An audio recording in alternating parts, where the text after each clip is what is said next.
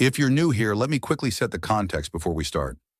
On this channel, we look at horse racing through data, race structure, and risk, not tips or hype. Instead of jumping straight to who will win, we slow things down and first ask, which runners cannot win and why? You'll see an Excel sheet on screen during the stream. Think of this as the engine that runs the analysis here. It's a proprietary model we've developed to understand how a race is shaped, not just who looks good on a race card. By combining pressure, pace, distance, class, and competition, the engine helps us see where a race is stable and where forcing a pick would be risky. When the signals line up, we act. When they don't, the engine tells us to step back and explain the risk instead. You can use the timestamps below to follow the analysis race by race. Welcome to the Grandstand Gazette, data-driven horse racing analysis, educational use only. No betting advice, full disclaimer in the description.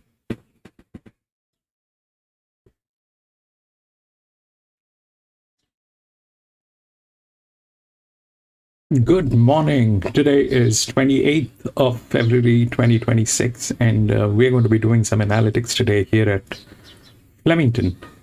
Flemington, hands down, is one of the tracks in the world, probably within the top 3-4 tracks in the world. And it is the place today here in Australia, and this is the top track in Australia as well.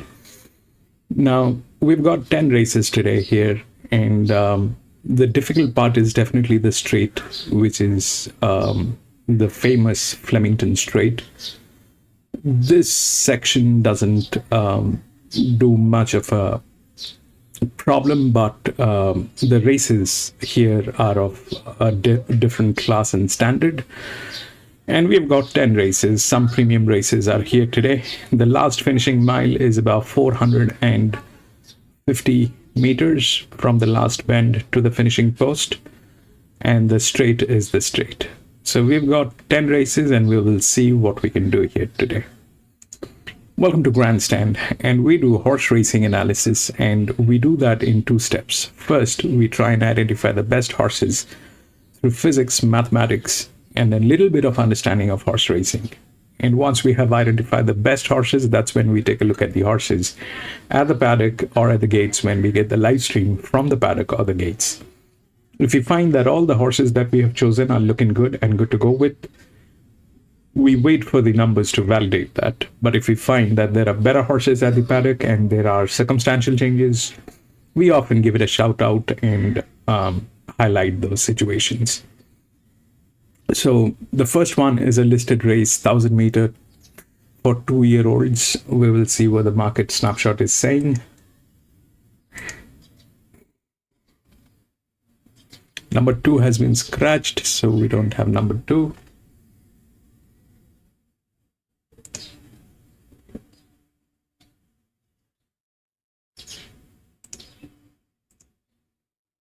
Five, 6, 7, 8.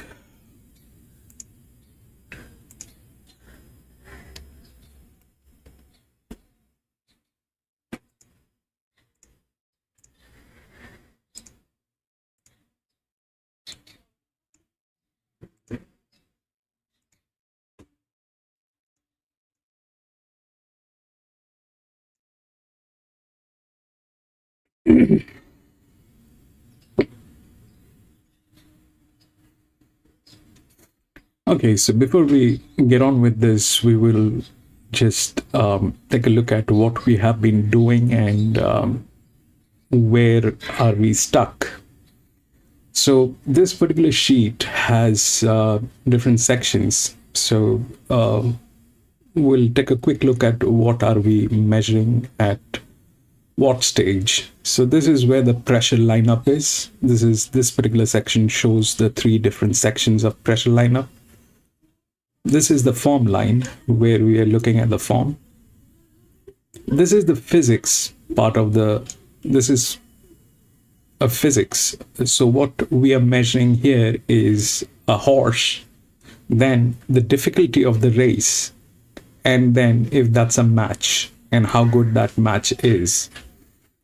And then here finally we are measuring the last part of the physics, which is the handicapping scale, the alignment of the jockey, and the character with the physics, whether they have the track physics or not.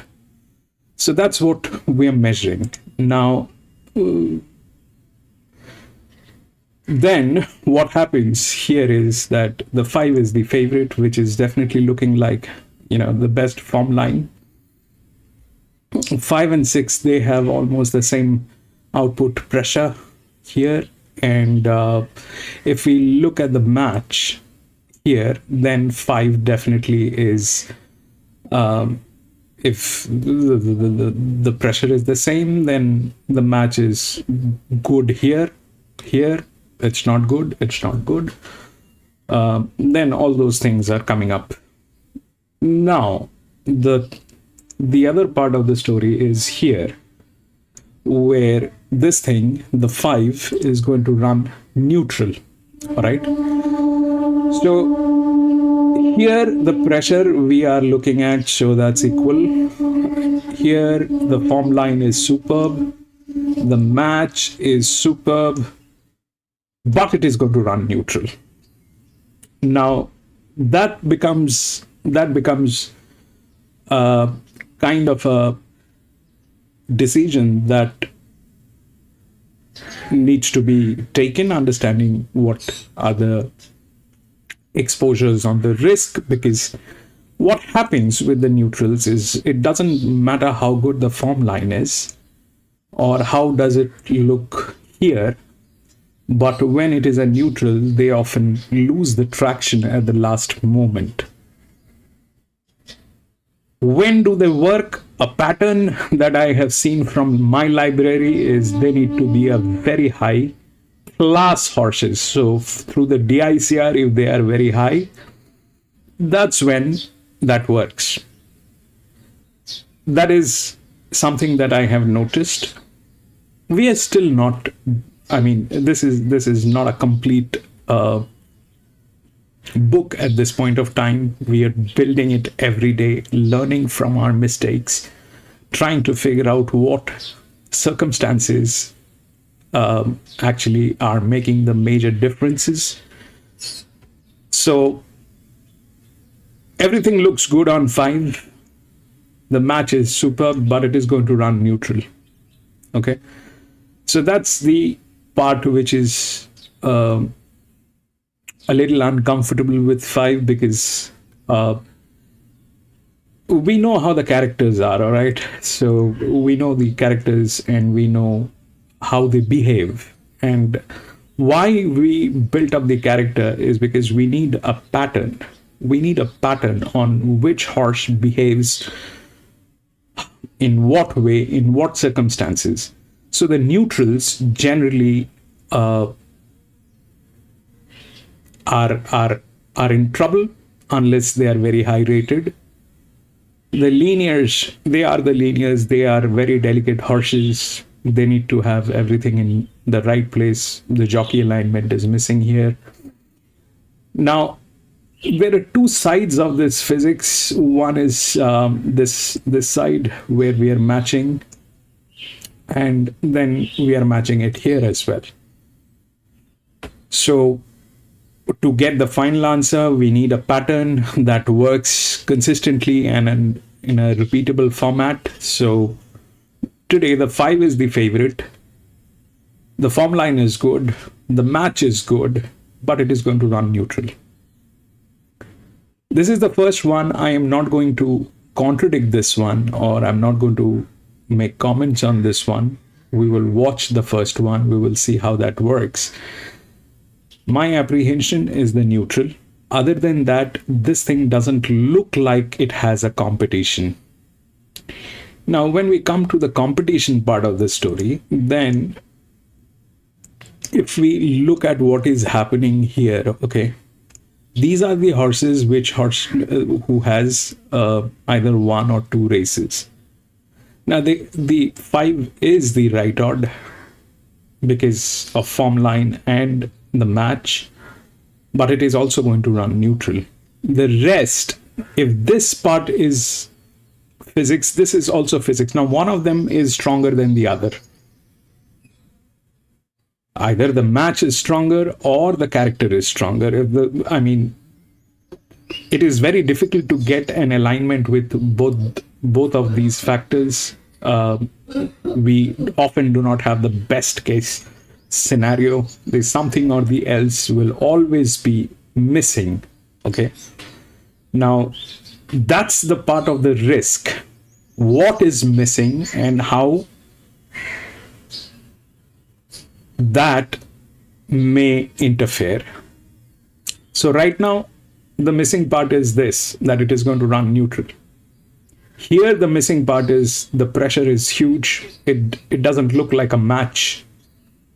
All right. It doesn't look like a match in front of this.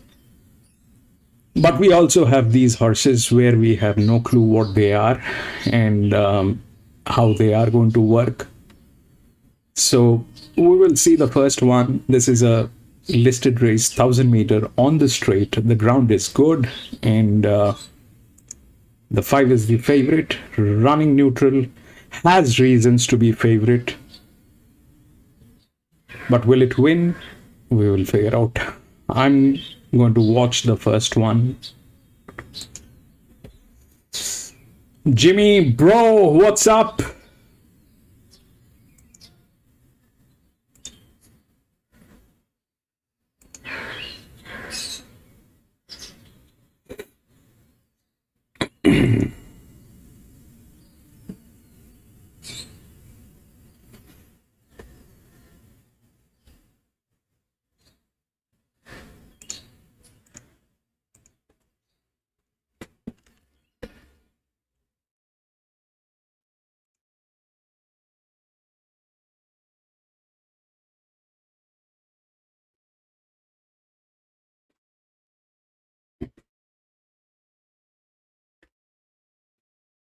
That's a good thing, Jimmy.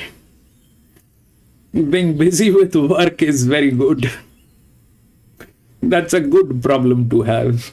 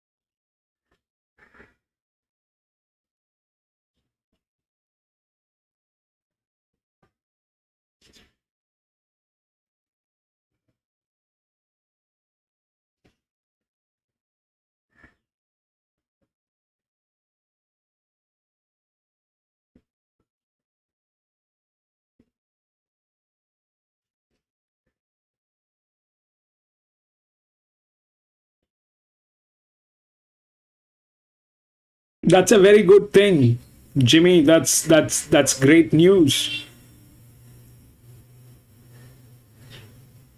That's great news. Yeah, traveling at times takes a toll, but the job is fantastic.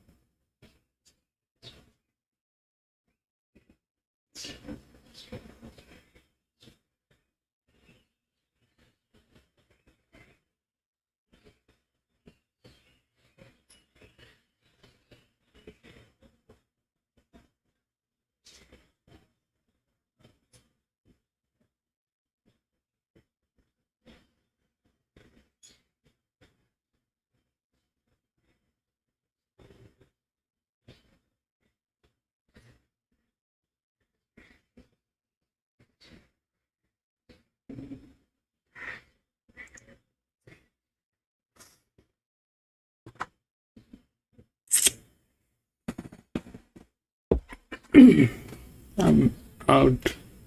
Mixed sex.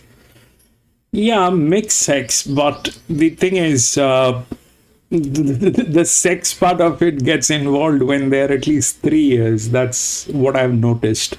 All right, Jimmy. The mixed sex is true, but the sex part of that thing gets involved when it is 3 years and above. 3 years, 4 years, that is where that thing gets involved. But it is ideal to, just observe this one because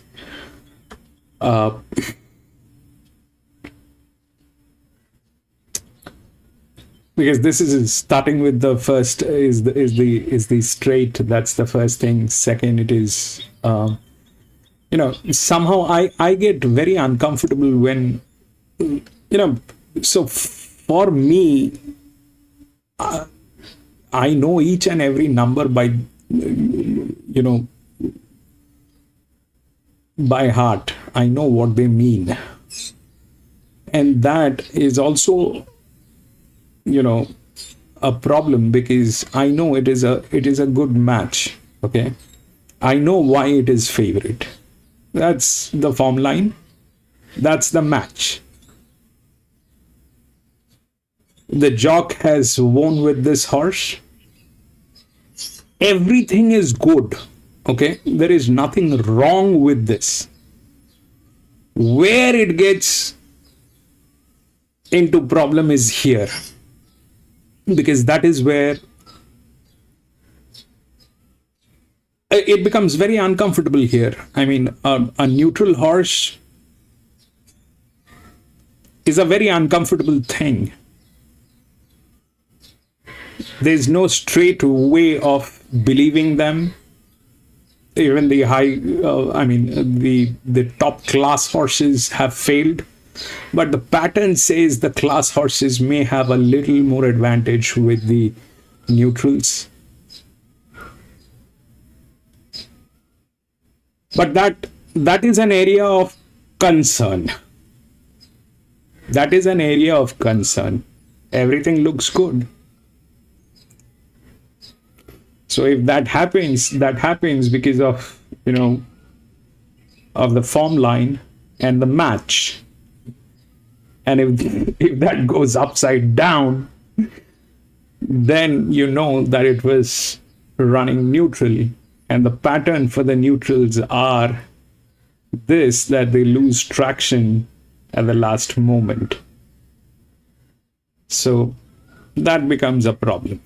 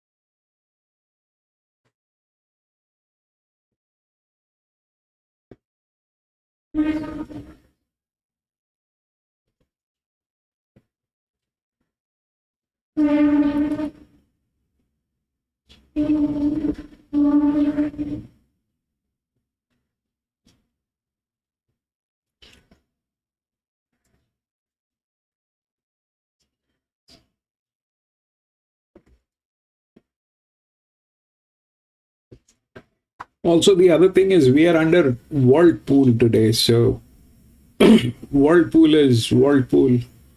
The entire world is going to do almost the same analytics that we are going to be doing here. And we'll see how right and wrong stuffs are.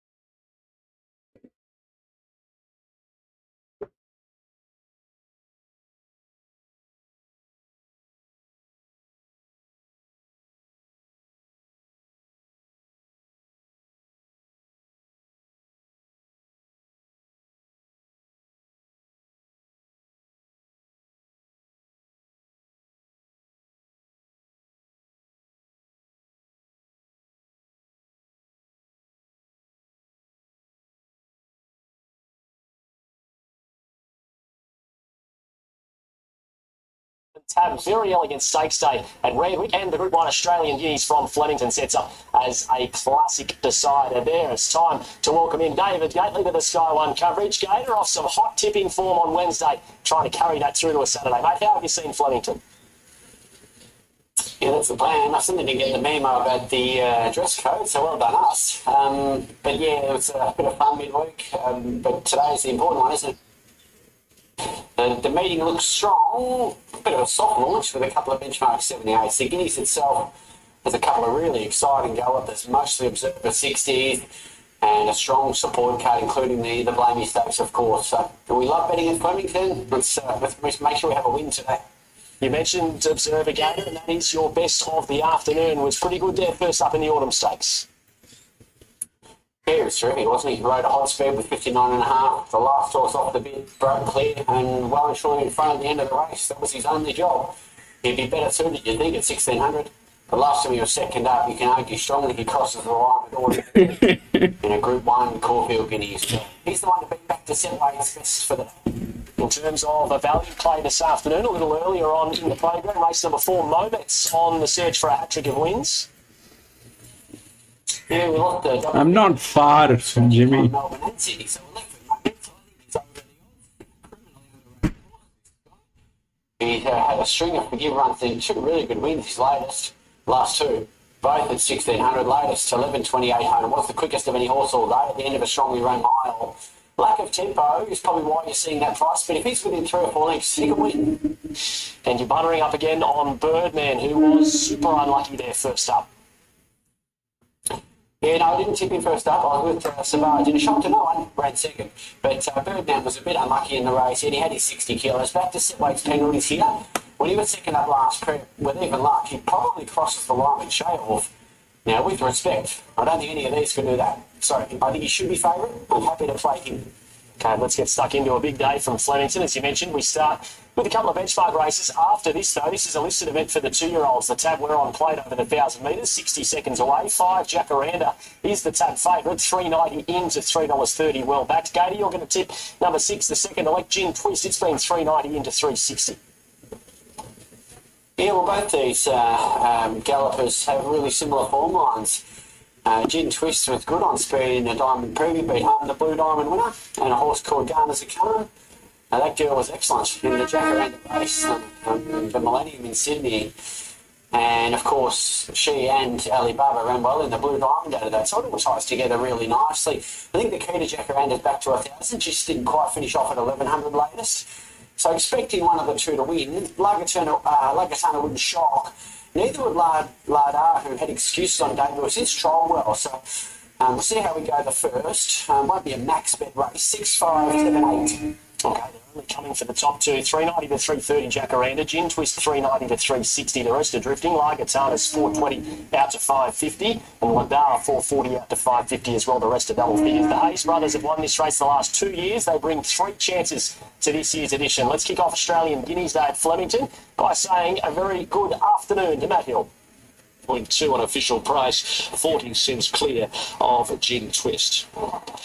Lewis joining us from Sky Racing. We welcome all of our Sky viewers as well to the broadcast as La Gatana is a little bit flighty.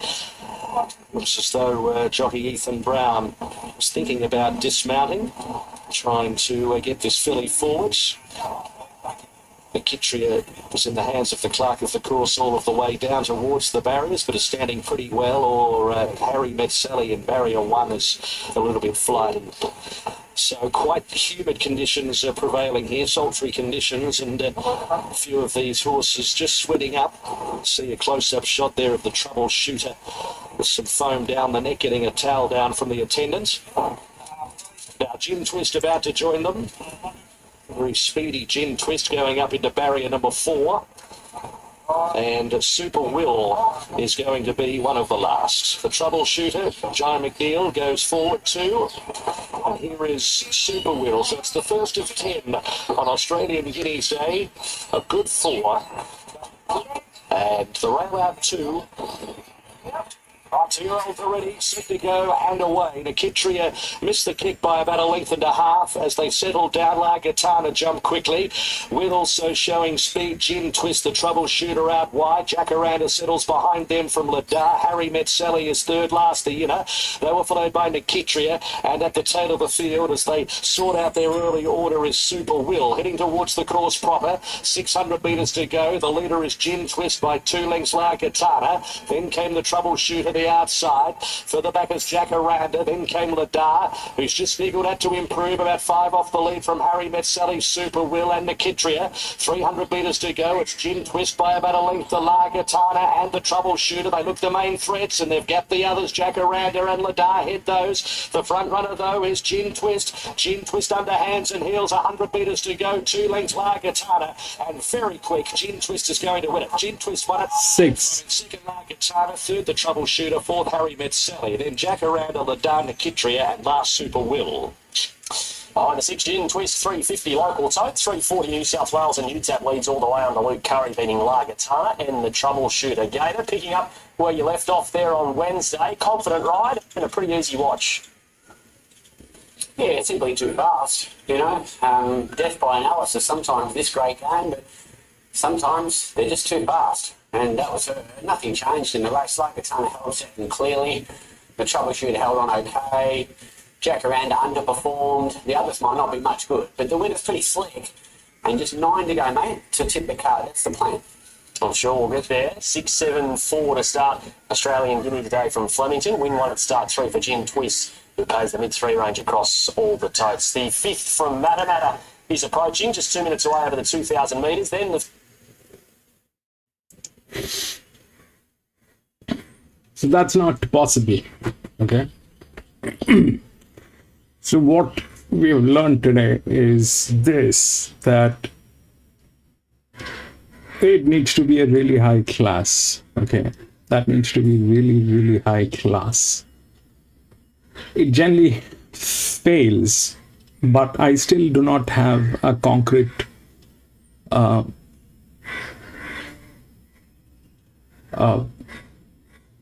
reasoning to validate or support this. We are working on it. But generally, whenever it is a neutral and it's a challenger class, it doesn't work. For a neutral to work, it has to be a much higher class. So that did not work. And though it was looking impossible here, so the character basically denied. Though this was on a very higher side, it went through. 7 was the next, which came in, which was the second linear. And then came in 4, which was a class. So those two, they definitely looked impossible. But this is stronger. So the physics on a neutral is much stronger on this kind of a situation. So if we have a neutral versus those, then those are the ones. Things do change with class, with other variables, but that's more or less what happened, all right? 5 did not look like it has a competition today, but it did not get into the top 4. Why? Because it was running neutral. That generally doesn't go well. Anyway, we'll go to the next.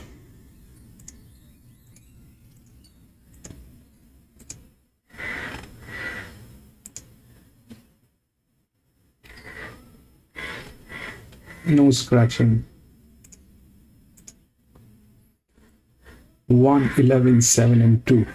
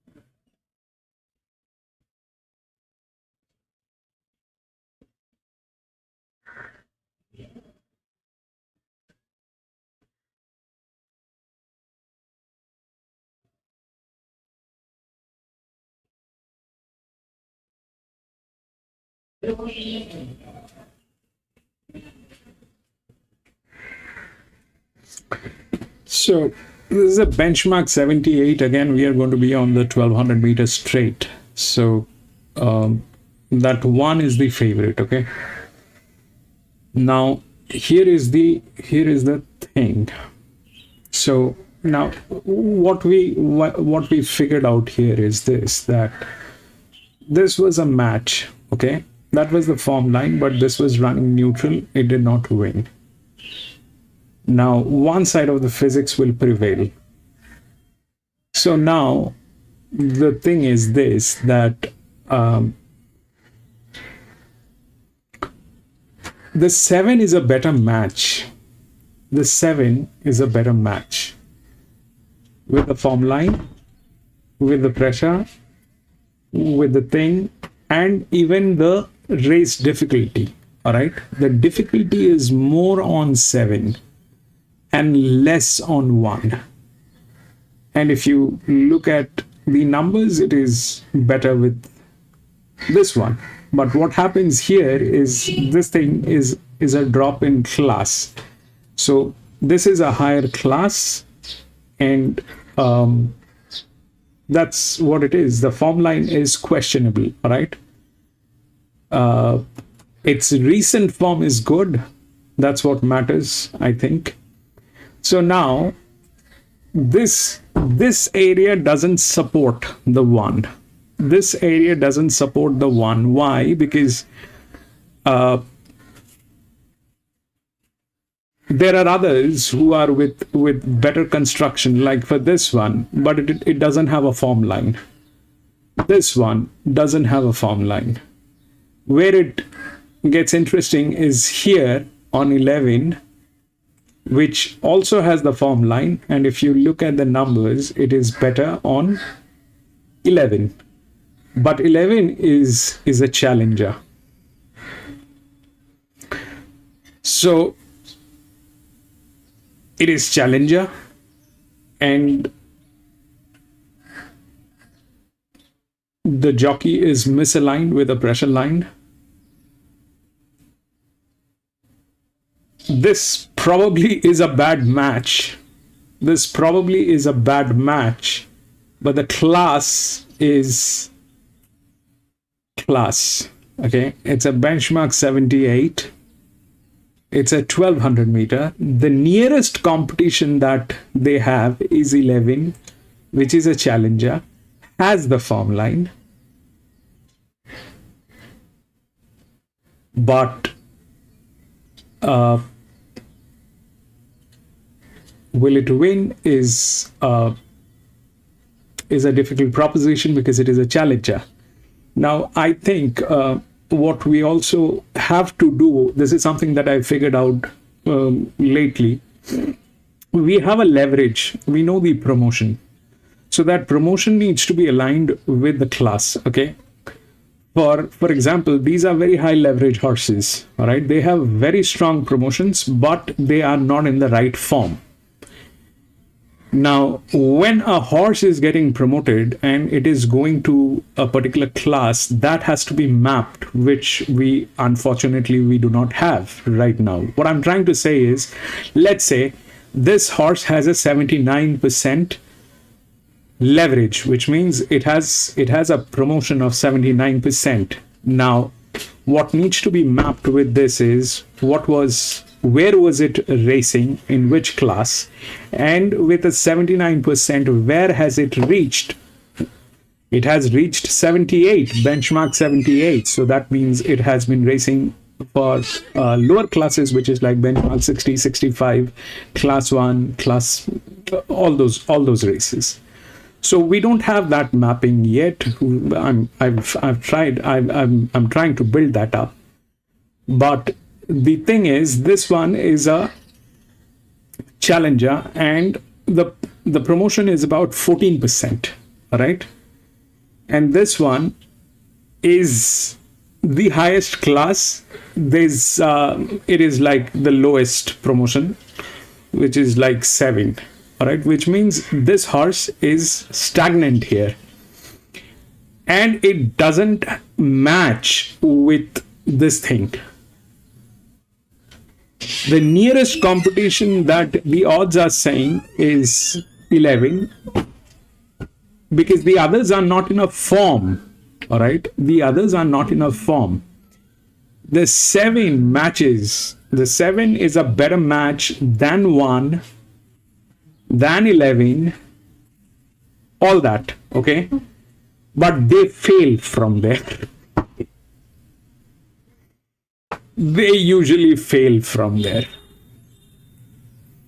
That is also what the library is saying. So I think this time the one should win. And why I'm saying that? Because of the fact that the 2 is a 6-year-old gelding, not in a position to win. The 11 is a challenger, which is with a 14% came to 78, benchmark 78. That means it was racing almost, nearby classes, benchmark 70, 72, 74.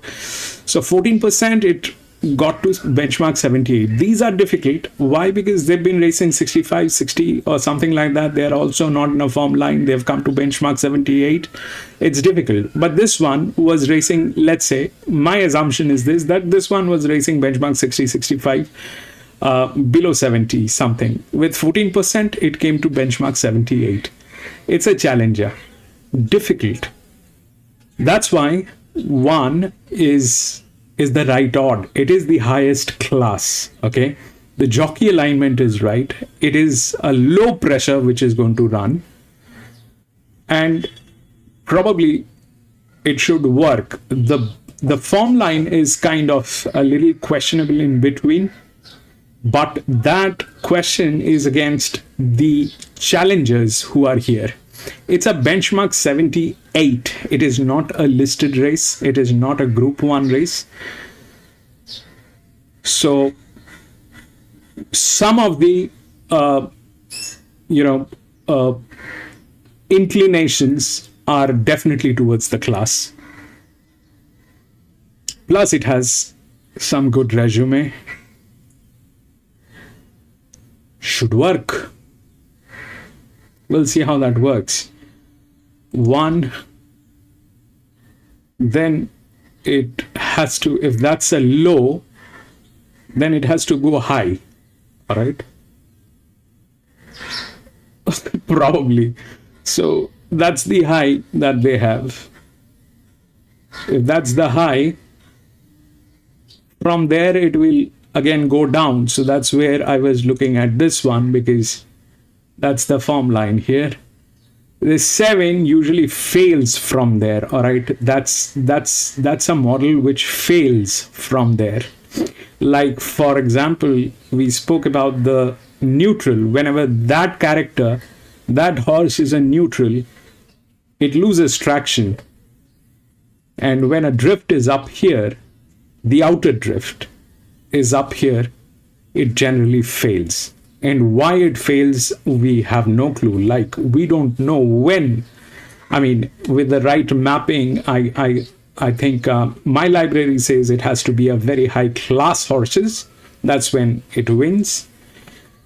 Here, it is a separate condition. It has to be, when I think it works is when it's a group 3 or a similar thing with a challenger.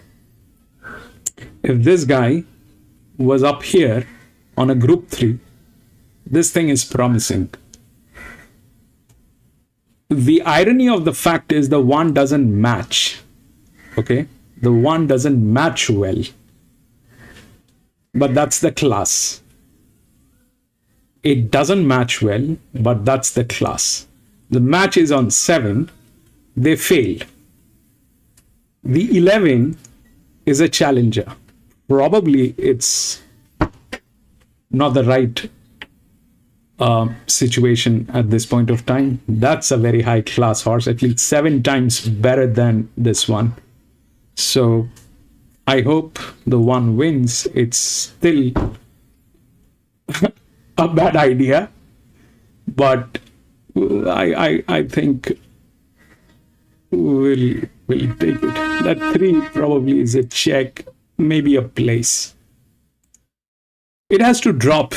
If that's the low, then it'll go high, which is 11, maybe because of the form line and with the pressure. The 3 is a drop, and we have something here going on. So we will see how that works. Okay, that's also the lowest here. Then these guys are not there. That's the lowest here. This one is here, but doesn't have form line.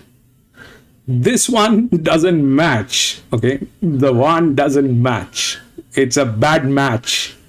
But where the strength is the class. So we'll see how that works.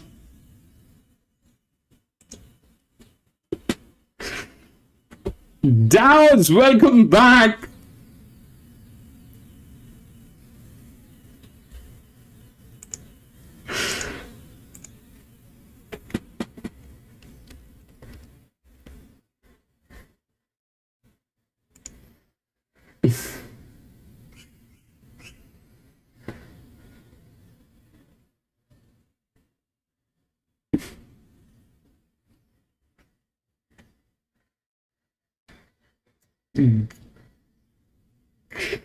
Dowds, welcome back. Black Book Runner. A shot for the shot. Let's get nice price.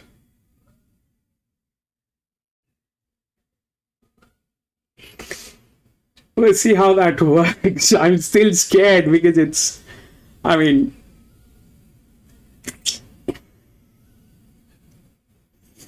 this one generally fails, all right? But that's a better match.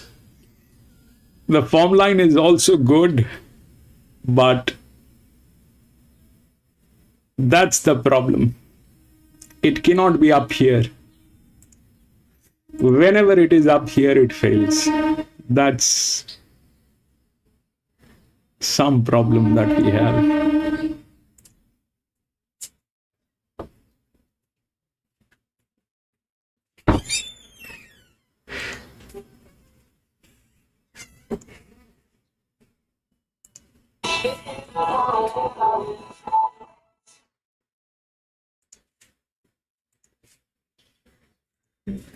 PC, welcome back. Behavior is which one? 7. It's a very good match, PC. It's a very good match, but they generally fail from there. You just took that hit on Wednesday, PC. You took that hit on Wednesday. On the grey.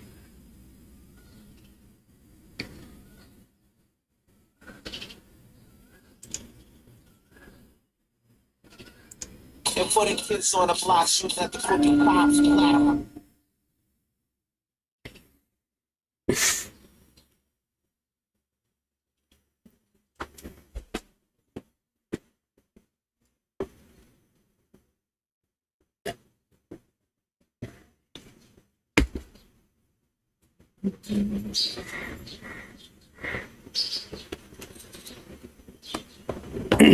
It's a good match, but that's the catch. It's a good match, PC. That 7 is a outstanding match.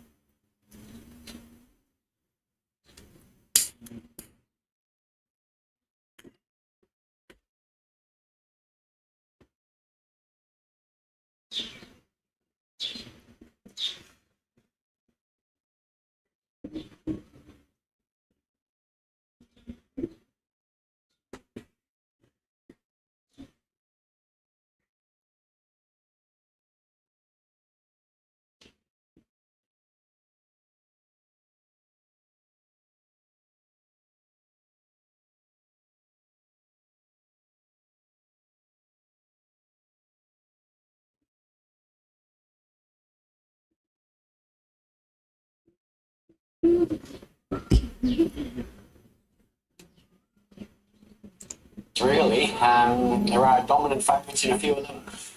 So certainly scan the QR code there, a bit of fun. So trifecta with races 5 to 8. So world pool in operation today. So a lot of fun. The punters love betting on Flemington, as we know. They certainly do, and you get a 25% boost if they manage to lob as well. Let's see what's happening here in race number 2, Gator. Favourite is Rue Royale. It's been $3.10 into now as short as $2.60. Legacy Bay $5 into $4.20, just back to $4.40. Second line of betting. Behaviour's on the drift out to $8.50, and Dirty Green is $11 into $9, back out to $9.50. Rue Royale, you're on top. It just nailed on the post here last time out by a horse that was in form. Yeah, that's right. He was led until the line, really. And the horse that beat him in goal was certainly no slouch. He continues to race really well. The horse he beat clearly in the third. Behaviour actually was 3 kilos better after the claim. So, look, he's going to take some catching and deserves to be favourite, being a moral. Dirty Green, I think he's over the odds, the 2. Had a fantastic latest against the race show back and wide. He drew gate 1 up a straight here prior to that, and they snagged back to last and hooked over their heels. It was a race dominated by the inside barriers, so I think they outsmarted themselves a bit there. I think he ran really well, and he's over. It's fine. Mickey beat Ridderara if he runs again. The 6, I think he's over the odds as well. And Gold Everest can improve, so look, I'm 1, 2, 6, 3 here. Okay, so a bit of value outside the top selection, which is Rue Royale. Gets that 3 kilo claim for Jackson Radley. Couldn't find a spot in your numbers for the second favourite, Legacy Bay. 5 into $4.20, just gets back out to $4.60. Been a little bit of a tease for the punters, this horse. No, look, she certainly has. Been with her once or twice as well. Losing a little bit of faith. I can't lie. Look, she's well up to benchmark 78 grade. We know that. And back to 1,200 metres is okay. Off a near month between runs, or 3.5 weeks. Certainly the form around Button-Up Princess last start as well. That girl went to Liverpool last week and went enormous. Actually ran the quickest. First winner, albeit it was 2-year-olds finding the fence, Skater, was on the inside part of the straight. Is that how you expect it to play throughout the course of these straight races this afternoon, or could the wider draws still be some sort of an advantage? Yeah, no, look, I'd be surprised if that was the theme. For 2-year-olds, they tend to gravitate to the ropes. It just helps them. They're obviously young and inexperienced, and the rail really helps guide these young athletes. The more seasoned ones, like these, in the later sprint races, I think they'll be heading well off that inside section. As they start to load, Ruta Royale just creeps out to $2.60. Legacy Bay now $4.80. Late money for Behaviour, $8.50 into the last 9. By Dirty Green off. Win 7 and saver 11. Best of luck, PC. To get set. So about 5 to get set here for the rubber rock over the 1200 metres. And gold medalist who was in the hands of the clerk of the course about to go up with Regal Tycoon drawn barrier number 1, standing pretty quietly. Ruta Royale and Fission both stand well too. Now going into the stalls, gold medalist. So we're getting close. Here's Behaviour about to join the line with Call Him Iggy and also Harmonette. Some trying to peek through as the crowd builds out here on the lawn in these humid conditions. 3 to get set down at the 1200 metres. Ruta Royale, best back, 3.10 into $2.60. Legacy Bay has had decent support, but just easing late, 4.40 to 4.80. Now Harmonette's going to be the last one to join them. Harmonette with Dakota Keane moves in, and the field set, ready for the seconds. Gates are back and away. Gold medalist away fairly. Fission jumped well and then jibbed to the right. Regal Tycoon began pretty well and also showing pace Ruta Royale, and out wide on the course Harmonette is also hunting across. So over on the inside Regal Tycoon headed off by Harmonette, and then came Ruta Royale. Fission as they shuffle up, Flying Mickey's closer out deeper, and then came Behaviour. Legacy Bay, gold medalist in between horses in the red jacket, a gap Dirty Grin, then Call Him Iggy, and last is Wolfie. 700 metres to go. It's on the outside, Harmonette shading Regal Tycoon, and they were followed by Ruta Royale. Then a line of 4, Flying Mickey the outside. Also gold medalist Legacy Bay and Fission. Next in the field is Behaviour, Call Him Iggy, Dirty Grin and Wolfie. So they dial it up, 400 metres to go. It's Regal Tycoon over on the far side, claiming Harmonette, who's flat to the boards. Gold medalist coming through with Legacy Bay.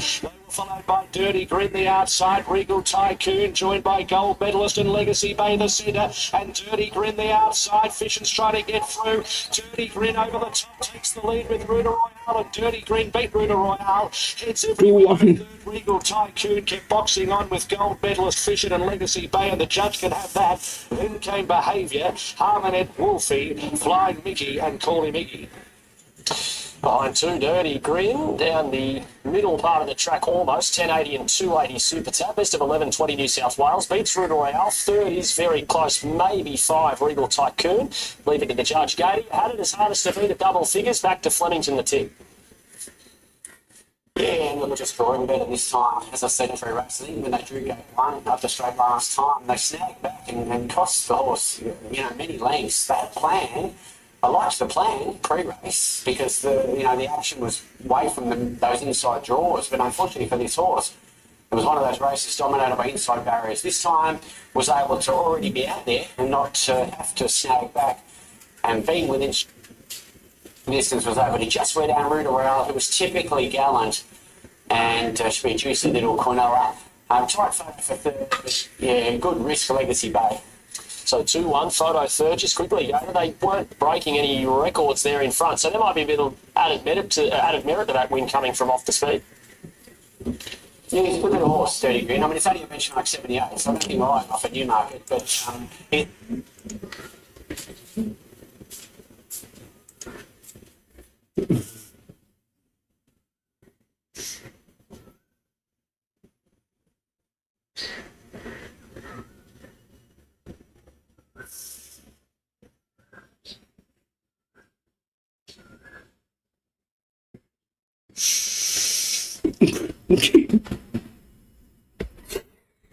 It got beaten.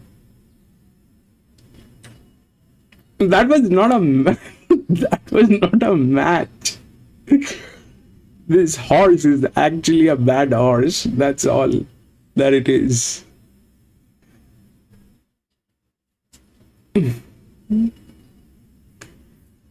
This was still lower than that, with a much higher difficulty. Okay, this one was still lower in both the aspect.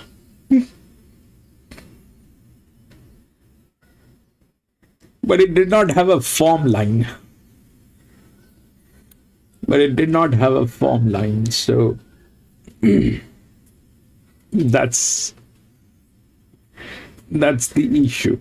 Okay, it did not have a form line, but it won.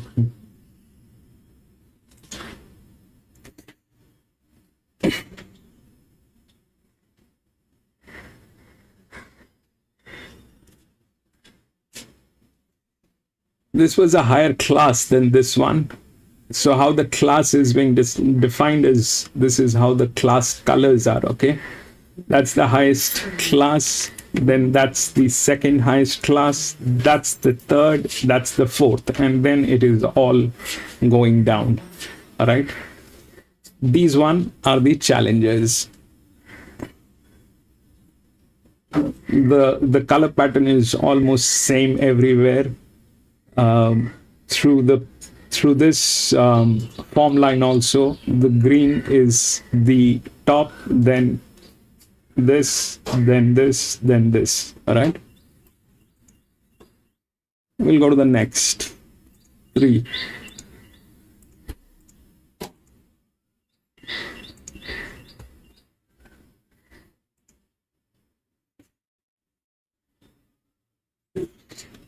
Two has been scratched. 7518.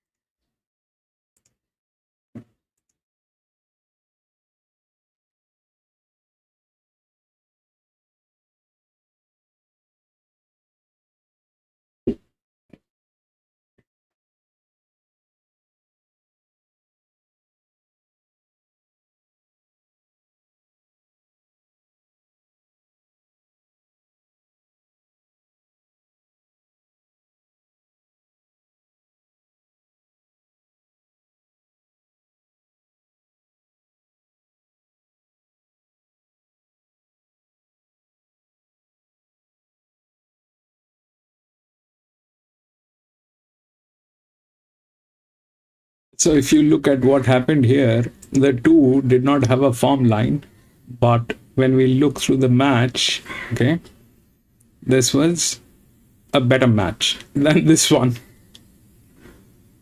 This one was a better match. That was also a class. So now the 7.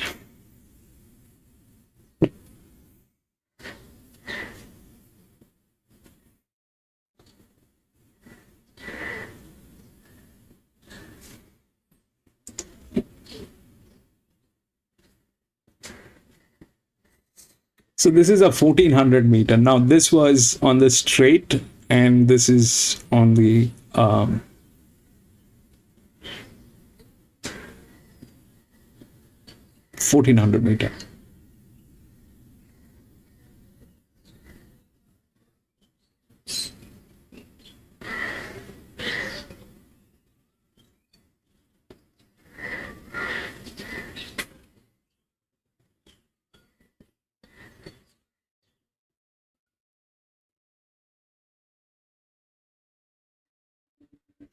So here also, if we look at the class, that's the highest.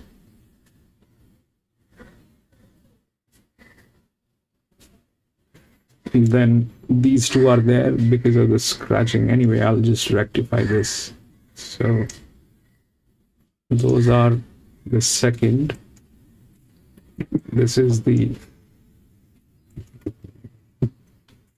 third. That is the 4th. Okay, that's the highest. 3rd and 4th.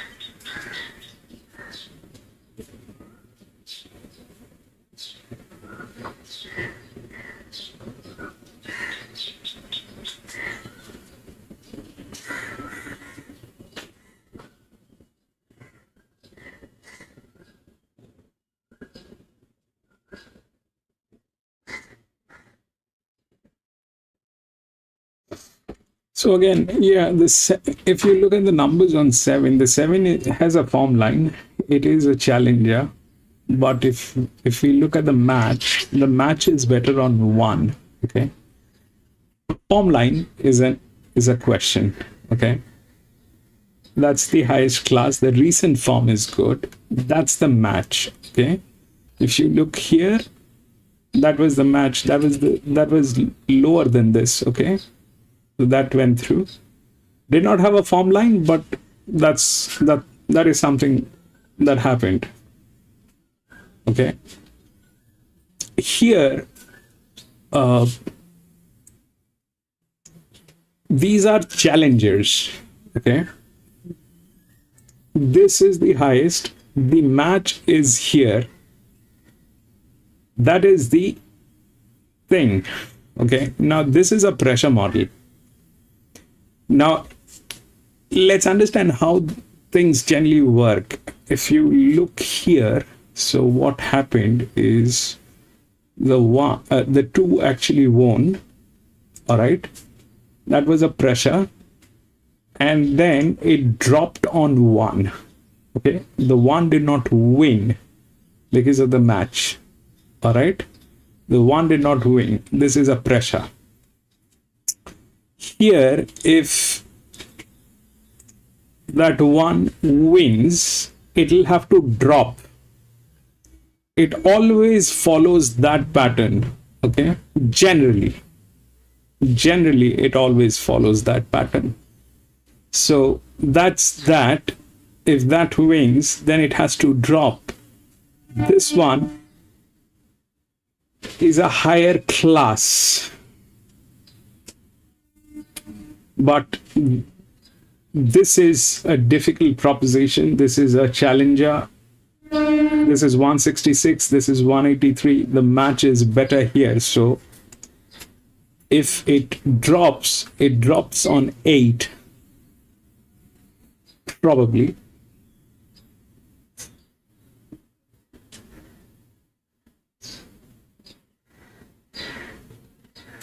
And from here, either it further drops, which is a very difficult proposition. It should increase, and if it increases, then we have to look for the right match, which is here. Okay, that's the class. So 7 doesn't fit the bill. So 7 doesn't fit the bill because of multiple problems. The match is weird, and that's that part of the story. But it has a jock. Where 1 gets questionable is doesn't have a form line, doesn't have a jock, but has a class and a beautiful match. So if it actually has to, I mean, this is just what the data says. How it will unfold is, how things will work at the end of the day. 1-8, 1-8 is 6, 91, 60, 55. 5 to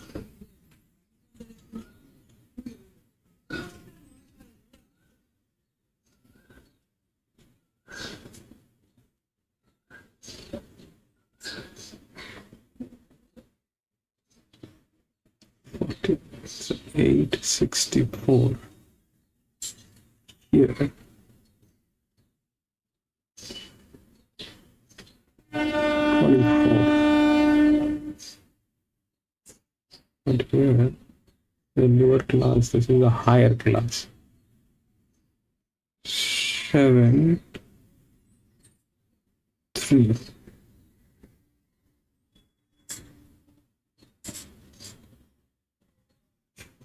19, 4 by 44 here. That jockey is a problem.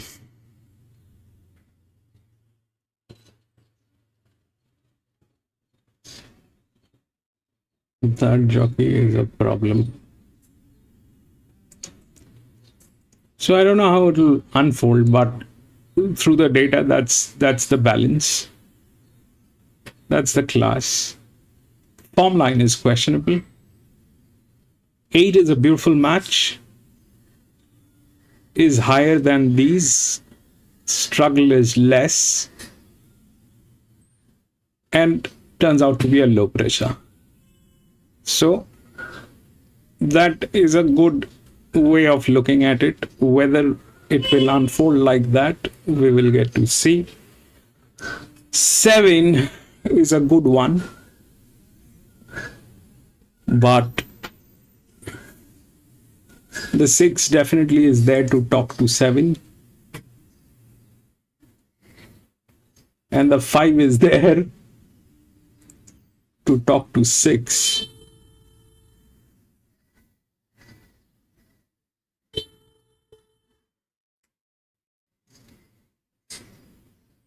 Tell me what you like.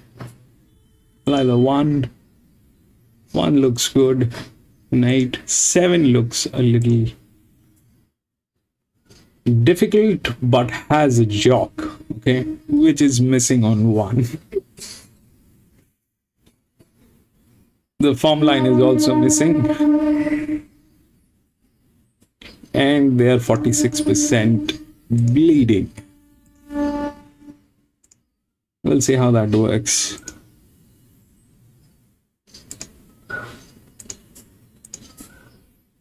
We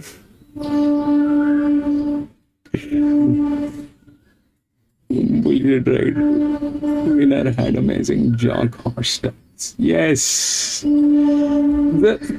I don't know about. I mean, stats definitely is there, but the form line was missing, which was the issue. But that went through. I mean, this was definitely a problem here. It was definitely a problem here. I'm sorry, this one. It was definitely a problem here. But I did not expect this. Okay, that's my honest opinion. That's I did not expect a 6-year-old gelding, with no form line actually beating this. But I mean, logically, that's a leverage on that horse. Okay, that's a leverage on that horse. So that's the right fit.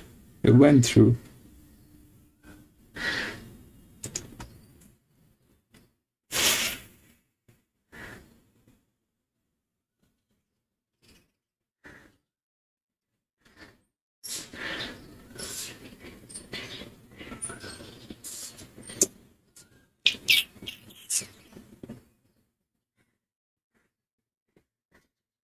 Here the 7 is definitely questionable. I don't know whether the 7 will win.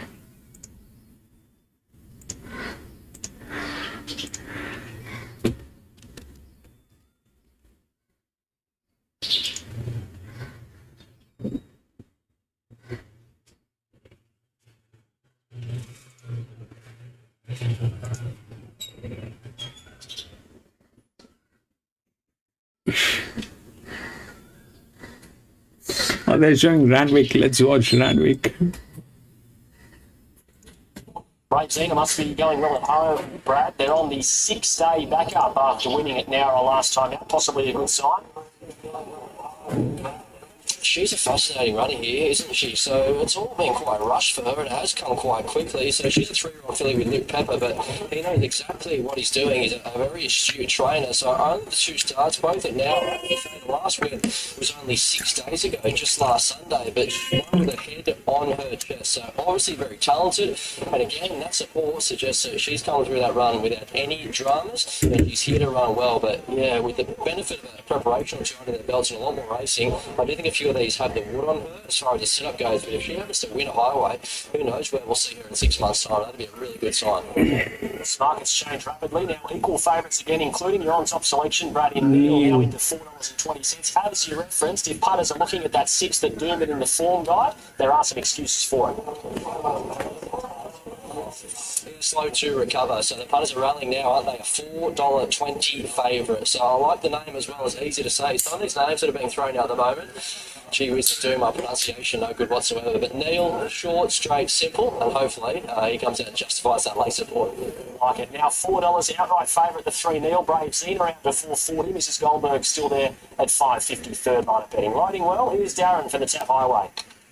Blue De Beers and Brave Xena moves in. Brave Xena, she looked really good winning her last one at Nowra. Unbeaten filly from 2 starts by Saxon Warrior. Molly Fitzgerald gets the weight down to 51. There's the lights. Stand by for a break. Tab Highway. And the gates are back and the big field are underway, and Satin Stiletto began really well with Tough Guy wide outer. Neil is right there underneath him, and Brave Xena in the thick of the action as well. They're followed by Mrs. Goldberg, who's fast improving on the rails. Just behind her in the early part is Shut Up tracking it through. They're followed then by Marine Girl in the middle of the ruck out White Silver Serenade. Together with Zampano. Back towards the inside there is Ishikari in the white cap. Tough Guy dressed back now, followed by Signatory Sini, Campari Twist and Blue De Beers into the straight, and Neil is the leader, and National Winner hasn't fully committed as yet, has Satin Stiletto off the bridle. Here's the stablemate to the leader, Mrs. Goldberg the inside, and Brave Xena hitting top gear, wide out, Neil in front, but Brave Xena, she's eating up the ground. Brave Xena, she's a little warrior, an unbeaten one. Brave Xena makes it 3 out of 3, running down Neil. Sir Franklin charged home at a photo for third with Satin Stiletto. Further back to Signatories, Mrs. Goldberg and Tough Guy from Silver Serenade, Campari Twist, Ishikari, Blue De Beers. Further back then to Shut Up, Captain Marine Girl. Zampano was last in.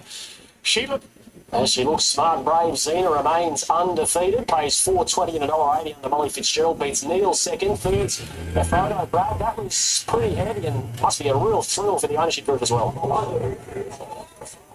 Yeah, you're not wrong. What a horse they've got on their hands. Not the most conventional setup. Start number 3 in her first preparation. She's on the quick day turnaround. 1358. Very busy highway. Yeah, she gobbles up Neil, and the market got it bang on. The 2 favourites ended up fighting out the finish. She's still got obviously a little bit to learn, but she was pretty cruisy on the line. So 3 from 3, she is well and truly on her way, and keen to see what Luke Pepper and the team have circled for her over the coming weeks and the coming months. Neil, he did his thing from out in front. He was quite brave, wasn't he? So he would go there for third. Neil's obviously clearly run second, but Brave Xena, a touch too good and extremely progressive given how early she is in her career. Nice win, 3 from 3, as you mentioned, and undefeated, winning the Tap Highway on this Saturday's program. Still a photo for third. As we know, there's going to be a cracker of a Tap Time offer coming up later this afternoon. You have to be in venue to make use of it, and Brad, that's exactly what you're doing today. You gave a little hint before. Could be one of the odds-on chances in a feature race. So we'll have to wait and see who that QR code will go to.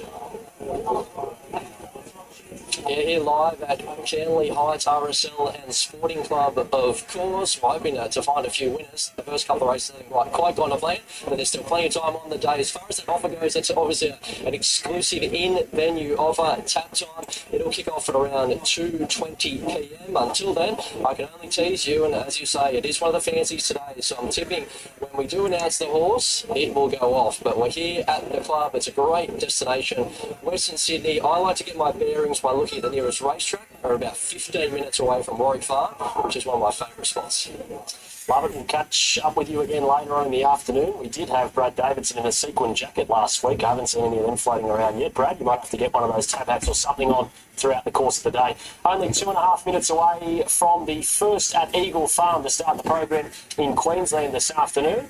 And it is a 1,000-metre Class 3, which kicks off proceedings. Number 4, Seymour Stars, is $4.20 into $3.50, back out to $3.80. Cavaletto at $3.90. And the 7, Galactic Star, $4.20 to $4.40, back into $4.20. I get to say a good afternoon to Paul Joyce, who's joining us on Sky One to find some winners at Eagle Farm. We'll say hello to him later on this afternoon. His selections here in the first: 4, 3, 1 and 5. 4, 3, 1, 5. Seymour Stars on top, who is the favourite, currently undefeated, including a first-up win at Port Macquarie over Come On Glamour. It's been back in the trial since then at Coffs Harbour. It's won that trial. It's now equal favourite as I speak at $3.70 with number 3, Cavaletto, who's just tightening in from $3.90. Comes here first up. One public trial at Doomben was a victory and did manage to blow them away last preparation fresh. That was at Toowoomba over 1,000, but led them up and won by over 2 lengths on that occasion. Galactic Star, $4.20 out to $4.40's drifting. No money either for the 5, Hey Daisy, $3.70 out to $5.50. Concession is 8 out to $8.50, back into $7.50. Loken at $15, and number 9, Bad Forest, is a $23 chance. So Seymour Stars to go 4 from 4 here if it's victorious. And as mentioned, Paul Joyce's on top selection. His numbers in full are 4, 3, 1 and 5. 4, 3, 1, 5. Hardest to beat, Cavaletto in the Australian bloodstock colours. Draws barrier 5. Gets CJ Graham in the saddle. And is coming off 2 good victories to start the campaign last prep. Came here to this track and trip and got into 3rd behind Balance the Books after leading them up. That was an end of prep run. They tipped it out. And as mentioned, just the one trial, but clearly flies fresh, looking to go 3 for 3 undefeated first up. Galactic Star, $4.40. Not a whole heap of movement for it. It was an Ipswich debut winner over the 1,100 metres. They went back to Ipswich for its second start and ran second, got it getting kicked on the post there by Making News. It was a $2.50 favourite. It's had the 2 trials leading into this. Latest was 3rd at Deegan over the 1,050 metres, so it's had the longer trial into this first up run. Bernie Cooper's pick of the yard, second favourite, Cavaletto, off barrier 5 for $3.60 chances. They arrive at the start. First of 10 on this Eagle Farm program. It was rated a heavy 8 earlier this morning. Looks like they've had an upgrade at this stage to a soft 7. The rail is out half a metre throughout the course. And as mentioned, Paul Joyce will join us a little later on throughout the afternoon with his thoughts across all races at Eagle Farm. Let's get this show on the road in Brisbane. We'll head trackside and say a very good afternoon to our race caller today, David Fowler. Lewis, thank you. Sky One with us now for the broadcast of the first race here at Eagle Farm. And pleased to report the weather is fine and those showers have cleared. They went for quite a warm day. And this track will be improving all the time. In fact, I'd go as far as to say it won't affect the chances of any runner. I mean, many were looking at heavy 8 this morning. I'd be looking more at a soft 6, even though currently rated a soft 7. This first race will be a good indication. It will give us a yardstick, 1,000-metre dash, so we'll see what they run in the first. Now, these runners are lining up. In fact, Galactic Star and Seymour Stars will be the last 2 to move in. Seymour Stars comes up. It's running our $3.30 tab fix favourite. Arrives here with an imposing New South Wales country record. Galactic Star, assuming today, has gone up. They're all even. 7 running in the first. The light is on. Ready to break. Class 3. Starter has a last look, hits the button, they're racing. Notice Seymour Stars missed the start fractionally. Cavaletto and CJ Graham, they sprung the gates and went straight to the early lead, but Seymour Stars has a lot of early speed. It's driving right through the ruck to take the front. Cavaletto second, third the inside was Loken. Concession just behind that trio in fourth. Then Bad Forest, followed by Hey Daisy, and Galactic Star taken back off the gate, went out to last. Short of 600 left to run. After only an average start, Seymour Stars injected blistering speed early to the race. Heads home in front from Cavalier to the outside. Then came Logan, Concession, Bad Forest, Galactic Star, coming 5 and 6 wide, running on pretty generously too. Then came Hey Daisy. Cavalier outside of Seymour Stars has got its measure, but Galactic Star is going to pose a big threat. And Galactic Star went straight by Cavalier. Then came Hey Daisy running on. Galactic Star in front, getting closer home, and Galactic Star will see now beat Hey Daisy, Cavalier third, Concession fourth, then Logan, Bad Forest, and Seymour Stars fast early, slow at the end, Stone Marvellous last. Yeah, love the hot tempo there, set by the favourite to Galactic Star, and down the outside wins under Ben Thompson, paying $5.30 to local tote, $4.80 New South Wales, and $5.90 on Super Tab. Beats 5 A Daisy at $2.80 a place, and no third for Cavaletto, 7.53 starts the program from Eagle Farm. We'll take a break here on Sky Racing. One other side of this, the third from Flemington.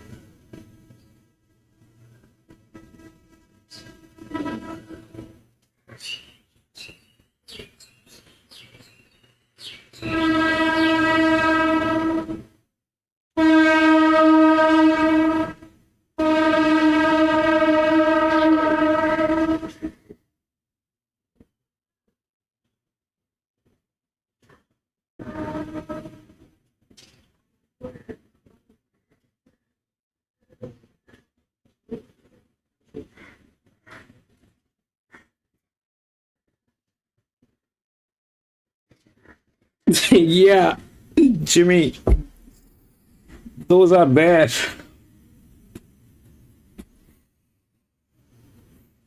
They start rolling by 4 o'clock in the morning.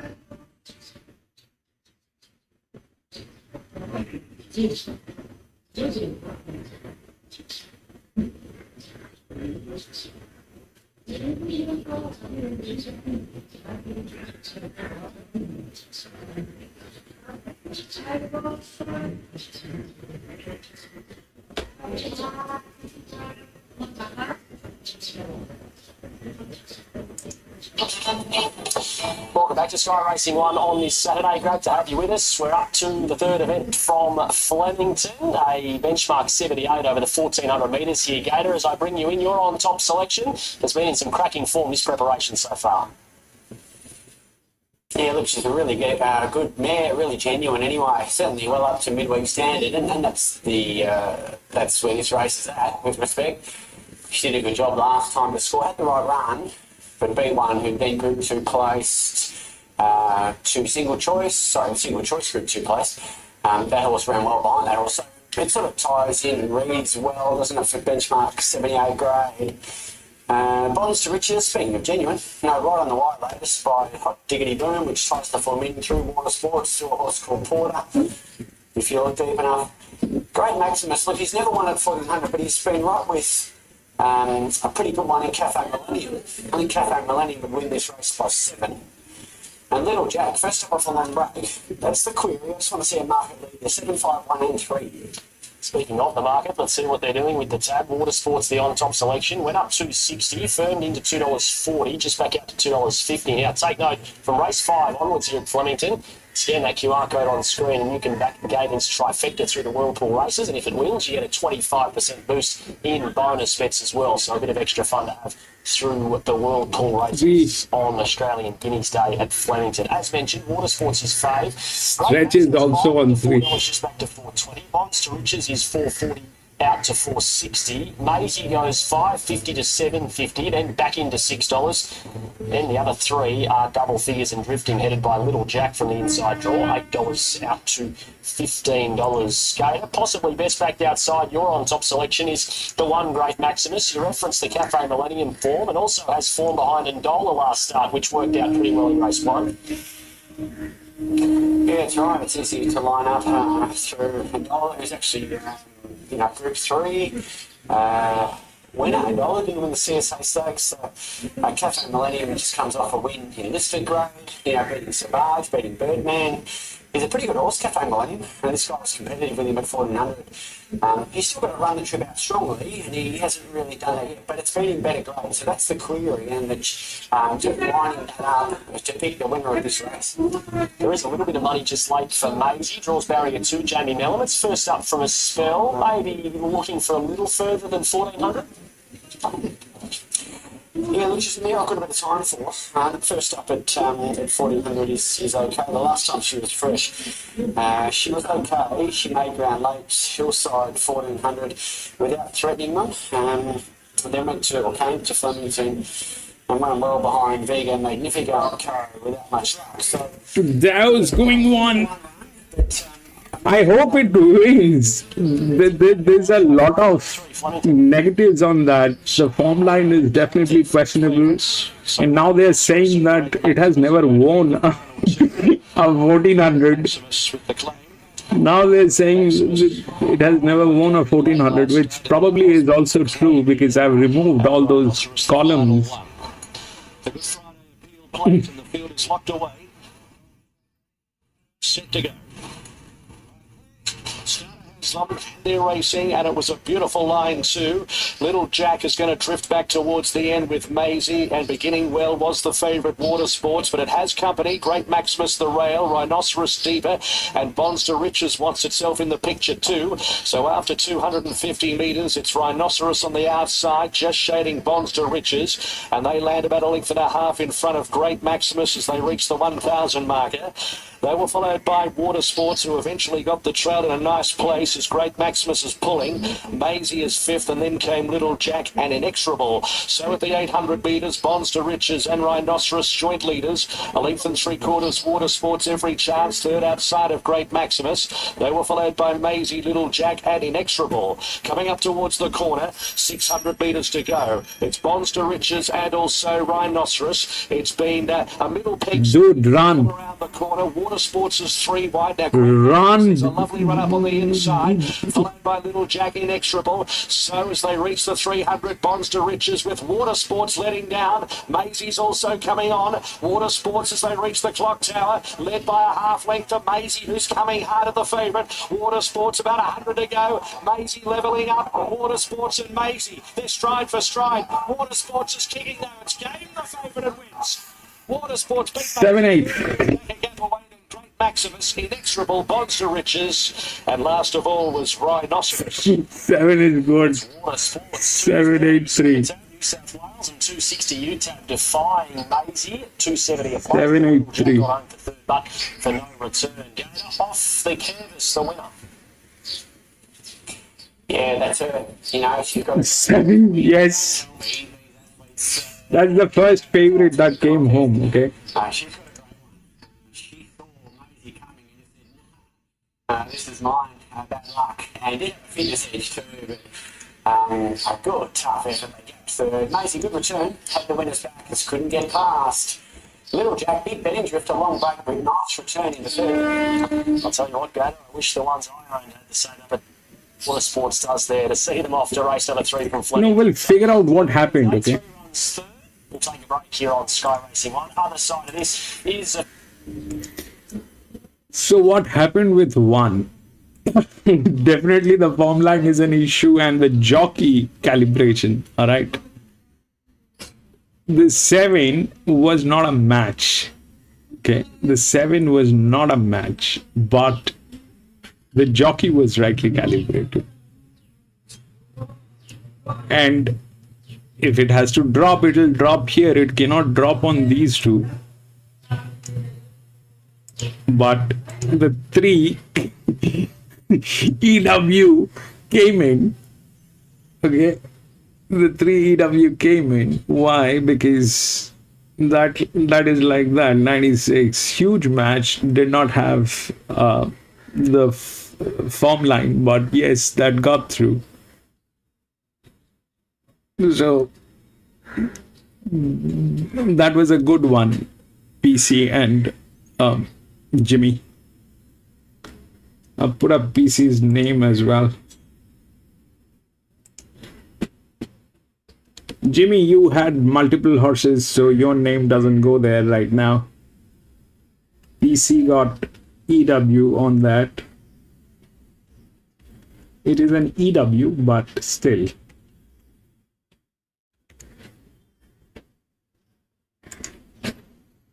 The 3. Okay. 96, 7. The 1 did not happen.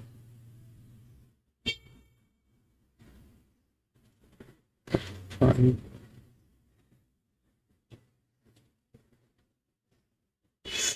So what are the things that was wrong with 1? Why it did not win in spite of having the right match is because of the form line and the jockey miscalibration. Those are the two things. Okay. 7 won without the calibration. Why? Because of the form line and the jock. So that's where the jocks come in. When there is a pressure, the jock miscalibration is a lethal trap. It had to drop here, which was the second in line with the lowest pressure. So that happened, but this was a higher class. High pressure went through. Then it had to increase. It went here. Instead of those, it did not have a form line, but just went through. We'll go to the next. It becomes very easy after the races are over. You know, it becomes very easy to figure out what happened. It's very easy. I mean, it might sound like that was a piece of cake. Why I did not think like that? Why couldn't I get the trifecta on this? The problem is that's what racing calls for. The racing will call for your judgment. All right, the racing will call for your judgment. That's the key. How many times you're right in your judgment and how many times you're wrong, and what your judgments are based on. So that 8 dropped and then it increased here. Okay.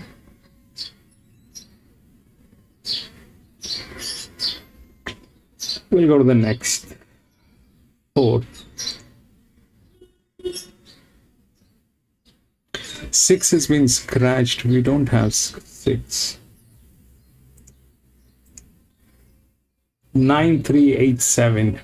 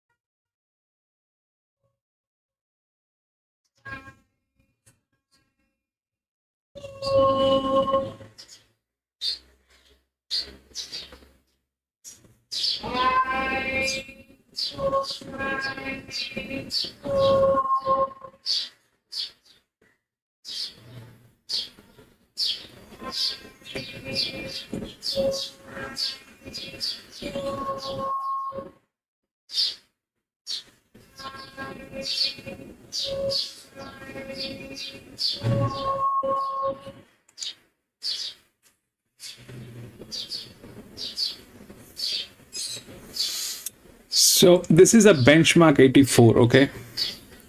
This is a benchmark 84. Now, what are we going to refer to is how this thing is handicapped and how this thing is a fit or not. So that 9 is the favorite, which is at a 14% leverage at a benchmark 84, which essentially means that it was racing at benchmark 70, 75, 78 on those benchmarks. Here we had the same, okay? This one at 14, where is it? B11, okay?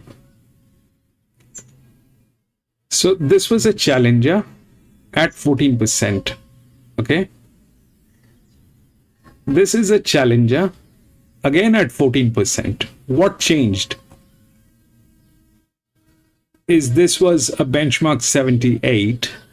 This one was probably racing at benchmark 60, 65, and then with 14% it got to benchmark 78. And here again a 14%, it got to benchmark 80, 84. Now the problem is this, that with the 14% as a challenger, it is a problem. It is a problem. The jockey calibration is fantastic. The stuff is good. This horse is very good. Okay, the horse is very good. Now we are at a benchmark 84, and that's a very good form line. But the form lines kind of have been disappointing so far. And this one definitely did not have the form line. The jockey was miscalibrated. Here, that's not the fact. The fact is this, that the jockey is very well calibrated. That's almost negligible amount of pressure. Why? Because this is a very performing horse, okay? And it is a dedicated jock. That jock has been there with this horse ever since. However, the strike rate is very less. The strike rate is very less. So now the point that I'm trying to talk about is this, that's the largest inner drift, which generally works with the linears. Okay. Now it's so if you look at what has been happening, it'll either come here or the drifts, okay, with a low pressure. Now where it becomes a little problem is this, that when there is a drift, it has to drop below 20%. If it doesn't drop below 20%, that becomes very volatile.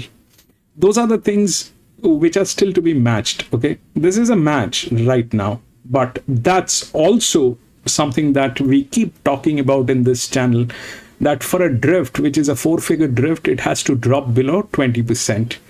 Now, when that doesn't happen, that becomes a problem. So there are plenty of other metrics which needs to be in place. We can't map all of them, but we are trying our level best to do that. So that is a good match. Okay, that is a good match. The problem is that this one is a challenger at a benchmark 84.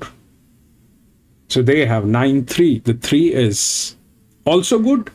That is a higher class. Now, if we look through the DICR, the largest class is this, then it is this, then it is this, then it is this. Now, if you look at how their form lines are, those are the, I mean, how will you rely on any of those? I mean, if you actually want to go with 2 to win, then you have to have balls of steel. 3 as an EW makes sense. Cannot be a winning horse, but EW makes sense. Now here, the 9 is a good match, but it is a challenger. It is a challenger at a benchmark 84, which is one of the highest standards, all right, apart from the group races. So that's that part of the story. Now, can that win? I think the odds are right. It is 3 and 9, but which one will win? It is something that we will figure out after the races. The odds are right. This is, see, these ones are not in a position. All right, these two are not in a position. There's no outer drift, so we don't have these horses. Okay, the outer drifts are not there. What is there is an inner drift. This one. So the favorite is an inner drift with a low pressure on a 1600 meter from gate number 2, which is right. And then it is the class, which is also the right odds. So it is supposed to be like that. Now the question is, see, this one is a match, but it is a challenger. Now where things can go wrong?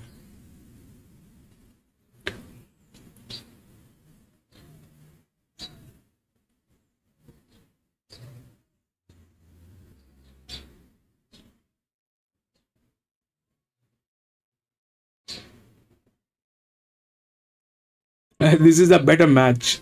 Okay, like this is a better match, the 8, but it is a challenger at a 30%. So this means that this thing has been racing in a lower class than this one. So this one is like, if this one was racing a benchmark 70 and above, this was probably racing benchmark 60 and above. From benchmark 60 with a 30% coming, I mean, a better match than 3, definitely. But problem is this, that the jockey is misaligned. Why? Because they are also testing the horse whether it actually works or not on benchmark 85, 84. So they have a jock who's less expensive, but is a dedicated jock that's there. So this is a better match than that, and that is that. So now at a benchmark 84, I mean, my heart doesn't go with the challengers, definitely. Then the top horses are here who are not in the form line. The 3 is the highest, but a questionable form line, has a jockey alignment. The pressure is that this is a better alignment, but a difficult job.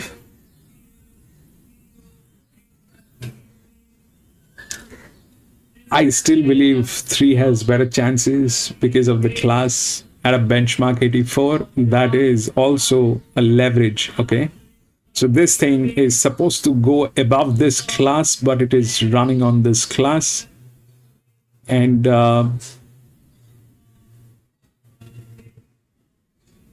it's good, but the form line is a dent in the belief. We'll see how that works. 9 is good, but will that work is what we will figure out. I still think 3 has better chances, but it doesn't matter what I believe, because at the end of the day, the races will deliver what you know, how it should unfold.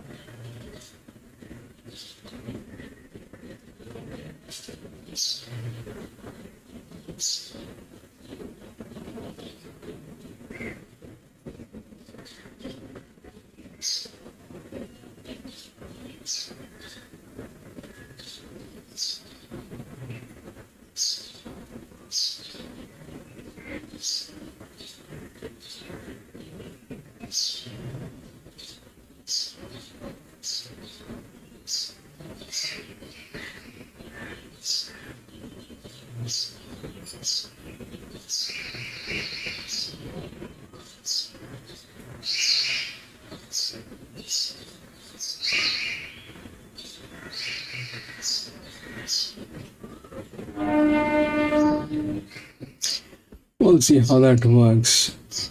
I like the 3, but that's that. That's like that, but that is also a challenger 14. Let's see how that works.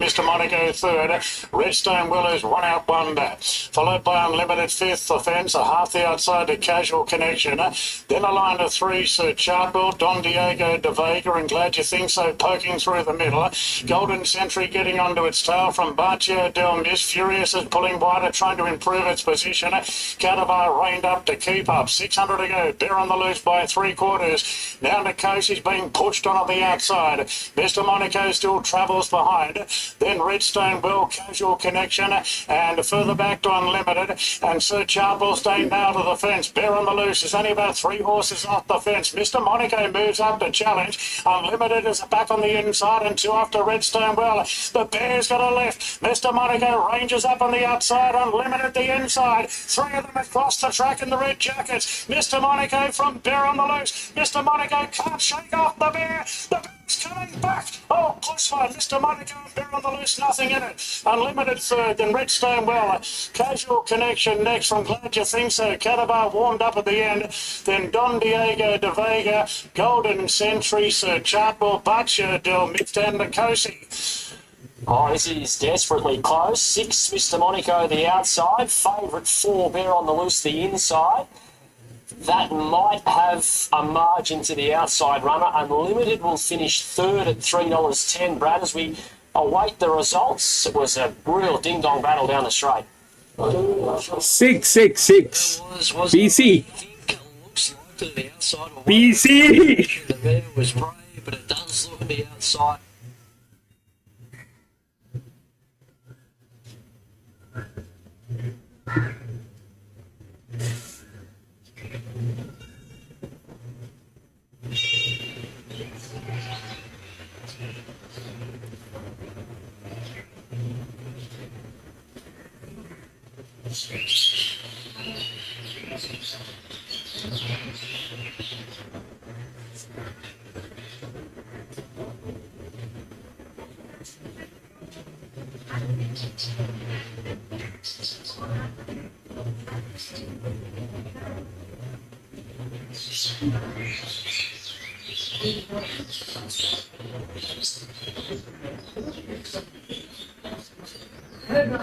Yeah,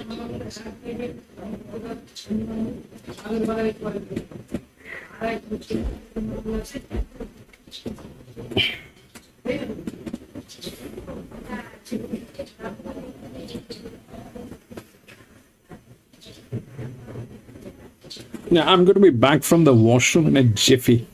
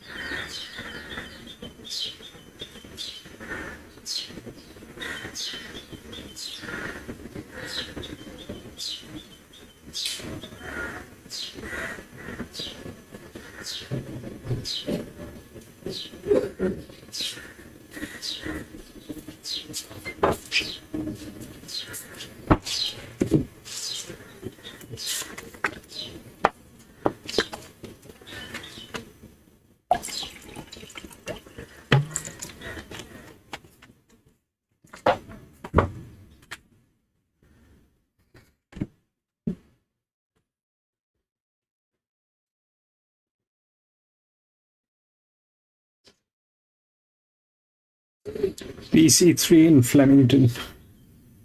I think it should be 3 PC. I think it should be 3.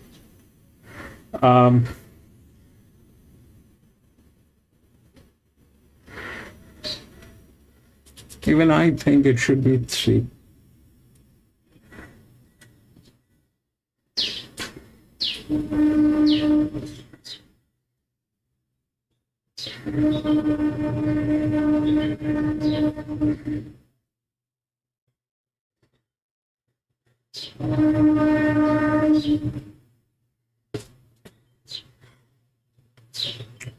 It'll fall either here, which is a higher class still than this, here,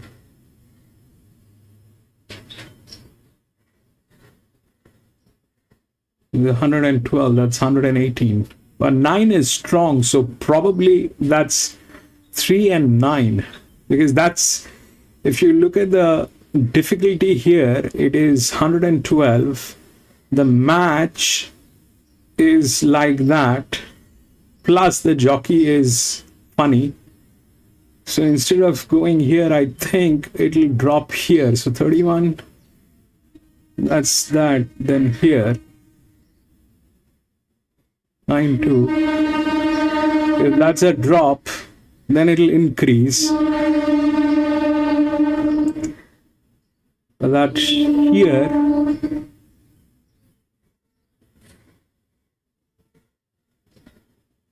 probably. So apart from the 7, everybody, apart from the 7, because the 7 is like that, 25, 50 becomes strong, but that's jockey misalignment here. Then 3, 9, 8, that's what I think. This is where it starts, drops, rises. That's the class. Here, that becomes a difficult zone to think. This is still class. So yes, that's what I think. Unless they give you a surprise from there. Unless they give you a surprise from there.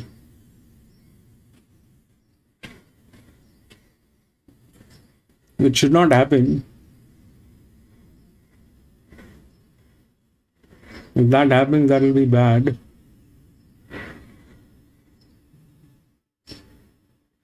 Because they are still very class, and this one is a 5, so that's a 7-year-old gelding.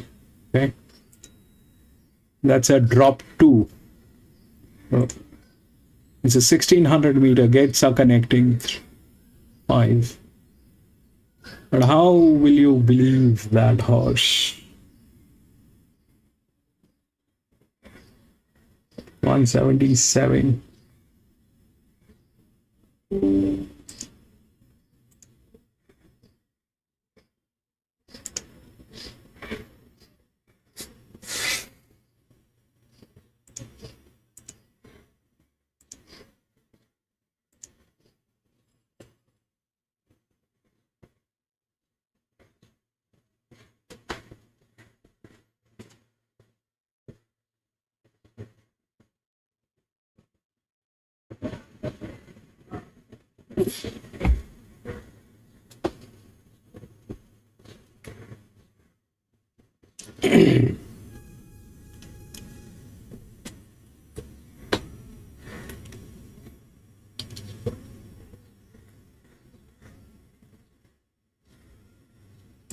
It's a Wayward Barracks into second with a lot to learn at $1.20. Time for the fourth event out of Flemington, and this is, Gator, your best value bet of the day in moments, searching for a hat-trick of victories.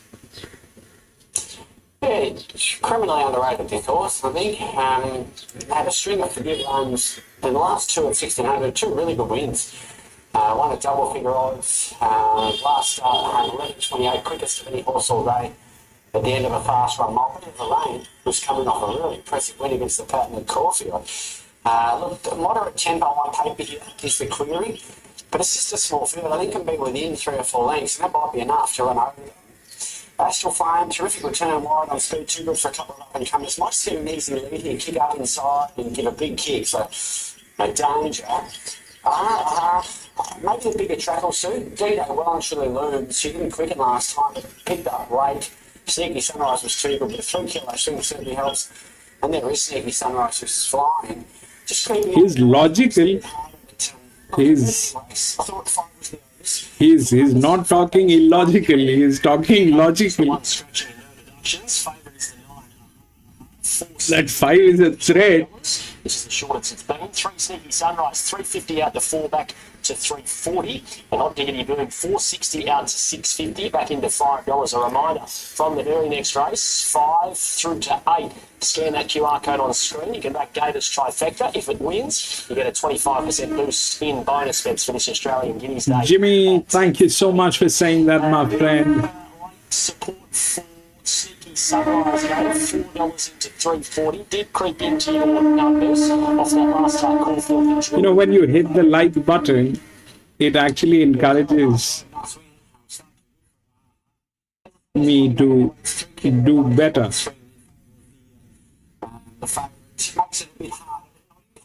And it helps the channel to grow. This was 7 out to 12. It's back into $9 as they load weight with good support. Let's take a track side to that.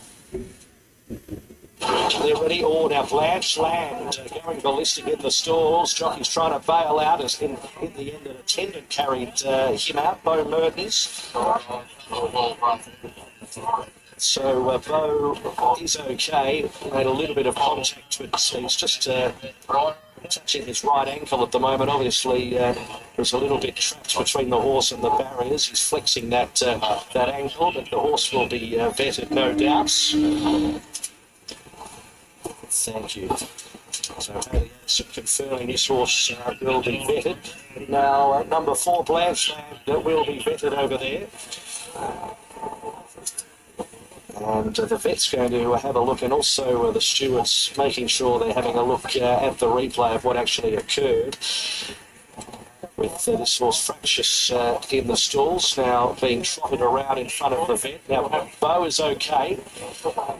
Just flexed that right leg, and he looks pretty free in his action. It looks as though it's been past fit to start. Now, it's been past fit to start, Blanchland. Bo Merton's pretty free in his action as he went over to remount his charge. They're made of tough stuff. So Blanchland goes in, completes it, and they're locked away again. Race number 4 is 1600s. Ready to go.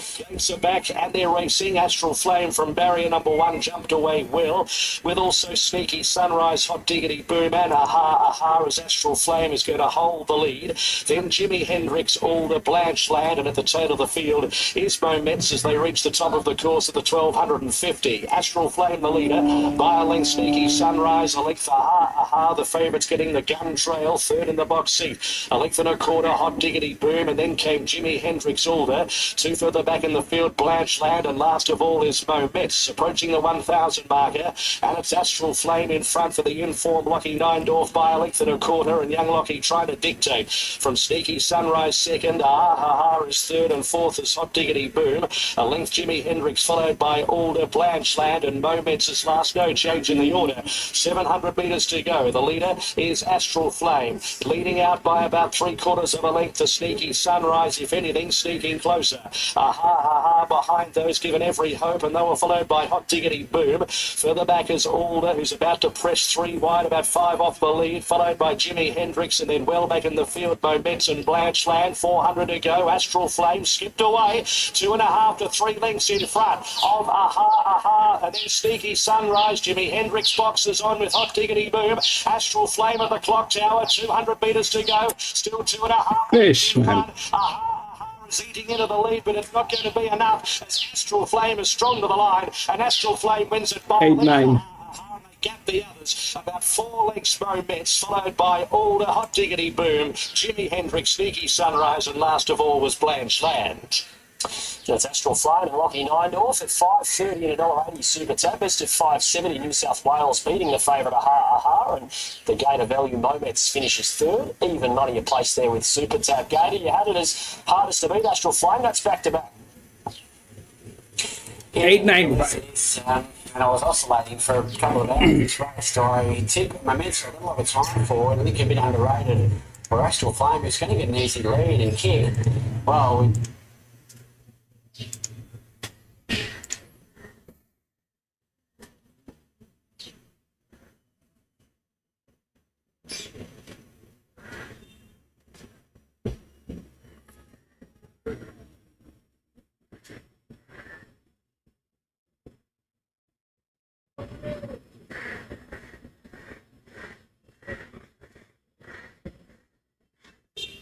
So apart from the 3, because of that, 8, then 9, and 5.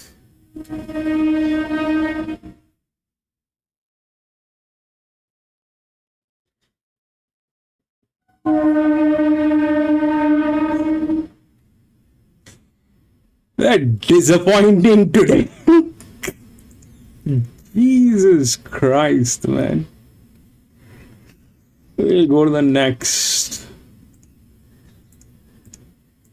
So what is why 9 did not win? Okay, so and why 8 won? So that is the right arrangement. Okay, it works with the linears. It works with the linears. All right, they were not in a position to get in. This is a low pressure, which is basically on the second position. Now, what happened basically is this, that let us understand, they both are of the same class. Okay, so they both are of the same class. This one has a higher leverage. That's the highest leverage, which means that's the highest promotion. Okay, now how is it interfering? How the leverage interferes? All right, so if they are of the same class, they probably have been racing the same classes. Okay, so this is benchmark 84.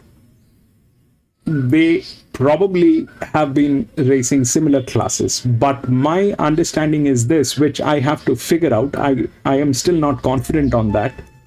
My understanding is this, that this was racing lower classes. This was racing higher classes. For me, it is like this. This one is probably was racing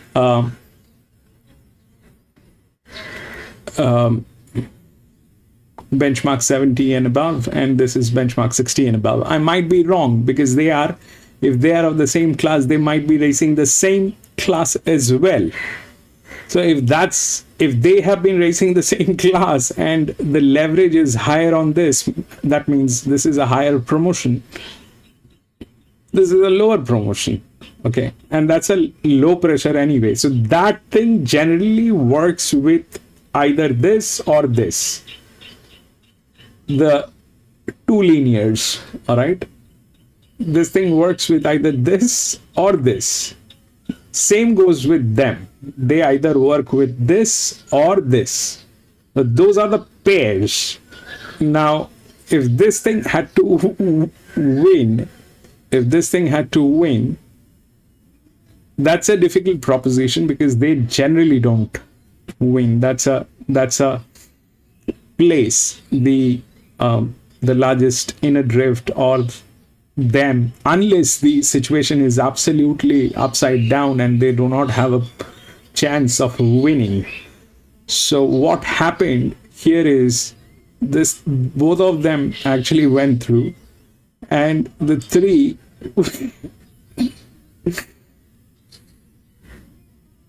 because of the form line.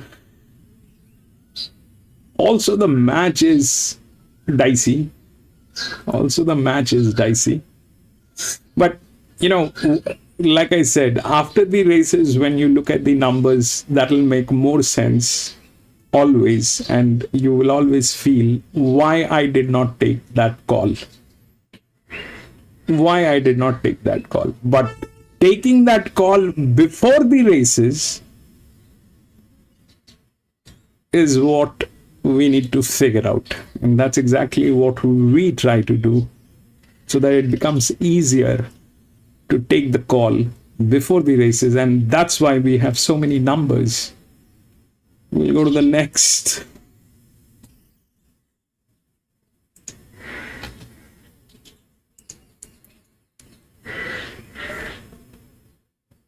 Five and 6 has been scratched.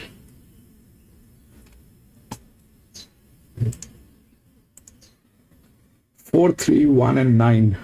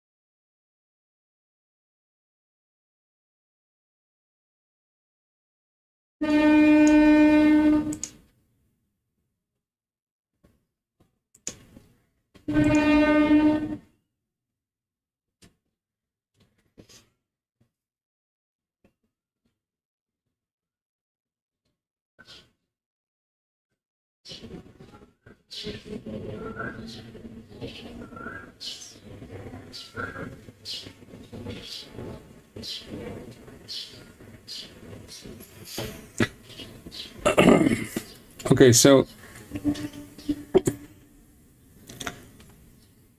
let's just recap what we have been doing and try to understand what's going on. So far we have reached benchmark 84.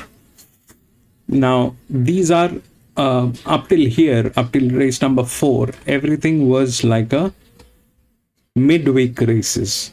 All right, up till here they were like the midweek races. They had horses which were ladat and all those things has happened. Now here it changes and it becomes an open race. Okay, now what is the difference between open race and the midweek races that we've been facing till benchmark 84? Now this is basically a race which is about group 3, I think. Group 3 contenders. That's what I think. I'm not sure. I might be wrong, but I'll recheck with my library. But that's more or less where the open races they start.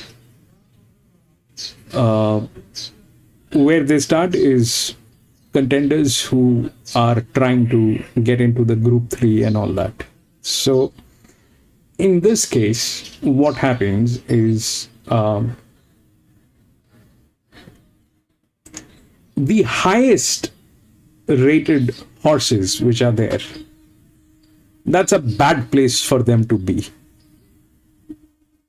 That's a bad place for them to be. Why it is a bad place for them to be is because when you are in an open race and you are contesting group 3 chasers and horses that are trying to get into group 3, that means this is not right place for that horse. There's something not right, and that's why it is here. So that's more or less the take. Now that also depends on how many races that horse has been into. All right, so if this horse has been into like 22 races, 34 races, and here on an open race today it is just trying to build its luck. So the top class horses are in trouble when it becomes an open race. Now about the 4. So this open race is generally is about the challenges and the right performing challenges. All right. So that's the thing. So here, if you look at what happened with 3, did not have the form line.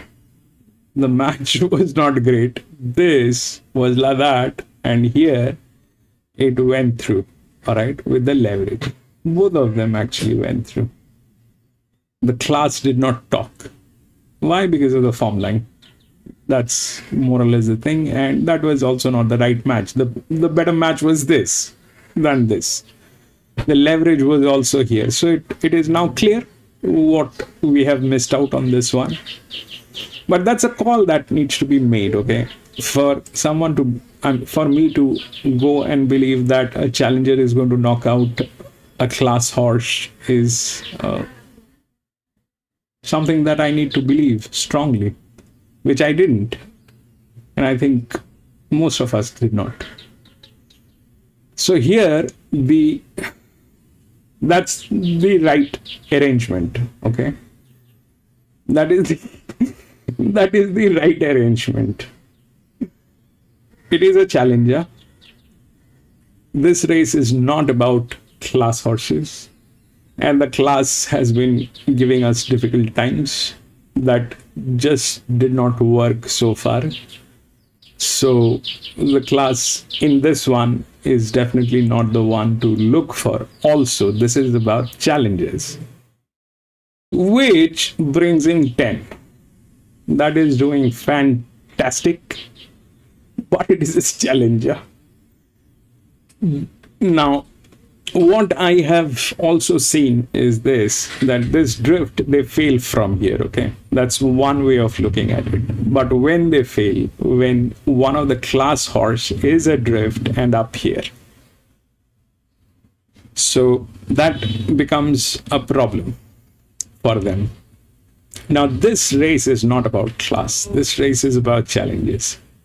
Now, that's the lowest pressure on this horse. Delivery is fabulous, but I think 4 is the right odd. Okay, that's too much of an expectation from a 5-year-old gelding with 32 races, still a challenger in an open race. That's way too much to believe. All right, it's a 5-year-old gelding. It has 32 races, has amazing form line, but is a challenger, which should not be the case. The 3 as a challenger, I mean, a 3-year-old gelding as a challenger makes sense. So 4 is the right odd. It also has the right arrangement. The jockey is rightly calibrated. Should win. What are the what can go wrong and where it can go wrong? Okay.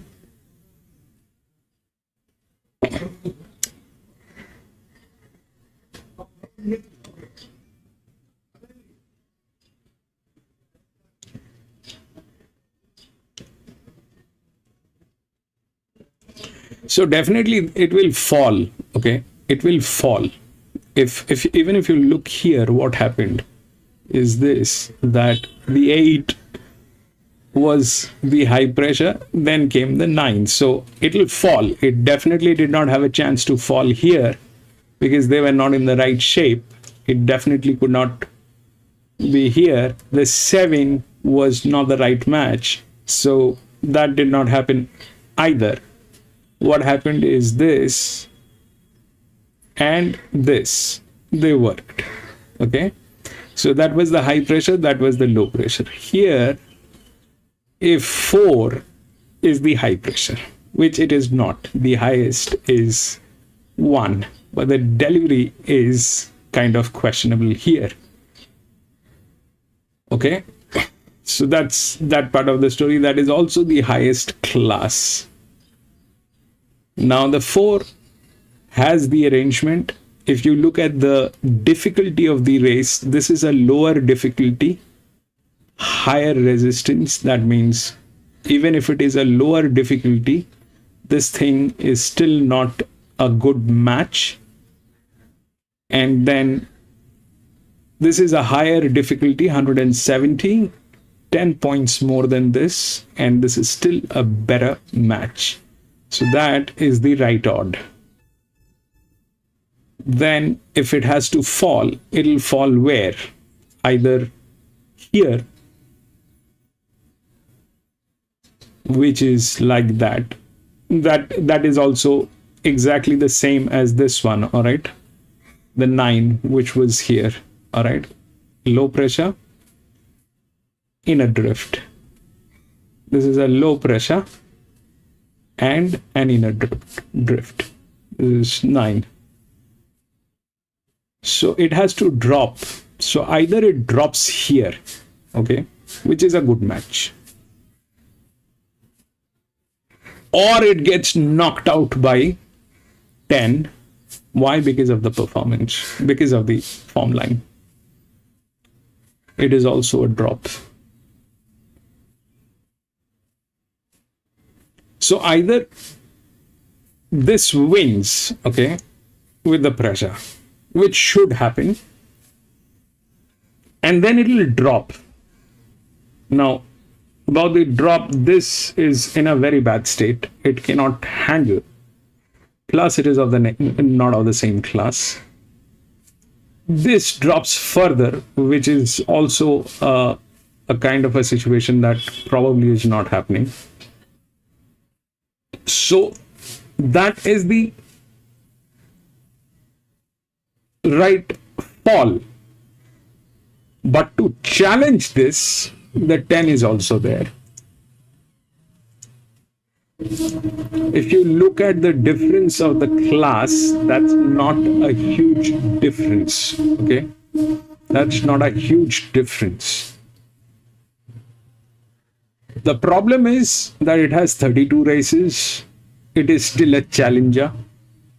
Why is that a thing? I mean, it's like somebody who has worked for 32 years and still a typist and never got a promotion as a manager. Why? So those are the questions. Whether it has a form line doesn't matter, but what matters is the low pressure, okay? But that's that, which is a low here, okay? It's either here or here. Generally, they fail from here.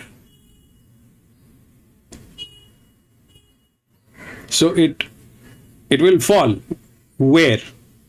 Here, maybe, or here. If something else like this 3-year-old filly doesn't do anything weird. So 4 is the right odd, should work. Tremendous balance on this. But after this, it has to drop. Where will it drop? 9 or 10? 9 has 17 races, is a challenger.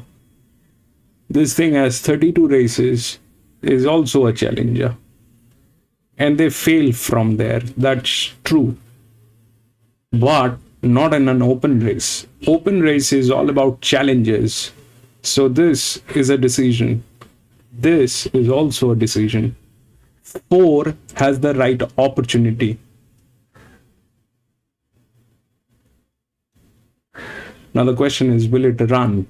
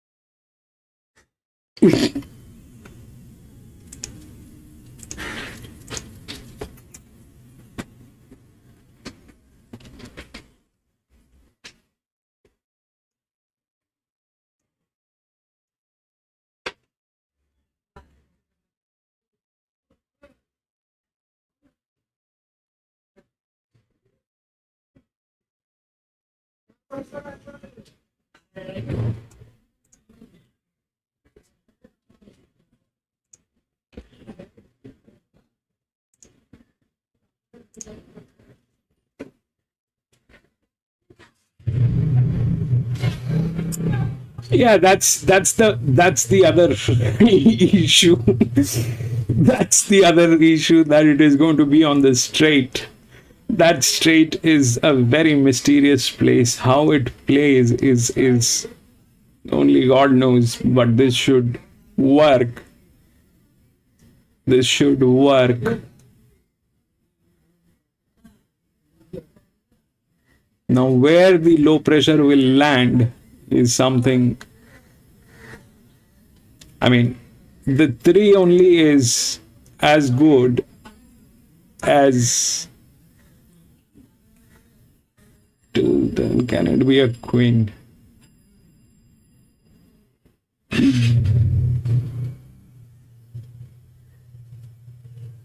Can it be a queen? If that's the high, if that's the low. If that's the high, that's the low. That is also possible because that's high, this is low. But generally, when that is a low, then we will then all those other lows will come into picture. So that's where the 9 gets in, okay? That's a low. The struggle is, that is 132 by 12. This is 134 higher and lower, but the class drops. This race is not about class. But to talk to this, then we have this.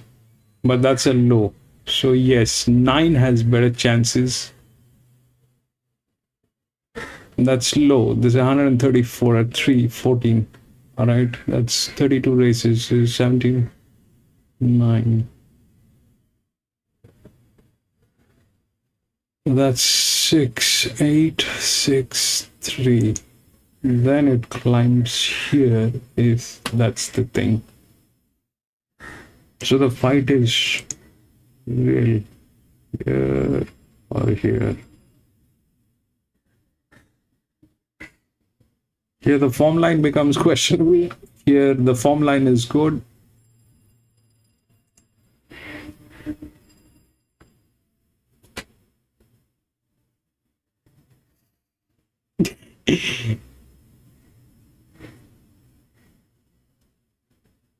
Lightning, welcome back, Lightning. 412. Yeah, 412.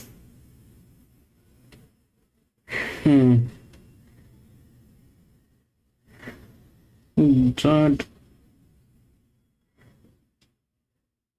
I don't know.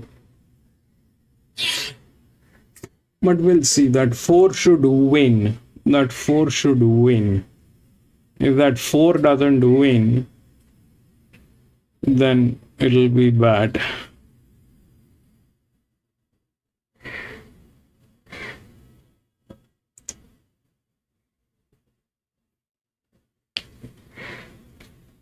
Too soft.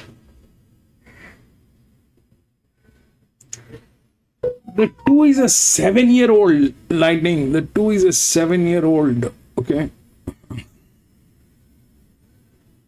But it has the class. You're right. It has the class. But we'll see how that works. Open races, generally class is not the thing.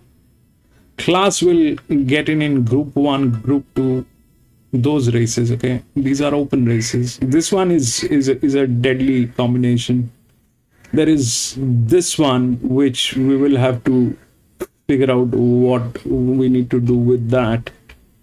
But we are here. 4 should work unless the straight talks to 4. If the straight talks to 4, then it is upside down. 2 will grab the rail. The rail is here. Lightning, the rail is like on the straight. The rail is on the straight, all right? 2 is gate number 4, so I don't know.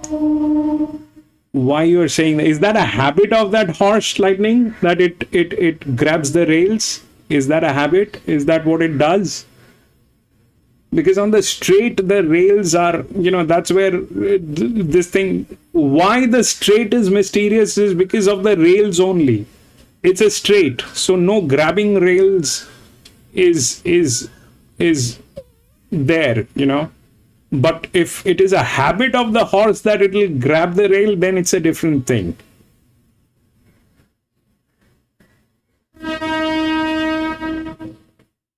If it is a habit of the horse that will grab the rail, then it's a different thing. But here, it's like that. Dow's got 10. The 10 Dow's is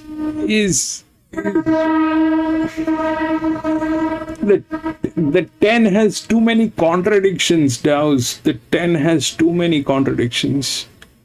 It has a form line, that's true. The match is good. That is also true. They fail from there, that is also true. And what has been that thing doing with 32 races, that it came to an open race at the age of 5-year-old? What was it doing? So there are too many contradictions on 10 Dow's.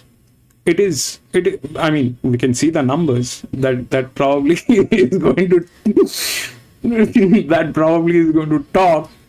It's a low pressure, but how will it talk is something also very difficult to understand. Huge body weight that's there. The body weight is huge on this horse.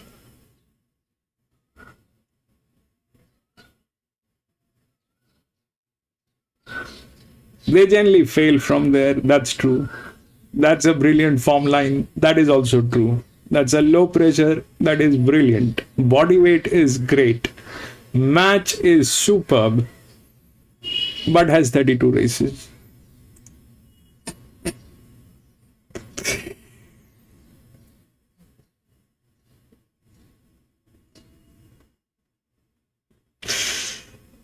$38 in here. 8 likes. 10 win, please. The 4 beat the horse I was on. 3 back and then back to 4.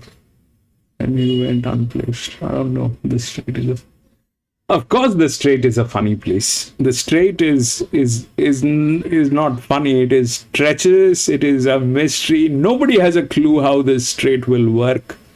It's all about taking the best chances, I think. Nobody has a clue. The straight is the straight. A Lightning said 2 will grab the rail. If that's the habit of grabbing the rail of 2, even then that's a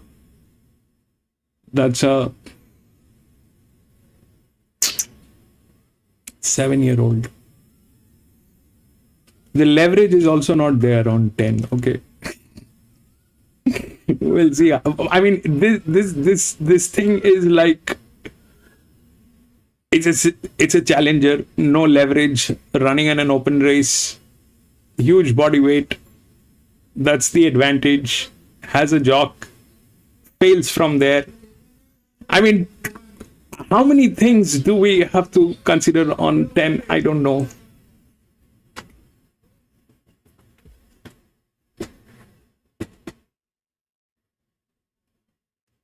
The straight is a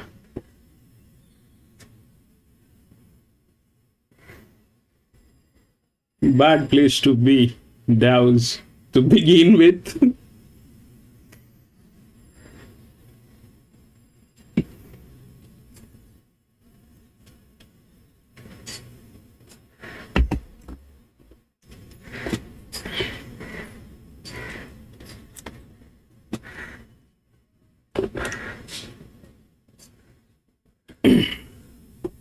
Okay, from the gate, I mean, fastest out of the gate. The 2. possible. That is possible. It has been to this track, all right. Won also. The jockey has won with it. So that's what you're saying is good, but I think the jump out will be the one is also good at the jump out. The one is also good at the jump out. What you're saying is good. We'll see how that works. In Sydney, Midwest is a ridiculous price. He won this last year. He's had excuses his last couple. And Bridal Loss, really good mare. Just can she beat the male? John. Let's find out. 4-3-2-9. The Lord's favourite. Two. Was into 240. The market's picked aside. 20 out to 420. That's a 7-year-old. I know. You've always been on those horses, John. Towards those at the top of the betting. There was a bit of money for Salsa Fellow, 950 in a point 850. Let's take your trackside to Matt Hill for the that's a question we don't have answers, PC. Ready for the fifth. Gold Comet, they're racing. Salsa Fella away cleanly. Bridal Waltz over on the far side out well, with also Midwest, who's directing a passage towards the outside fence, and they're all going to follow. So Midwest to the outside rail led from Bridal Waltz to Louis, then Perilous Fighter, Salsa Fellow, and then Magormo, Zephyr Nostrabella is last as they head towards the course proper at the 600 metres. So it's Midwest in front from Bridal Waltz, and they're 2 lengths. See, the two had a jump, all right? The two had a jump. 4 or 5 off the front. Salsa Fellow is next, and they were followed by My Zephyr Nostrabella at the 400 metres. Midwest in front by a length, Bridal Waltz. Then came Perilous Fighter, taken towards the middle of the course. So Louis runs on, and then McGaw, who's back to about 6th position, and I don't think... Jesus Christ! Midwest together with Perilous Fighter coming at them. Bridal Waltz kept kicking. 50 metres to go from Midwest. Bridal Waltz just in front of Midwest, and Bridal Waltz will just beat Midwest. So Louis third, then Perilous. What happened? Big Salsa Fellow followed by My Zephyr. McGaw disappointing. Nostrabella last. Another close finish. Looks like on the post, though, that Bridal Waltz should get it, beating last year's winner, as Skater mentioned, Midwest. And that's One. Will go. 1 beats 2. 3 runs third. Gator in raceful quarter. They finish. Bridal Waltz under Ben Mellon, too strong. 1, 2, 3. And how do you take anything away from her? She's carrying 60 kilos. Can you believe that? Now it flipped. So, relative to weight for her, it's a 3.5 kilo differential. So the margin's narrow, but it's all on its winner. She's really good mare. Midwest brave, no better for the early quality. So to be honest, McGaw, yeah, disappointing. So 1, 2, 3. First time to 1,000 since September 2024. Returns to the 5 furlongs, and it's a winning return. Both of the class. 5 across So what I just said just flipped. from race 5 from Flemington. That was the third leg of the early quarter.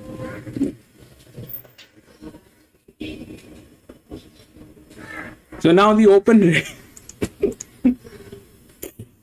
the 1 and the 2 and the 3.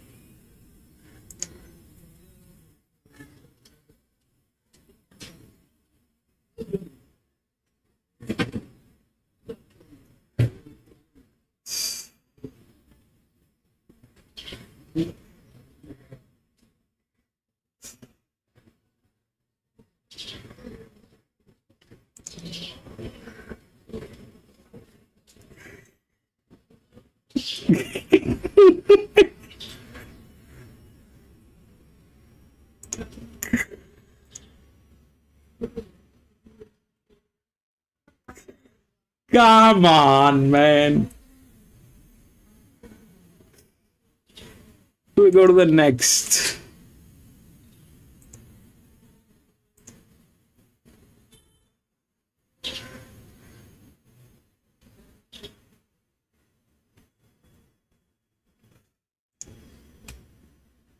Nine has been scratched.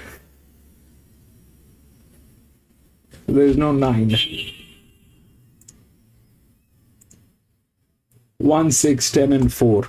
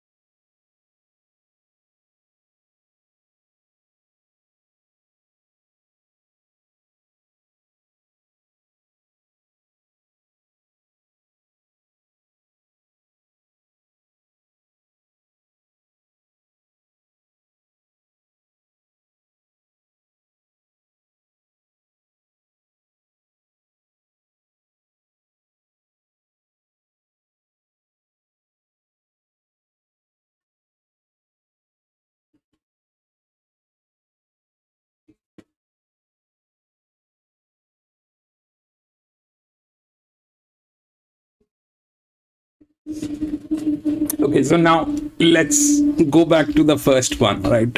So the first one, this one was a neutral. Did not win. Why? Because this was a challenger. It loses traction. Okay.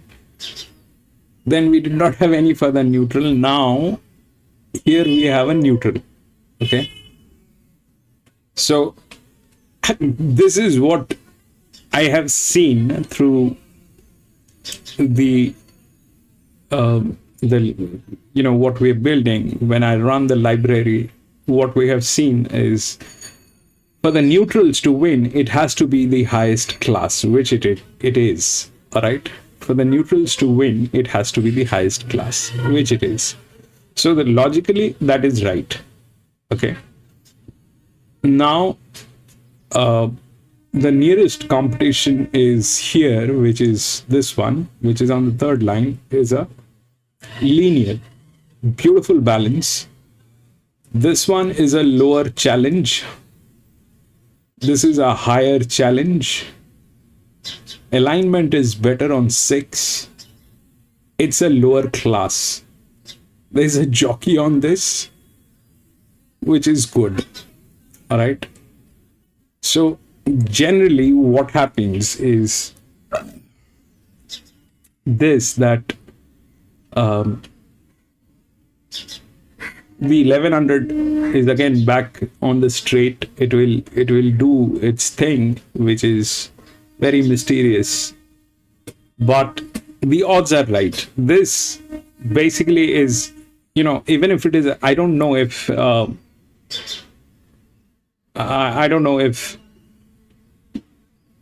people are measuring it as a neutral apart from we, but that is okay with this.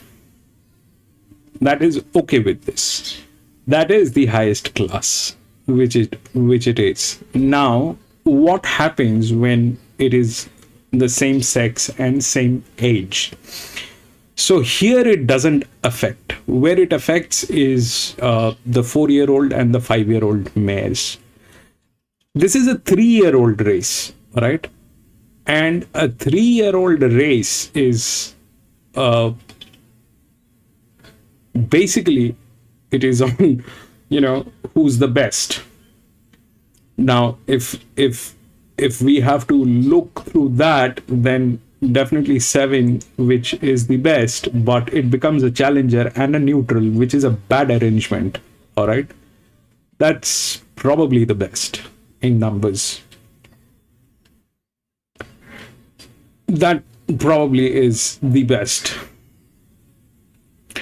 Then they have the 4, which is again a class, which is up here, which is one of the linears, cannot probably win. But no, the physics doesn't matter here on the straight, so can win. And that's that part of the story. Now, how this thing might play, okay? So the 1 is the right odd. This is not a problem with this. What is a problem is lower pressure, higher resistance. 6 is a higher pressure and a lower resistance. All right. So the 6 is a fantastic horse. There is no doubt. Now, it's an open race. That means everybody is here. So will this be able to beat a class horse? This is no more a problem because that's a class. Okay. Neutral is not a problem when it is the highest class. That's not a problem. What is the problem? The problem is definitely the form line and the resistance.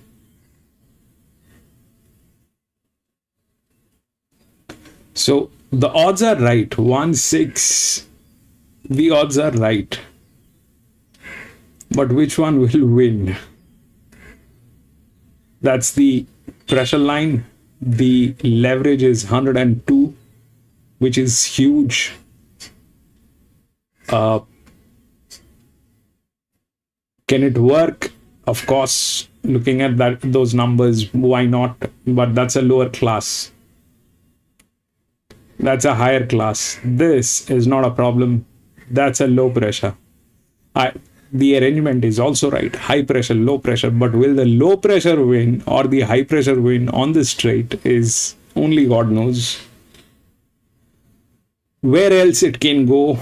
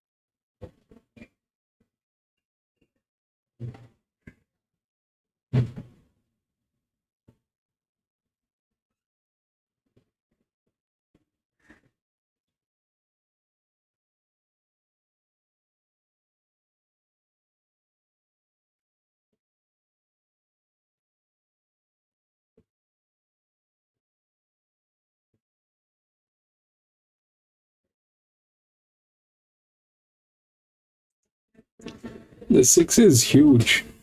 The 6 is huge, but the class is definitely an issue.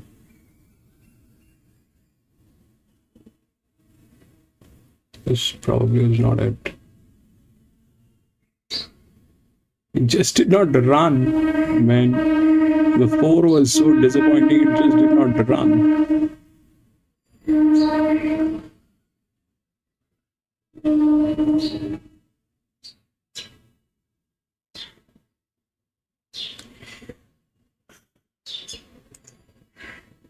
This is not a problem. This is definitely a problem. 6 is an upper hand, but it's a class issue. It's an open race.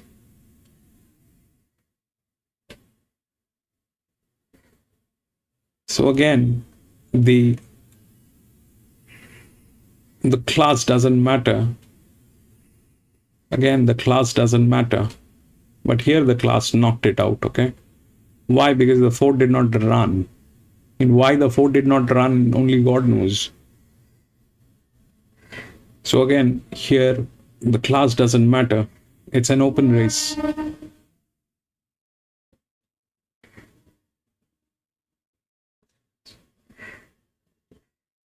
That is not an issue. Issue is here. If that's that, then we also have the 9, which is of a lower class and of a higher difficulty with a fantastic match here. So things can go wrong with 1 because it is neutral. Neutrals generally don't win. It is a race where again class doesn't matter, but we just faced that the class won because the 4 did not run. And this is not a problem. Problem is here. This is there in some form, probably. So if that wins, which is looking difficult,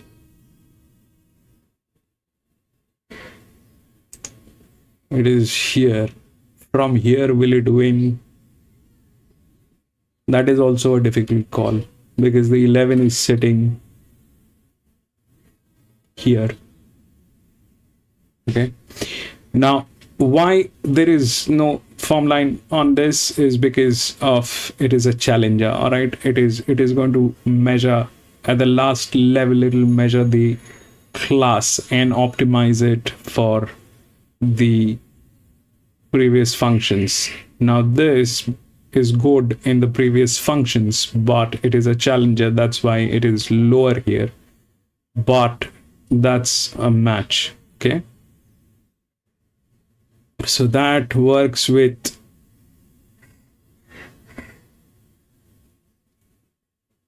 so right now what we've seen is the 1 won. Okay, the 1 won, and then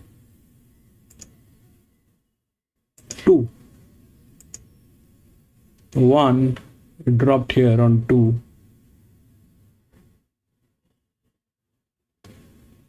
and then did not climb, but that happened. It worked a little weirdly because of the straight. The 2 got through. So yes, the 1 is good, but has a problem here. The 6 is fantastic. Huge leverage on this horse in an open race. There's practically no resistance on this horse, no matter what pressure you're putting. So it's quite capable of delivering that pressure. It's a much lower class. This race is again not about class, it is about performance. This one was also like that, but because it is a straight, it works very mysteriously and very treacherously. The 4 just did not run.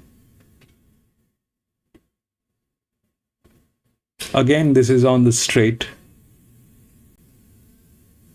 So if the 6 runs, it will be very difficult for anybody else to stop the 6. But for that, the 6 has to run. If it does the same thing as 4, not running, then that will not happen. The match is great. This is not a problem. The problem is here. So this is what we are constantly trying to figure out, why and where. Okay, so far we know that the neutral is not a problem with the class, but the problem is here. Here it is a good match, but the drop is here, the class. So either we believe that this will run and we'll bring it in, and if that happens, then after that it will drop, and it will drop where is a question. 11 maybe with that kind of a thing, but that is also a challenger, and then it can go anywhere. So I like the 6 more, but that is a class.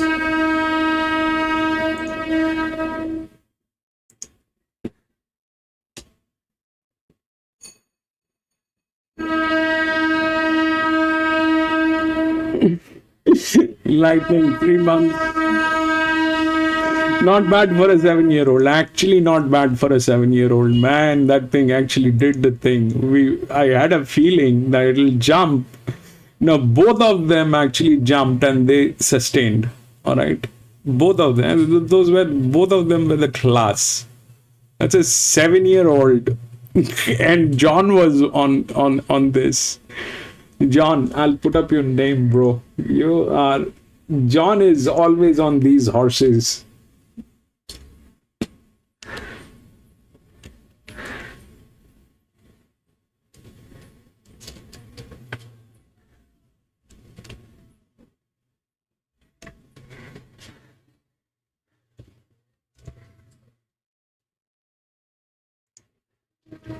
John is always on these horses. I don't know how to articulate this. It's a 7-year-old on 1,000 meters, just knocked it out. But if you look at the numbers, it jumped out well. That's a fantastic hand, and both the classes got in, which should not be the case. Why? Because the 4 slept. The 4 did not run. Even after having everything in place, that just did not run. You can't help. There's something wrong with that straight. There's something wrong. I think they hallucinate. Here the 6 has the upper hand, okay? The 6 has the upper hand. A very strong upper hand on this race.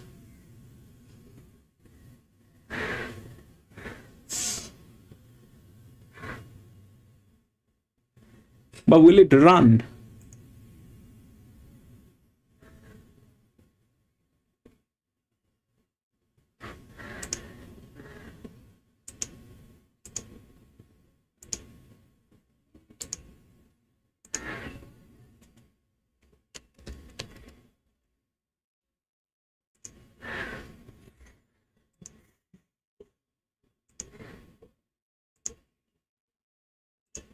Back last of all. Star Jamaica presses on now, and it's going to head off Plagiarism, and Bullraven tucks into a handy third, followed by Knightsbridge. Fireball up on the outside.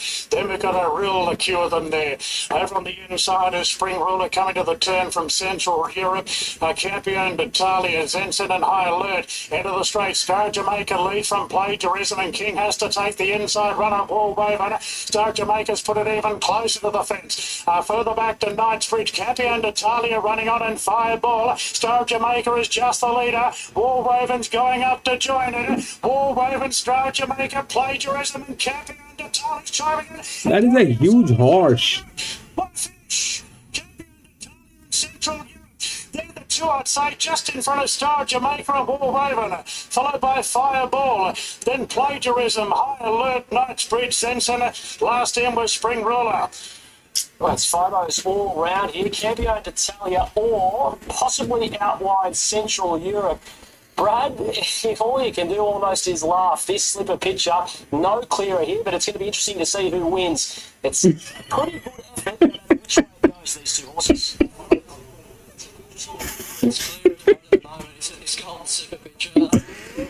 No, PC, it's been a very long time you said that thing. The thing that you used to say. The ape and the jock thing. What was that calculation, PC? PC has a fantastic calculation about how jocks, humans and apes are in an order. Chronologically. PC has a nice calculation for that. Oh, this is as short. We can't put on as hot. First.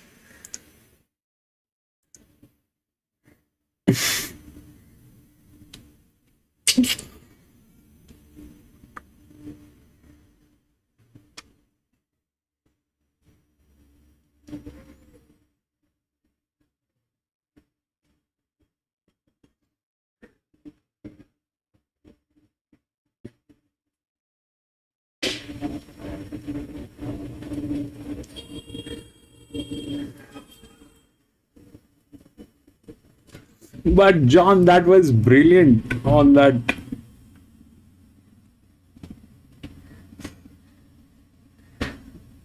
Too. That was brilliant on that.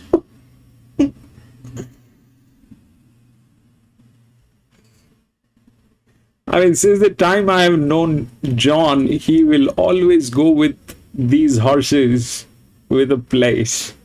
And he will always get it. I mean, most of the time he gets it.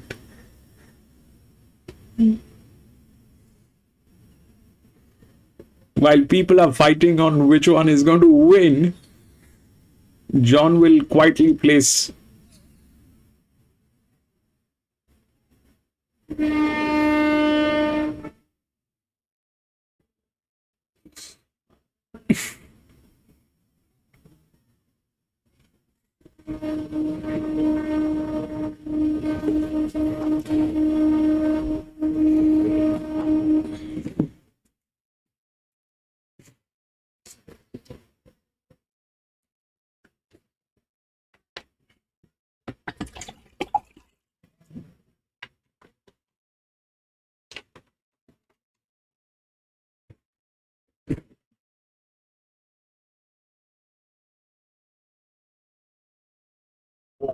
Fourth, 9, 11, 3 and 4 with correct weight or otherwise to come there from the skyline at Randwick. Fourth event from Eagle Farm. This is best bet of the day for Paul Joyce. Number 2, Cherry Bombshell as the $2.15 favourite. Joyce is best on the program.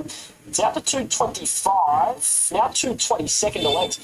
Now back into 215 in favourite, so I can't keep up. The market changing that quick. The other one in the market is Night Market, tab number 9, a filly by Jonker on debut. Won a Doom and Trial leading into this. 225, touched even money. Just No, I know you're not afraid, John.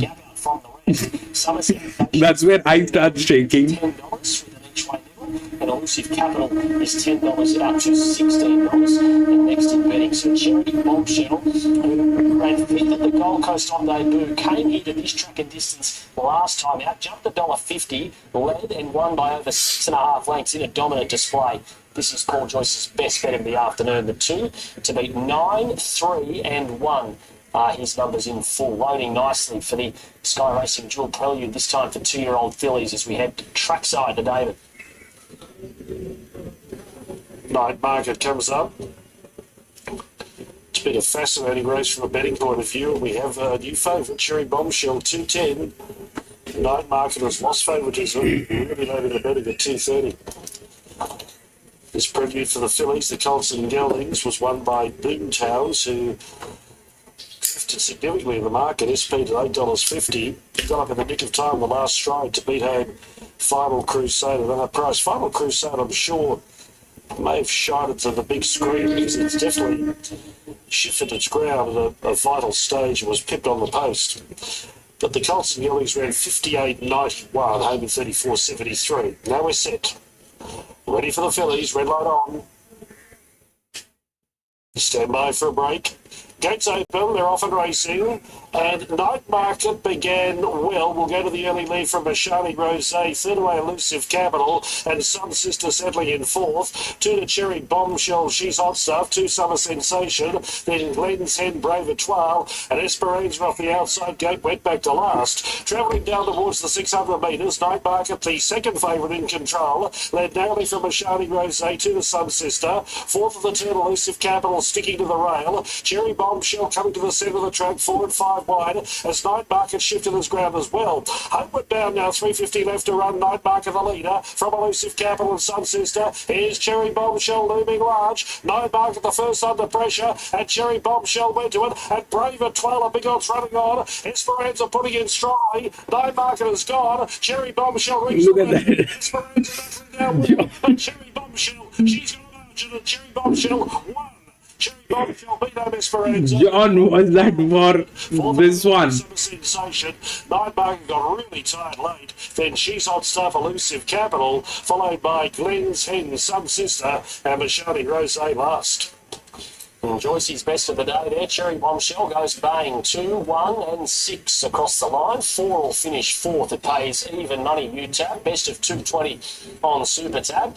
Backed in short, the New South Wales total at $1.90. Esperanza at $3 a place, and Brave Etoile at $4.10. Add some value to the exotics. To race 4 out of Eagle Farm. To Newcastle we now go. Race 3 of 7. It's a 1,600 metre maiden with an odds-on favourite in number 3, Poor Ben. Keegan Latham riding for David Payne. $1.80 and unmoved all throughout the day's betting.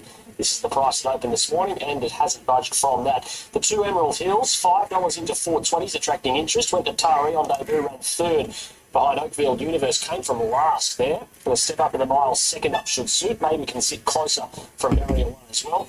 Morty up, $6 out to $6.50, and the Confidant is $5 out to $8, and they are the last in single figures. They're not backing anything there at double figures. Ivy Princess is $11 out to $16. Poor Ben's had the 3 runs this preparation. A minor placing beaten a half length at Kembla first up over the mile.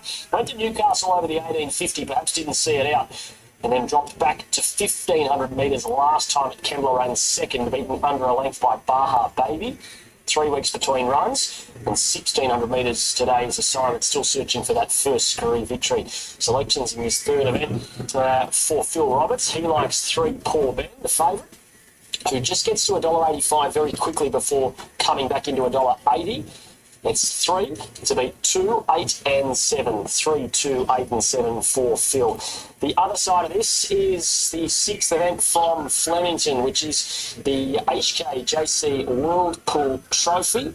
for the 3-year-old fillies. And taking a look at the tap market, current favourite is number 1 Bell Mercy at $3. 6 Educated at $3.80. 4 Wintry $7.50, and 8 Gwen's Girl, searching for a hat-trick of wins, is an $8.50 chance, and they're still 3 minutes away. So still plenty left to load here at Newcastle for race 3 on the program.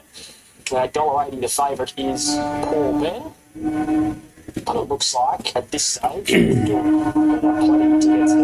They might be going to Sky Racing 2, and they are. Newcastle will go to Sky Racing 2 as we focus on this next event from Flemington. They race over the 1,100 metres. They're back down the straight here, Gators. I say a good afternoon to you again. You're in the side of Bell Mercy today. Yeah, look, I am. Lewis, she and Wintry just come through a really fast race, basically. Won by Offer Sophie. We'll see that girl later on today here at Flemington. But there were a number of 1,100 metre races on that. This was the fastest and the highest rating. Bell Mercy went back from the bad gate, zoomed home. Section was terrific despite the fast speed. Wintry, on the other hand, was working outside that strong speed and still beat Bell Mercy home. So you can argue till the end of time who was the better run. Bell Mercy, I'm just thinking, might be a couple of lengths closer this time and might be the difference at the end, but I certainly think they should be closer together in the market.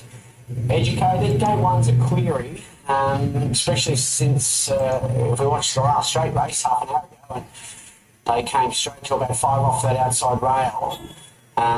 So I need a plan. I think she's very talented though, educated. The recent trial was excellent. A couple of really nice soft wins. And thanks Gorgeous, I think the pick at the roughies wasn't given much hope last start. Her form lines tie in. Numbers for the Hong Kong Jockey Club Liverpool, 1462. So 1462. Bell Mercy opened 4.20 this morning, into $2.80. Clearly best back than favourite. 6 Educated off the inside draw is $3.40 out to $3.80. Just trickles back into $3.70. Windsor is $8.50 to $7.50 back to $8. Not in your numbers, but in the market gainer is the 8 Gwen's Girl. It's a $9 chance. As mentioned prior, searching for a hat-trick of victories. The latest was at Cranbourne. Yeah, it's going really well. She was right with key rival Headbanger. That horse came out won a maiden by 8.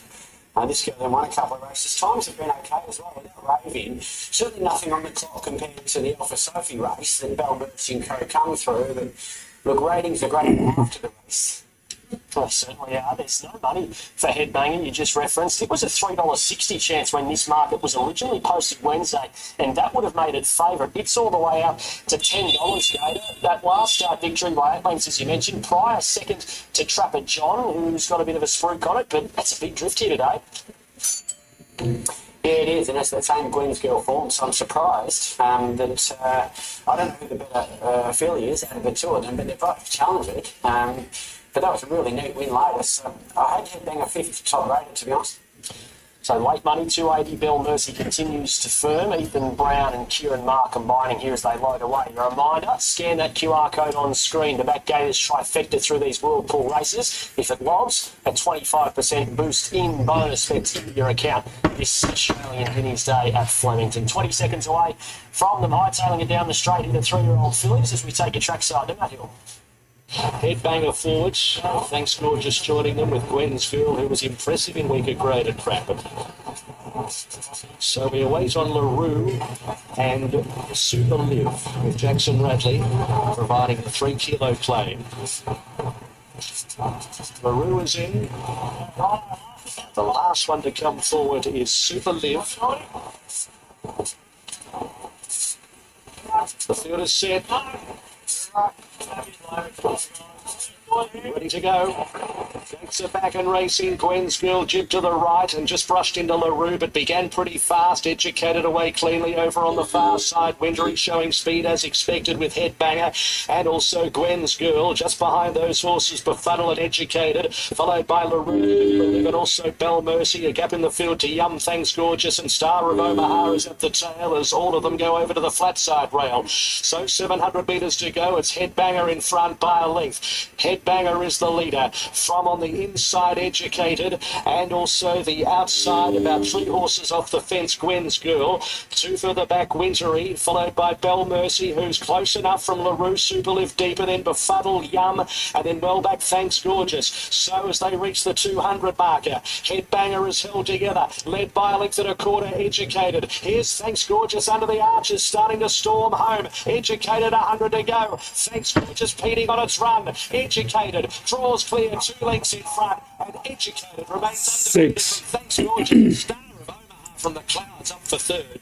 They were followed next by Yum, a decent return, followed then by Wintry, LaRue, and further back behind them Bell Mercy, then Headbanger, who got tied, Superlift, Gwen's Girl, and Behind the 6, Educated for Celine Gaudray, 360 across all the time. Should be 6-2. 11 likely on the line, grabbing third over the 3, but we'll get that confirmed. Gator, as we know, it's not easy to do, but undefeated, Educated remains. Yeah, look, she's a really nice filly. I've loved her 2 wins, soft wins, nothing huge on the clock, but again, you know, ratings, hashtag data. What she's done today was true. Her trial subsequent to those wins was exceptional. She's clearly extremely gifted. My query going into the race was gate 1. I thought they'd head to the outside of the previous race, and they'd all come in, and she... 6.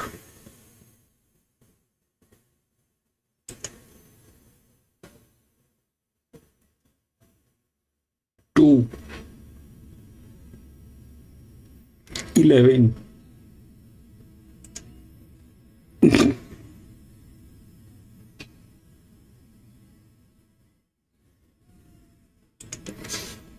So this was not a problem. The problem was here. Okay. The problem was here. That was the problem.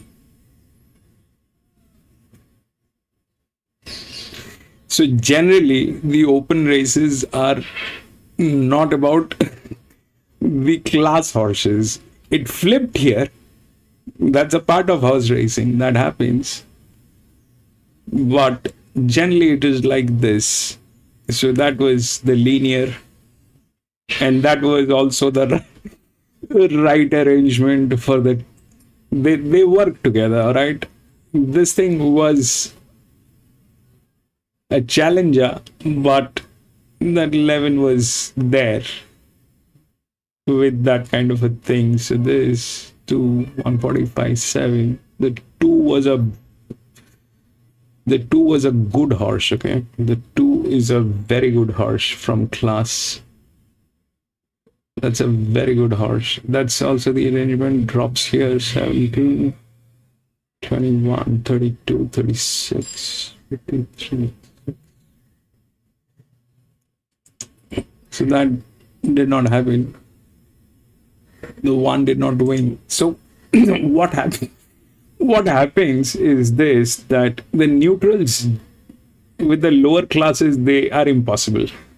With the higher classes, there is a possibility. But how do we know what is the possibility? That is why the match is here. Okay. That is why the match is here. If the match is not giving the right signals, then it is a problem. The 6 was fantastic on the match, just stormed home. We'll go to the next 7.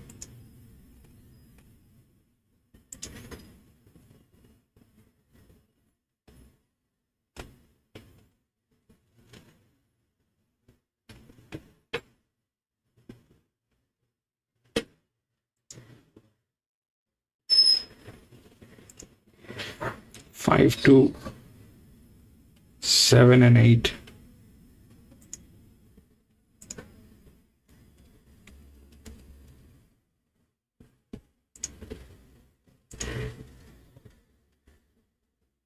This is a group 2. 5, 2, 7 and 8.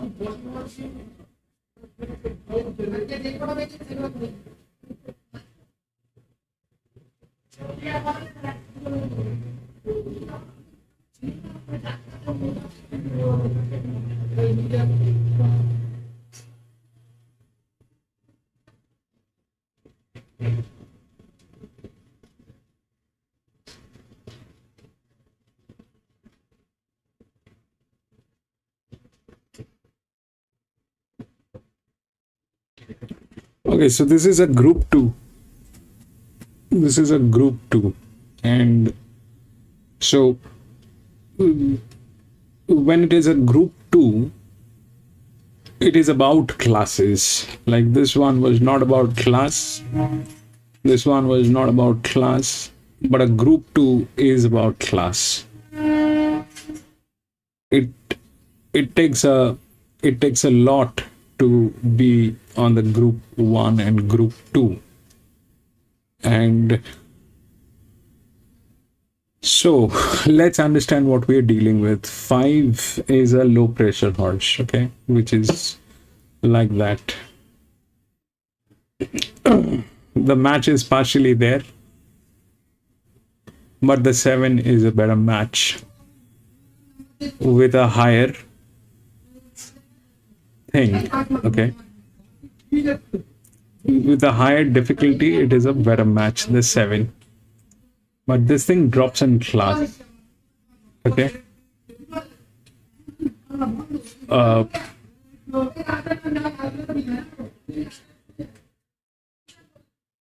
The highest class, if we look through the DIs here, then that's the highest, not in a position.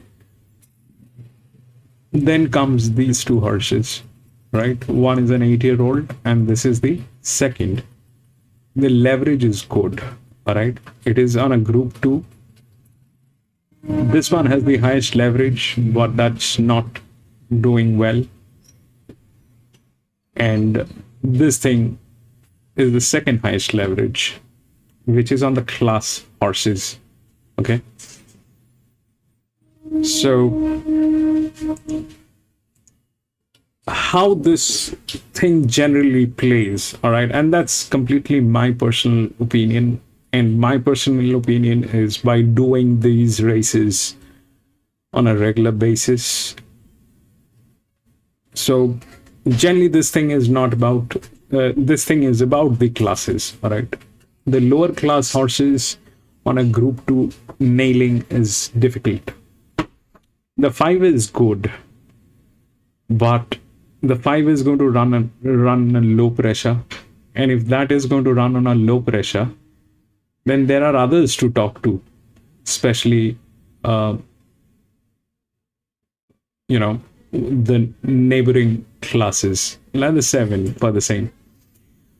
If you look at these two horses, the 5 and the 7, okay? So this is 125. This is -3 by 13. This becomes higher, all right? This becomes difficult, but the resistance becomes lower. The class is lower. So the 5 definitely has 7 to talk to.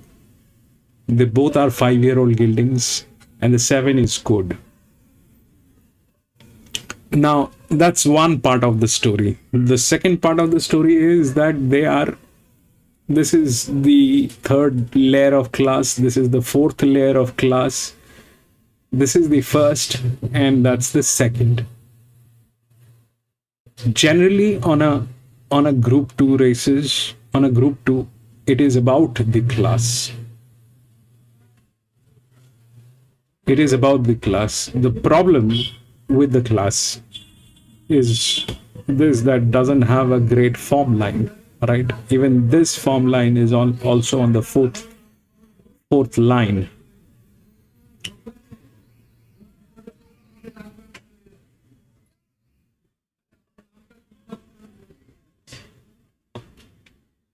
If we look at the other match that we are looking at, all right, this is a lower match, all right?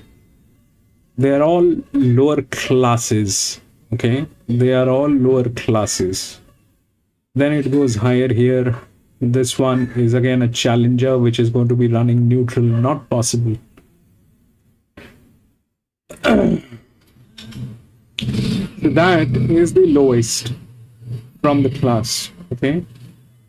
Then it is higher, this is higher, this is a neutral, not possible, this is a neutral on a challenger, not possible, it's a 6-year-old gelding, 10 is a challenger, drops, maybe a place, I don't know, because that's the lowest, 106. So that's those things are possible. 5 winning is difficult. 5 winning is difficult. Generally, this thing is about class. Now, where things can go wrong? Things can go wrong definitely on the form line, on 2, which is not the right. On the jockey calibration, is not a green guy, not one of these guys, but it is a dedicated jock. Okay, he's a dedicated jock. So that's that part of the story. And generally, how things work is basically like even here, if you look at how it worked, so the 6 was the highest pressure line, all right? So that was the match. It just nailed.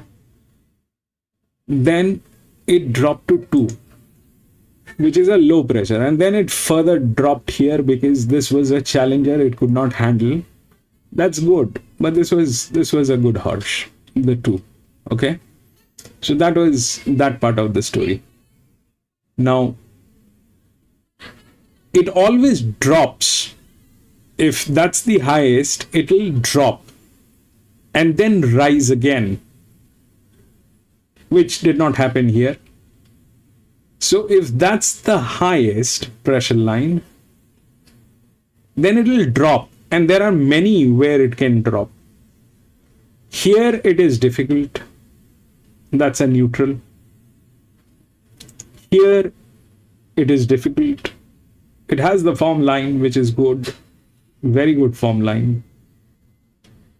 But oh, can it drop here? Of course it can drop here. All right. On 10. Sorry, let me just, that is the highest. Okay, can it drop here? Yes, it can drop here. But if you look at this, then that's 106. There is still resistance. And if you look at 7, that is a harder job, but the resistance becomes nil. So 5 is dicey. 2 is equally dicey or more dicey. But if we have to, I mean, for me, I try to follow the guidelines of how these races are structured. So I think 2 has a better chance. Right, I think 2 has a better chance. It may not have a form line, and that is the catch. It may not have the form line, and that's the catch.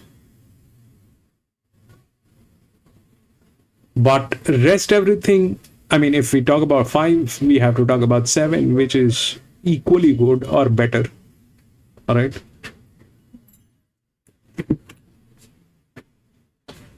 And then to talk to both of these, we have the 10, which is also there. The 2 doesn't have the form line, which is an issue, but it is the class. And group 2 is generally about class. That's what, that's what I have figured out. You tell me, what do you like and how it should play? The odds about 5 can backfire, because the 7 is definitely there to talk.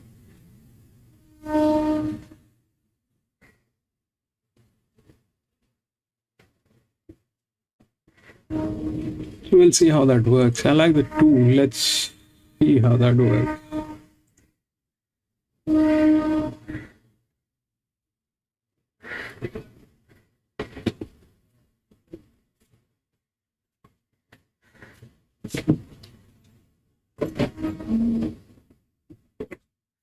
Should we start on this stream?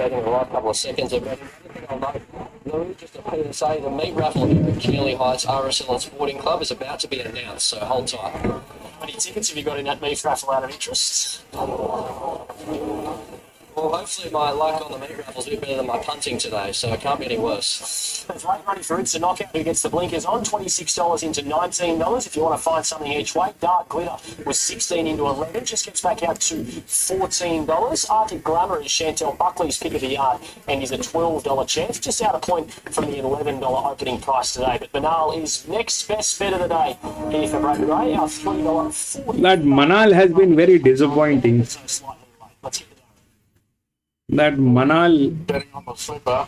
It's now second has been very disappointing.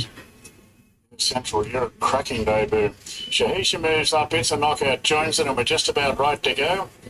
And the Guy Walters Stakes stand by for a break here at Randwick. There's the light. Set. Go.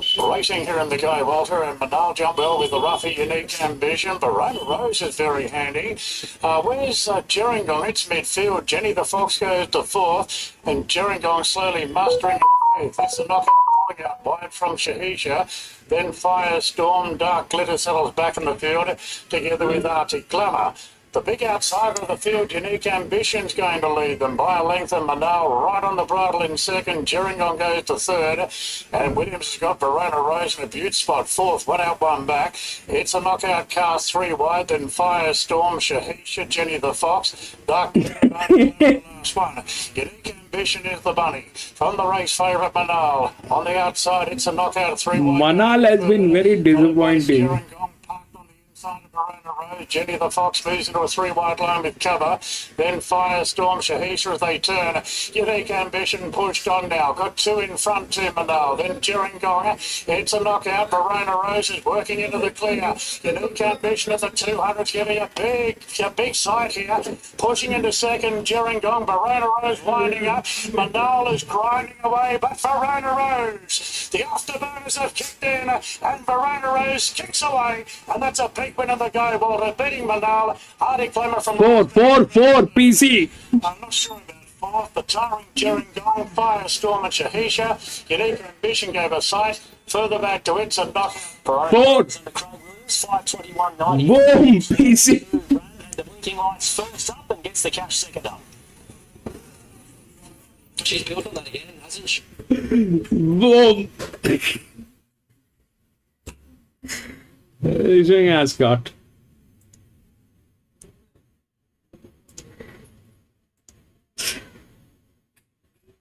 That was brilliant, PC.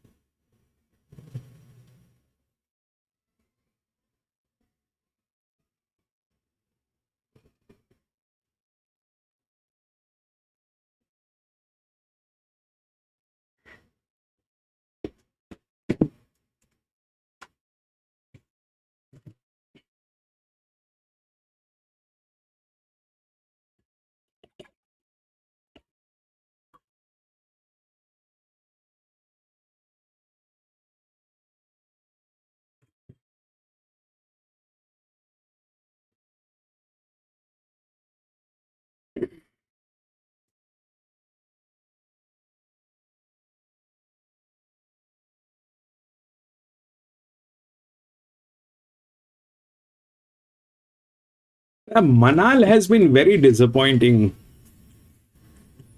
I think we tried racing that last few weeks ago at Randwick. There is something not right. Two is what I like. I like the 2. But there are, here is the thing, the 2 is the class, okay? This group 2 is about the class. Unlike the open races, the group 2 is about the class horses. But what is the problem? The problem is this, that the form line is an issue. The jockey is a dedicated jog. Losing balance here. Okay. So there is a lot of negatives on this horse. Even then, I mean, see, so basically what we do here is something that, you know, with no clarity. If you go on the internet and try to look for how horses are being handicapped and what is the method of handicapping, there's no answer to that. Nobody has any clue how that happens. People believe in performances, form lines, and all that. But since we are racing for the last 2 years and doing live streaming, what we do differently here is we have the physics part of it. How the horse is aligned with the weight that it is carrying on each and every section, and then what might happen. And we are constantly trying to improve this. Okay, we have questions and we do not have answers. There is nobody to give us any answers. All right. If somebody says that a cherry picking, like, you know, the 6 is going to win, but on what basis will it win? We're constantly figuring that out. And what we have seen so far is that, you know, the best thing is to understand how the structure of the race, which race it is, how the pressure flows, and then, you know, try to understand what is happening. Is this a clean shot? No. But generally, a Group 2 race is about the class. The form line doesn't match. The balance drops here, okay? It is not the heaviest weight. The heaviest weight is 10, okay? That's the highest weight, but that's a challenger. Beautiful form line, drops on pressure. That's beautiful, okay? All those things are there. But a Group 2 is about class. That's the class. If we look at what is happening with the other class, they are not in a position, okay? This thing is there on the 4th line. The struggle is there. It's not struggle free. But who is it fighting with? It is fighting with 5, all right? That's the next class after this. That is the next class after this. Who is fighting a heavier battle? 2 is fighting a heavier battle. What about 5? 5 is playing a low ball, all right? But then 7 is there with a better delivery model on 7 with a higher ball. So this is a difficult thing, easier for this horse. Easier thing, easier for this horse, but this is easier. And this thing doesn't have the form line, but has the class. So the 5 is the favorite, because that's after this. But the 5 has to talk to 7, which is after this.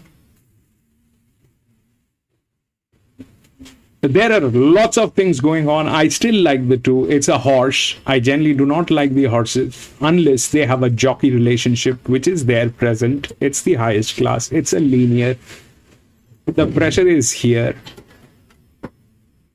We'll see how that works. It's a 1600 meter. I just hope that works. $1,600. Popula. 2. Yeah, so that's what it is. I think it is like that, unless, you know, it gets knocked out because of its form line. But there has to be a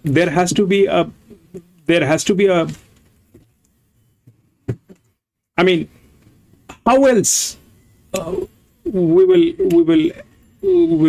be able to get what is happening? How else we will be able to get what is happening? So the 7 is a threat. The 7 is beautiful, better than the 5. The 2 is the class. I like the 2. But we'll see how that ends.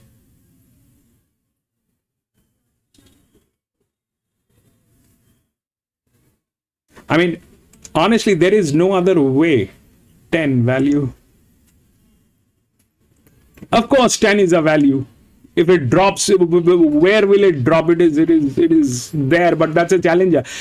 Basically, what you are looking at is that this is a heavyweight horse. Okay, there is I mean, if you look at that, that's good, but that is also a thing.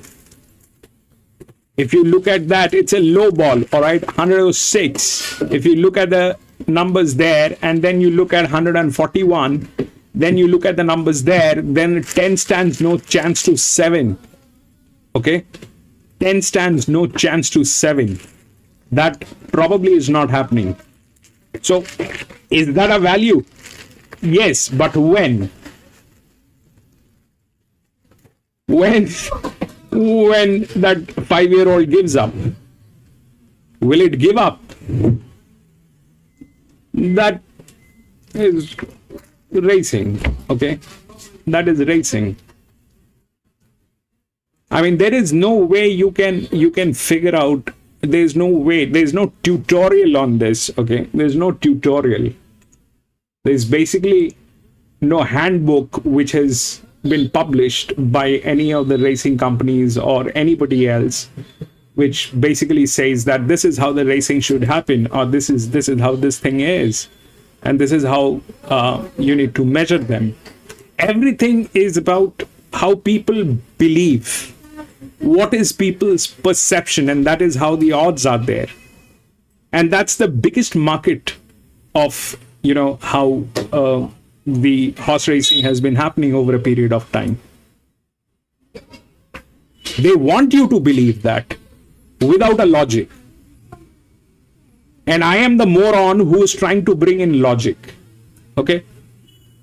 They want you to believe the odds without a logic. Right, sections through. Plymouth, gem of a run first out. Last 100 metres, top 5 for the day, last 200. Back a notch, you had the 1600 metres. This the value play for a quaddy. And Apulia was the one who could certainly win. I mean, Dawes, your question is right. Apparently, on any day, I would have said that this is a threat. But now, because of the match, that's where things work. To 350, just back to 360. Apulia was 390 this morning, got out to 460, rallies back into 440. Gator, what's your thoughts on Air Assault? 460 to $4, back out to 460 behind Light Infantryman first up. Yeah, he covered a lot of ground. I thought he ran well, given that. Nick's some pundits thinking he'd be fitter. He'll go forward and lead and get an easy lead. So he's well and truly out to this grade. So I can talk about my liking, PC. I cannot do a lot of things legally. I just consulted with my, the people I consult with this. I can't do a lot of things legally, PC. I am in a country which does not want me to do what I'm doing. I am in that space where I do the analytics. I used to place my bets. I used to put my picks. But those situations have changed. I can't do that legally anymore, PC. I know I have to. No, the data has always been there, PC. The data has always been there. And I keep saying what I like. To 300 or 400 metres of these contests. Will one of these jockeys decide to pull a rabbit out of the hat? We'll soon know. Now in Shuto going in, Phil is a little bit empty there on barrier. Like here I said that I like the 2. The previous one, I like the 2. Distinguishing carry on Plymouth. Will he do it? Goes in. 2 like. So One Smooth Operator. Geelong and Moonee Valley Gold Cup winner about to complete the line. So with the World Pool in operation, Fulia is the favourite 3.15 with Aerosol at 3.40 as One Smooth Operator.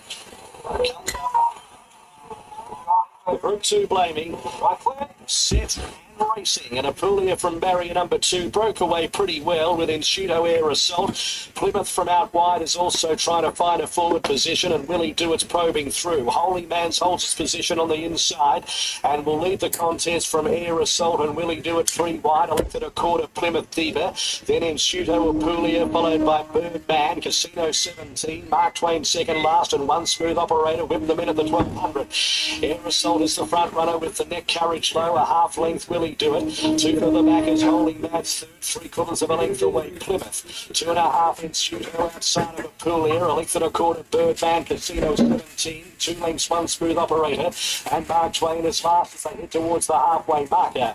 800 metres to go, and it's Air Assault just leading Willie Dewitt, and it's an even tempo. Holy Mans is third, just niggled out to improve now Plymouth, about 3 further back in Pseudo Apulia, 2 further back is Birdman, who'd be 7 off the lead, followed by Casino 17, One Smooth Operator and Mark Twain. They run for the money. 500 metres to go in the blamey. It's Air Assault. Shook up with on the outside Willie Dewitt a neck away. Holy Mans is poised, needing some room. Plymouth the outside is moving up, and they're 2 lengths in Pseudo Apulia. Birdman down the centre of the track is starting to come on. 250 metres to go. It's Air Assault flat to the boards with Birdman the outside. Birdman strikes the front. Then Plymouth in Pseudo. Holy Man still not out, but it's Birdman 50 metres to go coming away. In the blamey. Birdman first, in Pseudo just second from Mark Twain, and a photo fourth. Apulia Plymouth, then Air Assault, Holy Man's Casino 17. One Smooth Operator, and last, Willie Dewitt. But Birdman wins the Tab Blamey and pays 360 across all the totes in the process. Second and third is close. We'll leave it a photo at this stage and bring it to you shortly, Gator. No luck out of the equation today for Birdman. 5. Yeah, look, well smart after the race, but should have been favourite from the get-go. It's the best horse in the race. No, it had reasons, PC. It had reasons. I mean, 2 losing has reasons. 5 winning is a different thing, but 2 losing has reasons. 2 had too many negatives. But all on his winner there.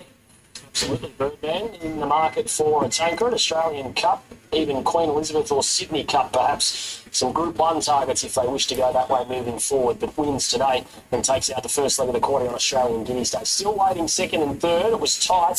A big return from Mark Twain, whether it gets second or third down the outside. Or an entire straight. That photo goes shortly and bring it to you on screen.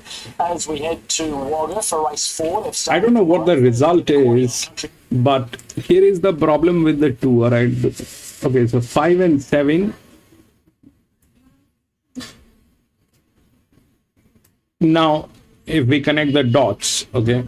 If we connect the dots, what is 2? The 2 was the highest class. What was the problem? The problem was bad form line, okay? The problem was the bad form line.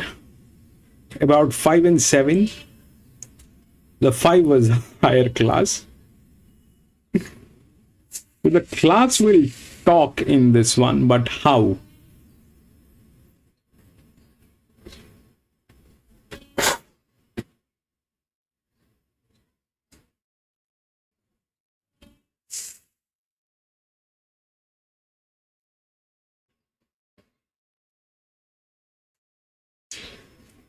We'll go to the next.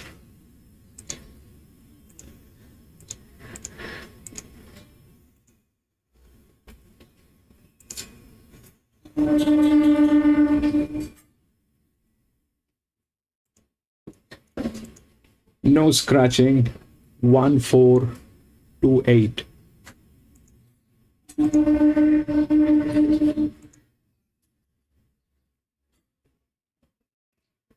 So this is a group 1. 1, 4, 2, 8.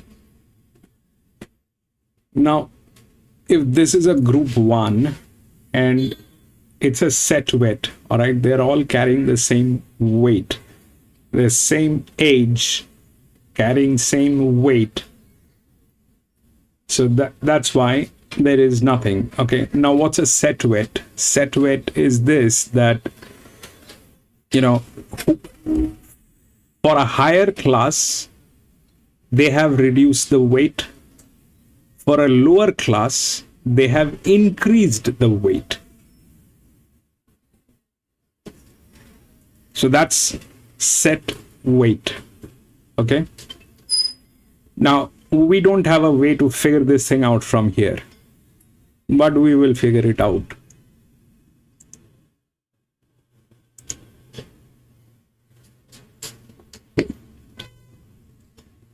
So this is the weight change, all right? What is the change of the weight?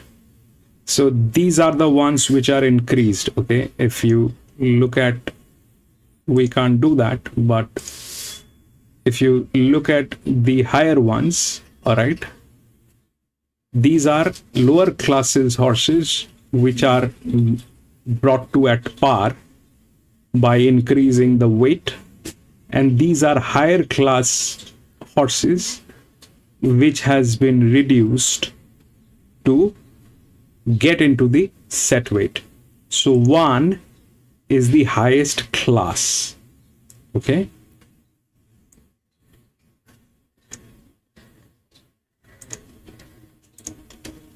And 1 is the favorite. So that's the right thing.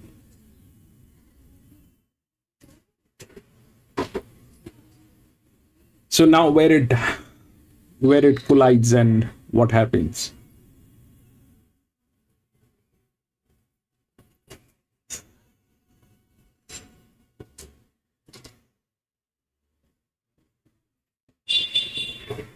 We will take a look at the 2 and the 4.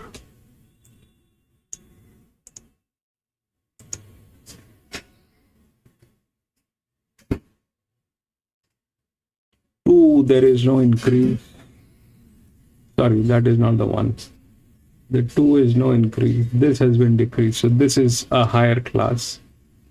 And this is a higher class, which is a 3. Okay. So this is basically from the 57.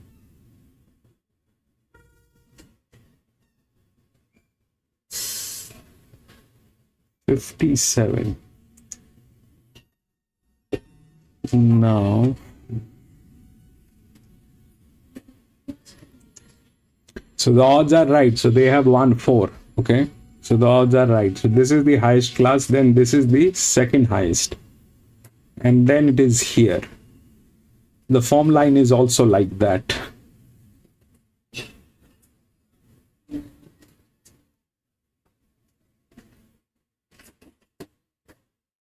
So it has to drop. It will drop on one of these. But what if it drops on 3, which is also a higher class? But it doesn't have a form line. That's the fact. It doesn't have a form line. So the 3 is also a higher class. Okay.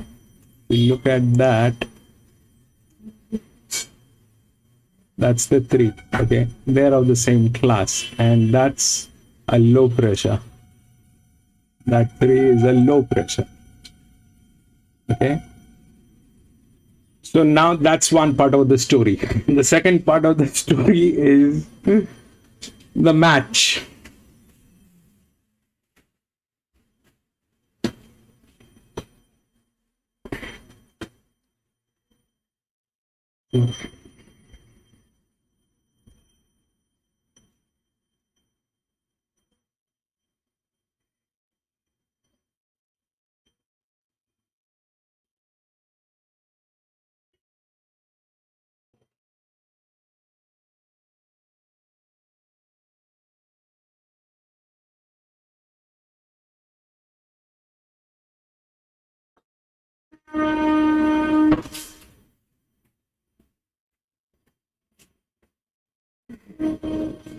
They generally fail from there, so 3 is out.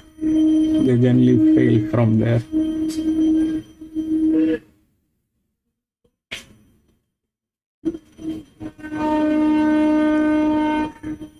They generally fail from there. And they exactly fail with the same mechanism. A higher class with that in there is a bad idea. So the one, that's probably a queen. I think that is, these are not in a position to do anything. I don't think so. They're not in the right shape. I think that's probably a queen.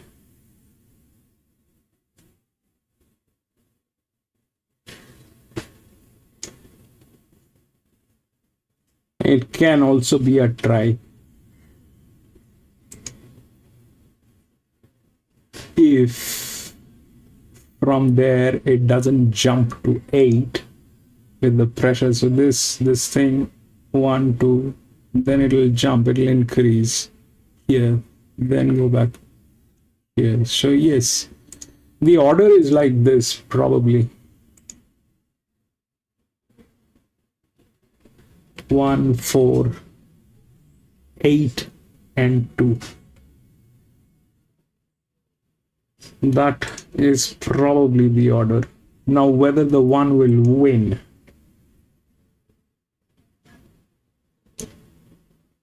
it should. It should. It looks like it'll be on pace. It should win.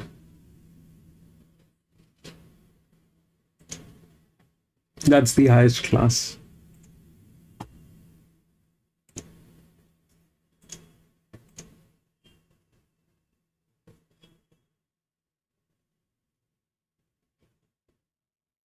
Race 7 was 5, 8, 9 and 10.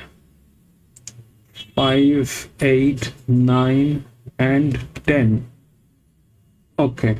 5, 8, 9 and 10. We'll take a look what happened. 5, 8. The 5. Then it came here 8. $1,985 drops, yeah, so that's good. 5, 8. This one 190. 5, 8, 9.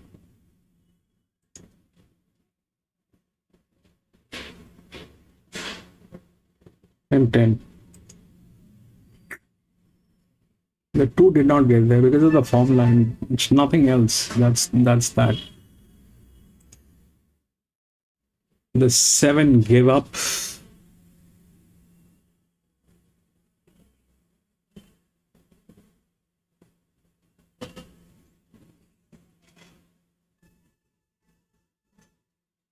So what happened? 5 low, 8 high, 9 low. Then it could not go anywhere else and it went another low here, 10. Okay, so low, then high. Now why the 7 did not work? Why the 7 did not work is something only God knows. That had the thing there, the same pressure. This is a neutral, cannot win, but that's that 20, 27. The pressure line, this drops here, so we have 19 and 7, 24. So here 5, 9, 5, 8, 5. Thinking of this is not there. 21 was not possible. 9. So it follows that pattern, okay? Either it is high, low, high, or it's low, high, low, it'll always follow that pattern. So here it is high, then it'll go low, but low where? Here, then it is high, then it is low. So I try to follow that pattern, and that generally is how it is. But am I 100% right all the time? No, I am not. We're still trying to figure this thing out, and probably we will have better results once we have figured out certain things, how the leverage talks, on what ground it talks. We know the pressure. We have a mechanism of matching the pressure.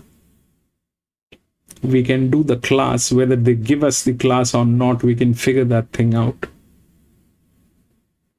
So that's that part of the story.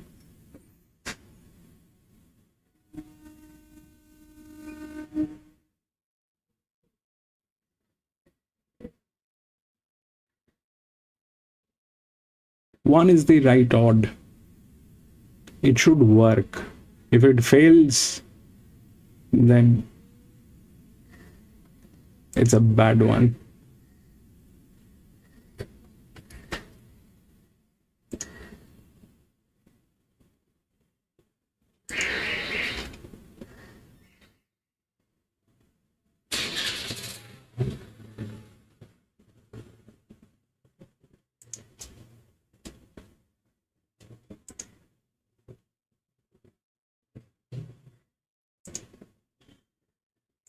Running of the Golden Rose track record, actually won there by Bayvark. So she is on top. She showed an exceptional return of foot to win last time out. If she Group 1 should be a class, okay? Group 1 should be a class. against the older horses, if there's a danger, I think it's all laid down. Group 1 should be a class. Market without the favourite. So our market, and she is quite a good filly. We saw her there return in Melbourne, and she was beaten by being put into an impossible position. They took them Unless that class is absolutely disastrous. apocalyptic fair and square in the 1,000 guineas. So I think she can only improve off that first up showing. If you're playing around, maybe it's your Quinellas. If you don't want to dive in at the short odds about tempted, include Ole Dance. I expect her to run very well. Let's see what this market's doing for the Surround Stakes. Tempted 155 went up this morning. It's been mixing between that mark and $1.60, which is where it currently sits. 2 Apocalyptic, 420 out to as much as $5.50. Rallies into $5 late. Ole Dance has been 11 to $8.50, back out to $9.50, and Savvy Halley is 11 into $9.50 as well.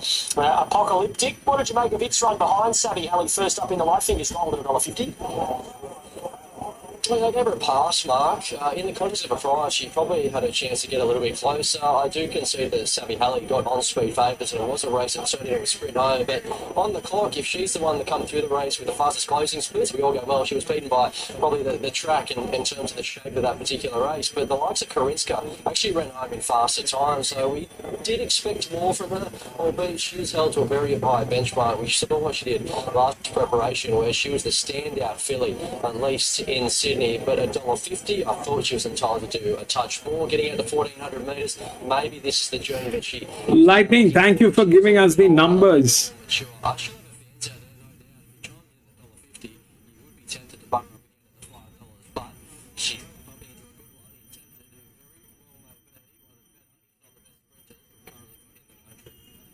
QR code on screen for Break Race Trifecta. If it wins, get a 25% boost in bonus bets here in this Group 1 Surround Stakes. Brad Karinska, 51 into $34 late. Was caught the eye there in the light fingers. Possibly unlucky not to finish closer. Last prep, second up in a Furious Stakes.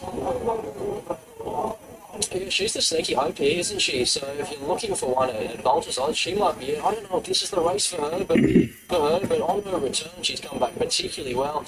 And maybe a race like the Kembla Grange Classic would be right up her alley. But on the strength of that first up run, where she really hit the line, she's absolutely one to mark down and follow for the rest of the preparation. Not much changing in this market. Chantel Buckley's pick of the yard is the favourite, tempted at $1.60. Brad, tempted's a $4.50 chance in today's market for the Group 1 TJ Smith. A win here. Would you see it firm off that, or at least could be competitive in that kind of rate? Yeah, I think you get a little firm, depending on how impressive she is here, and assuming she does win. But if everything goes towards that race that we hope, it's going to be a cracking field, isn't it? You've got Tentira's, Jimmy Star, Gear Kick, Joel Easter, Lady Shenandoah, just to name a few. So if they all line up, we're in for a big clash come the TJ and day one of the championship. So I guess first things first, and $1.60 seems to be her quote now. She looks pretty unmoved from that price, but I can't imagine the amount of multis rolling into this girl. So the likes of Tim Ryan and the traders there at Tad will be holding their breath at some point. Another look at this market, 155 to 160 the favourite, Apocalyptic 420 out to 550, back to $5. Ole Dancers 11. 2 win, Randwick. Back out to 950. Sammy Haley's a good goal, $11 into 950 as they load, and Panova hits the rest as an $18 chance. As Brad mentioned, this race last year won by Lady Shenandoah. Tropical Squall for the Waterhouse and Bot team the year before. Other winners, Sunshine in Paris, Hinged, Probabile, Shoals, First Seal, and More Joyous back in 2010 for the Surround Stakes. Here's Darren. And the Arctic Glamour coming from last. Queen of Clubs moves in here. Apocalyptic going forward. Apocalyptic guided into the gates by Tommy Berry, still the regular rider. Panova moves in, and we're good to go. There's the light. Stand by. Group 1 Surround Stakes. Ready? And they're racing.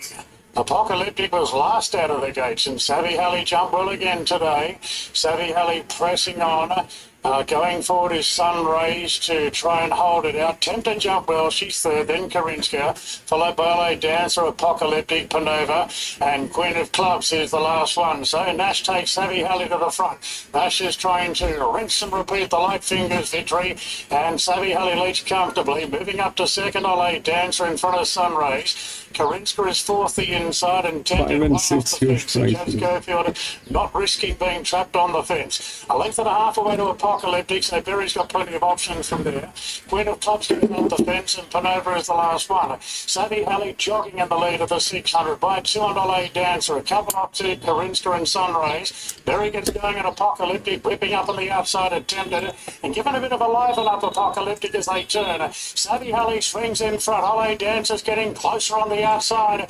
2 after Tempted, and let's go for her, swinging off her. Look at her go. She's going after Savvy Halley. LA Dancer between them. Savvy Halley pushed on. Tempted pushed on, and Tempted moved up on the outside. Tempted takes a narrow lead from Savvy Halley. It won't lie down. It's Tempted and Savvy Halley. Tempted, Savvy Halley. Bob of the heads. Give it to Tempted and moves over to Savvy Halley. Wow, what a thrilling finish that was. LA Dancer third. A gap back to Apocalyptic. Then came Karinska from Panova, Queen of Clubs, and Sunrays. Wow, what a battle down the straight. Savvy Halley refusing to give in, refusing. Tempted, moved alongside. There were several horses apart. A bob of the heads here, Savvy Halley and Tempted, and it's a swing of the heads on the line. Tempted's nose is going up, it's going down, and Tempted will get the money. Just. He gets it, Tempted just over a very game. Savvy Halley in second, and Ole Dancer finishes third. The shorty will salute there, Brad, at the $1.60. You take it again because it won $1.35 on the totes, but gee, it had to earn it. Yeah, breathe in, breathe out. She has got there 1, 4, 3. Attempted, gets the verdict $1.35. Very skinny across the totes there. That's across New South Wales, S-Tab and Utah. Chad Schofield through the kitchen sink at her late. The way she travelled up, you thought it was going to be a matter of times and margins. But to the credit of the runner-up, wasn't she game in defeat? She simply didn't know how to lie down. Savvy Halley has run the race of her life. She is airborne. She did get on speed favours, but good gaps back to the rest. No real excuse for Ole Dancer. She was good. Olympic working home okay. Maybe she's looking for a touch further. She's still got a few tricks, doesn't she? She wasn't the best in the stride and did get into a bit of a tricky spot. But $1.35, job done. I guess they don't pay on margins. If you're backed up, get in the queue. Certainly $1.35 there for Tempted, as we mentioned. Pre-race very quickly, Brad, possibly en route to a TJ Smith. Still a possibility off that, maybe back to 1,200 metres, could suit. Yeah, well, she's got that pattern, doesn't she, of improving third up, and we saw that third up into Tab Everest last preparation where she really rebounded on that Gold Rose run to give Carrying Rising half a shake. So with that in mind, I wouldn't overlook the fact that she can trend that same way. And I know today it's only a narrow margin. This race does have a history of throwing up narrow margins, but I think the TJ will be the P there. She's ticked the Group 1 box. Everything else from here is pretty much cream. That said, I think she's a huge player as we go towards a TJ. A little freshened back to 1,200 metres. Look out. Absolutely. A win there in the Group 1 surround, and a popular result for punters tempted, taking out the first of two Group 1s there from Randwick. Time for the next out of Eagle Farm race 6 on the program. Joyce, here we come to you for a selection here, like the 9 Demon Dart, possibly a little unlucky last time out. Yes, Louis, absolutely. Most runners come through that Noble Conqueror form line. They all seem to drop in weight. Demon Dart ticks that box as well. But as you said, he was also the unlucky runner in that race, badly held up until the final stages, flashed through late. And a horse that needs a wet track. We're on a genuine soft 6 today at the farm. So 52 kilos on his back, a nice soft draw. I'm going the way of Demon Dart, but so are plenty of punters. He's been well backed throughout betting. I thought number 6, Nails Murphy, another one that drops right down in weights, is holding his form terrifically well. The 10, Quothquan, goes in as well, has been well backed, soft draw. Another one down on the featherweight of 52 kilos. And Galifianakis with the claim for Talia Fenton gets in lighter than a lot of them with about 51.5 kilos. So we're going for all the lightweights here, Louis, 9, 6, 10 and 4. So favourite is the 6 Nails Murphy, $3.50 into $3, back to $3.10. Quothquan, $4 to $3.90, then out to $4.20. Joyce is on top of Demon Dart, $5 rock solid. You mentioned they come through the Noble Conqueror race, Joyce. It's the winner, but it's $8 out to $8.50 here. Perhaps the soft 6, I'm concerned. Yeah, he's a funny horse because he never used to like wet tracks, and then last start after his 14th try on a soft track he came out and won at double figure odds. So I just left us all scratching our heads a little bit. He's probably one of the few horses that isn't as well suited. The weights coming through that race, he only drops 4 kilos, whereas a couple of others are dropping sort of 6-7 kilos off that race. So on weights and measures, yeah, he's probably up against it today, but it's about the right price, $8. He's a horse in form. A reminder to scan that QR code on screen for Paul Joyce's quaddie this afternoon, which starts in race 7 from Eagle Farm. So take it now so you don't forget when the race time comes around. And if it wins this quaddie, you'll get a 25% boost in bonus bets as well. So Noble Conqueror, $8.50 last in single figures. Joyce, another one to touch on here is in your numbers. The 4 Galifianakis, there's money for it, $13 into $10. Lost third in that Noble Conqueror race. Yeah, he was third there, so he gets a little 3 kilo swing at the weights against Noble Conqueror for a 1.9 length margin, Louis, which your weights and measures punters would be saying that puts them about equal this time around, and that's pretty much where they've settled in the market as well. He's more of a soft track, reliable performer than Noble Conqueror is. That's the reason I lent to him. He's probably a little bit more tactical speed too than Noble Conqueror. In a race where the map isn't clear cut, I don't think they'll go too hard up front here. So if Galifianakis can take up a spot with that light weight, I had to throw him in the numbers. No money for Glory Days, $8.50 out to $11. North of Victoria Road, the top weight, $10 out to $12. It's $34 and longer. The rest as they arrive at the gates. Joyce Nails Murphy, $3.50 into $3. Second to Noble Conqueror, but prior to that was Flying at the Sunny Coast. Yeah, absolutely airborne, this horse. Kieran Maher, during the week on radio, said it was his best bet he would have had all weekend, and he just trained to tempt it. So if he's that confident, you've sort of got to give that the respect it deserves. And, I think it's a fair price to it, around that sort of $3, just better than a $3 quote, Nails Murphy. I couldn't get him sort of much shorter than that, but you wouldn't sort of put him out any higher either. It'd be too risky for the tap. And dropping 6.5 kilos in weight, as you mentioned prior. So about to start the loading process here. Selections for David Farrell. He's going to stick with Noble Conqueror, 7, 6, 10 and 1. David's numbers in 4. Another late look at the market. Nails Murphy, $3. Demon Dart is $5 into $4.80 now. That is the Paul Joyce on top selection, so they are firming it late. Quothquan goes $3.90 out to $4.80. Late drift for him. Noble Conqueror is out to $8.50 as we mentioned, and then $11 Glory Days. Galifianakis is the spec each way, just tightening ever so slightly, 13 into 11. Then the loading process does begin. Other side of this is the 5th event from Newcastle. We're only 10 minutes away from the Group 1 Australian Guineas at Flemington. Observer being the $1.75 favourite for that. coming up shortly here on Sky Racing 1. Hopefully you're enjoying your Saturday as we take you trackside to Eagle Farm, race number 6. Quoth Quan moves forward, so about 5 to move up. Joseph Noble conquers out of the saddle. Just check if there's some farrier work being done or not. These other runners moving in. That looks like he'll be let in riderless. So Nails, Murphy and Noble Conqueror, the last 2 to move up. Nails Murphy, number 6, $3, tab fixed favourite. 9 Demon Dub, firming to $4.60. Now $4.80. 10 Quoth Quan out to 5, and 7 Noble Conqueror holds spot at $8.50. All in. Ready to break in the 6th at Eagle Farm at the 1,600 metre start. Light about to be switched on. Now they're ready. All set. Racing. That's Molly was sluggishly away towards the inside. Fast to go Victoria Road, but Age of Kings breaking out of the ruck. And there's a surprise leader. Age of Kings, one of the roughies, going to the lead. Glory Days going forward. Victoria Road handy and Demon Dub about 4th soon after the start. Then Gallifanatus, that's Molly. Although Quoth Quan drifting well back Noble Conqueror. And Nails Murphy and Queen Air second last and last. It's a good tempo as they head down the back straight. They've gone through the first 500 metres. And Age of Kings, he's right on the bit and keen to go faster. Leads by 2 to Glory Days, and Victoria Road is securing the box seat run third the fence. 2 to Demon Dub, close enough if good enough on the outside of That's Molly, and Gallifanatus compelled to race 3 wide of the middle part, but striding closer than Quoth Quan, followed by Noble Conqueror and Nails Murphy. They race together, and one behind them, that was Queen Air. 7 lengths, top end to tail, 700 left to run. Age of Kings has been in front since the start of set go, and leads Glory Days and Victoria Road, and Gallifanatus continue to race 3 wide with no cover. Tracking him forward, Quoth Quan now coming 4 deep at the bend, then Demon Dub, that's Molly. Noble Conqueror about to come to the outside, Queen Air, and Nails Murphy decides to opt for the inside and pitch inside runs, and are certainly doing that.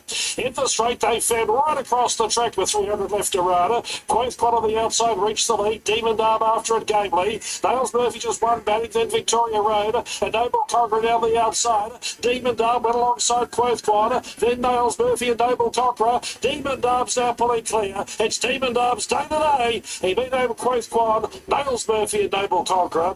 Then Victoria Road, that's Molly, followed by Gallifanatus, Glory Days, Queen Air, and Age of Kings, the pace setter, ran in last position. Demon Dub lands good bets. 9 beats 10. 6 runs 3rd. Joycey on top of salutes there to race number 6.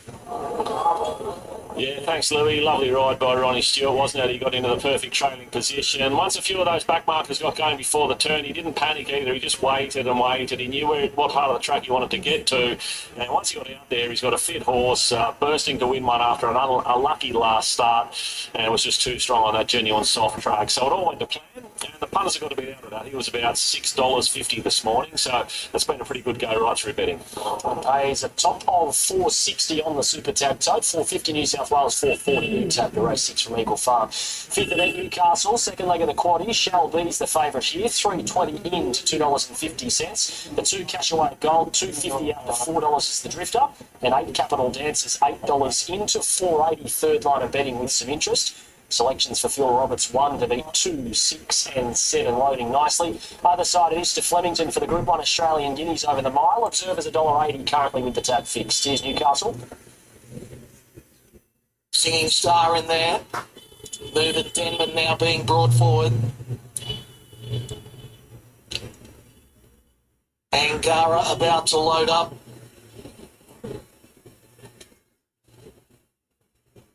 Pearl's Treasure about to come in, just being wiped down the neck by Will Stanley. Can't claim his full 2 kilos here, Will Stanley on Pearl's Treasure. Allotted 55, Will can ride at 54 and a half. Got a white cap here on Mr. Trackside. As the line is just about set, Cashaway Gold about to come in.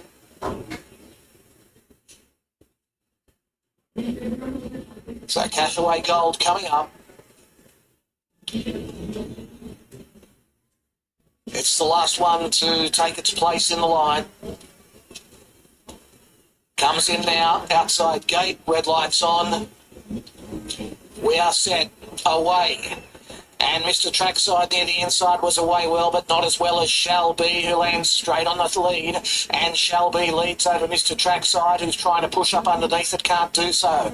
In third spot, Movin' Denman, followed by Pearl's Treasure, Cashaway Gold, quite wide at that point. Singing Star, Capital Dancer saves ground the inside. And then the Girls' Weekend, and back at the tail as they come to the turn as Angara around the bend. Shall Be held the inside, held the lead. Mr. Trackside in second spot. Movin' Denman was next, then Capital Dancer, followed by Singing Star, Pearl's Treasure, Cashaway Gold, Girls' Weekend. Shall Be is still travelling, 200 metres to go and got away. Shall Be led by 2.5 lengths now, Mr. Trackside. Capital Dancer, Singing Star the outside, Angara late, but Shall Be, great record here, Shall Be over Mr. Trackside, Capital Dancer and Singing Star. Favourite far too good for them at Newcastle. Shall Be pays 221.40 over Mr. Trackside and Capital Dancer. A break and then Flemington.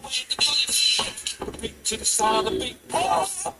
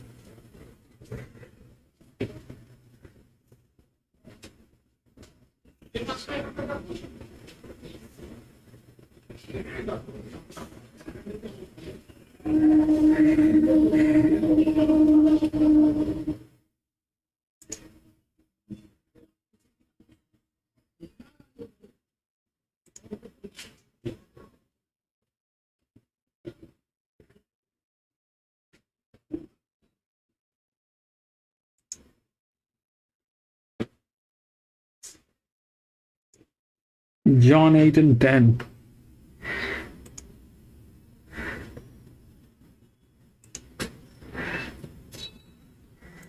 Tomorrow, next generation's lifetime. And Ingleigh Friedman summed it up beautifully after that third card and just said, mark this down history. Get a little, get your son or your daughter and get them to watch this because they won't see it again. Sad we've lost her, but immortal.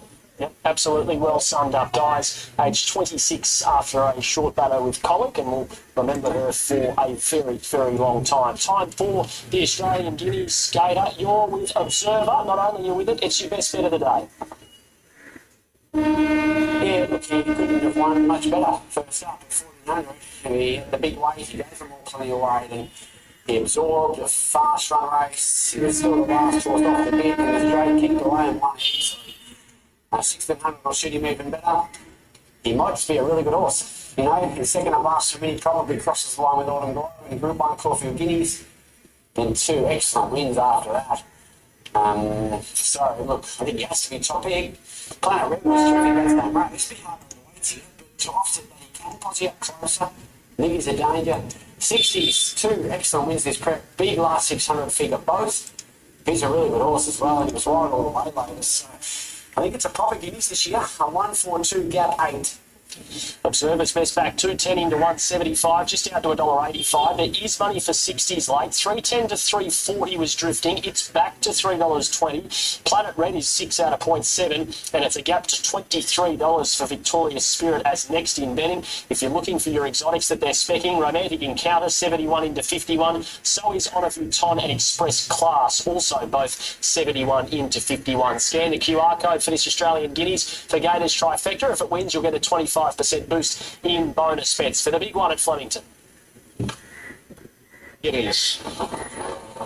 Set to run. Ready. All clear given and away. Romantic Encounter from the centre jumped away very fast with Bing Eye. Observers out well. 60s out pretty well towards the outer midfield at this stage. And west of Swindon's also punching up. Express Class is a bit closer today. 60s 5 deep into that first corner. So after 300 metres, the leader Romantic Encounter by about a length and a half as 60s are sweeping across. Observer is right underneath the second favourite here. And they're 2.5 west of Swindon, followed by Express Class, Bing Eye, Officiate, Victoria Spirit, Planet Red, well back with Honor Vuitton. Romantic Encounter, 1,000 metres to go, spreads them, and that was able to give 60s the one-off cover on the outside. They were followed by Observer, and they're about 2.5 lengths west of Swindon. Express Class, a length and a quarter, Bing Eye, Officiate, well back.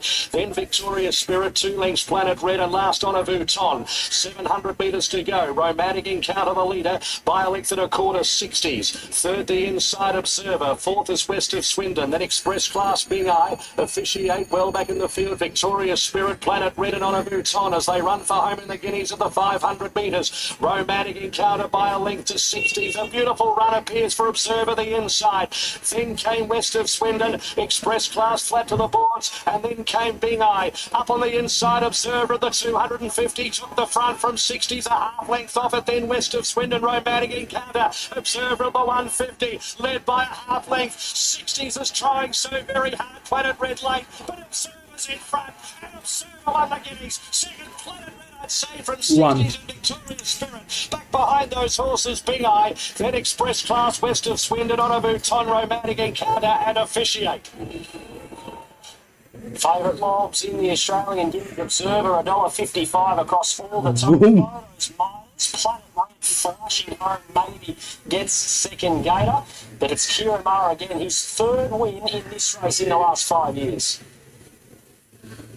Yeah, look, it's a terrific effort. He's second up off a Derby prep. He rode a hot speed first up with his big weight. Today he had the dream run, sure, but he's got a lovely mix of class, speed. Who got there? 1-4, I think. 1-1-2. Either 1-4-2. I don't know. There was another one. So until and unless they publish the final results, we will not know. Just perhaps peaked at the end of the mile, but a game effort for him. Certainly was a second Group 1 victory for. I think the 4 got there. I think the 4 got there. The 2 was good. What might have happened here is the 3 was also doing that thing, okay? The 3 was also doing that thing.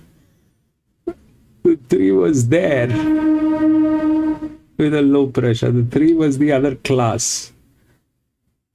But they generally don't win from there, or they disappoint from there. So that's that part of the story. So 1 was clean.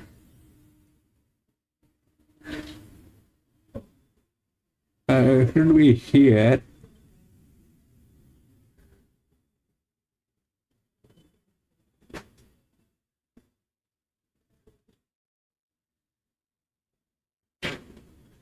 And then if the 3 did not knock the 8 out,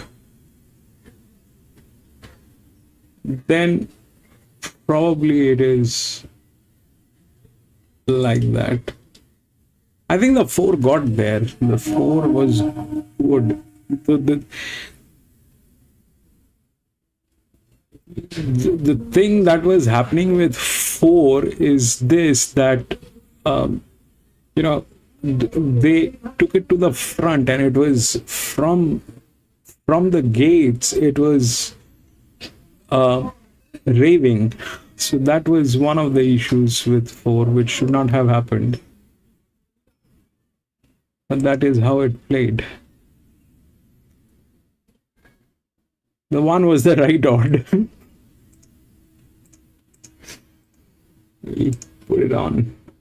Favorite 3. This is the 3rd favorite that got home.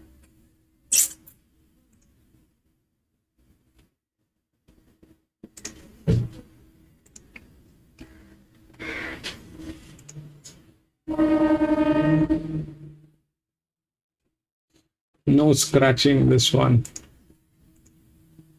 3-1, 13, 12.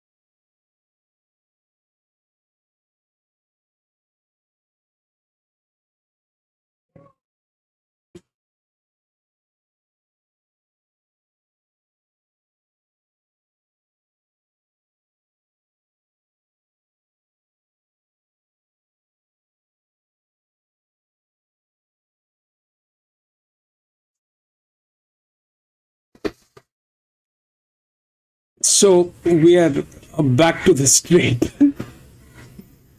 We are back to the straight. Now let's see what has happened in the straight so far. So 1100.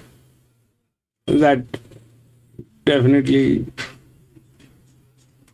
did not happen. The 6 happened. All right. That was a high pressure.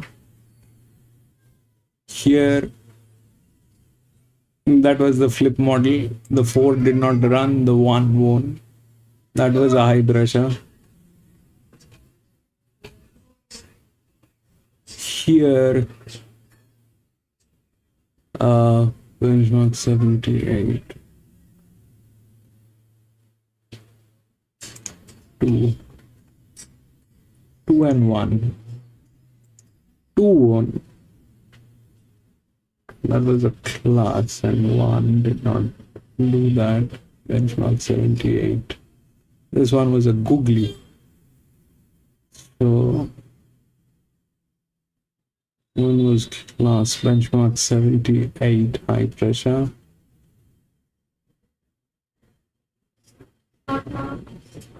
Here it did not run, high pressure.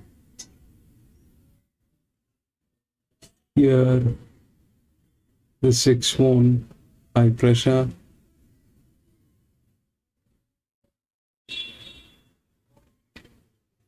And now we are here, which is a high pressure. I think it is the one.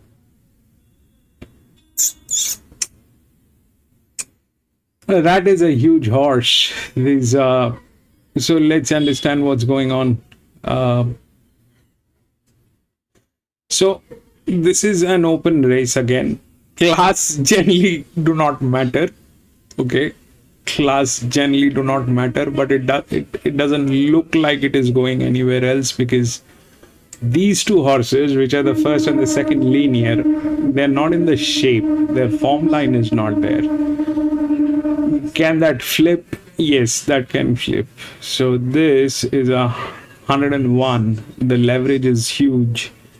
There's 103. Then there is this 140, but they're all losing their form line. So those are good horses, but it doesn't look like it is happening with them. And the odds are right also, because it generally is, the high pressure, low pressure game. It's generally is the high pressure, low pressure. So it is a high, then it drops here low, which is also a higher class. But then, because this thing is an open race, that 8 is a check, okay? Because this doesn't have a form line. This one, the one doesn't have a form line. It definitely is a class. But this race is not about class. It is a low pressure, which is the right arrangement also. But because of the form line, the 8 becomes a check. And they are connecting gates also, but that doesn't matter, because it is going to be on the straight, and the straight has a mind of its own. The straight has a mind of its own. So generally it is like high, then low. So that's where this comes in, but doesn't have a form line. Then the other low is this, which has a form line, but not of the class. That's what this race is not about. This race is not about class. So that 8 is a check. So if that wins, 8 deserves a place if the 1 doesn't knock out with the class, which is a possibility. Why? Because that's a class and that is the lowest pressure model. And then it is here, which is not of the class but has a form line. Okay. And then it will climb, probably, looking at what is going on.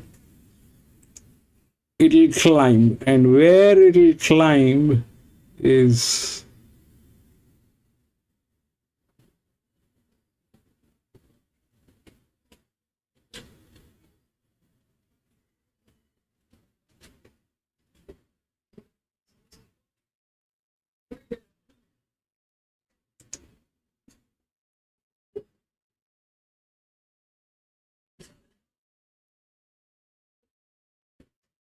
$27.86.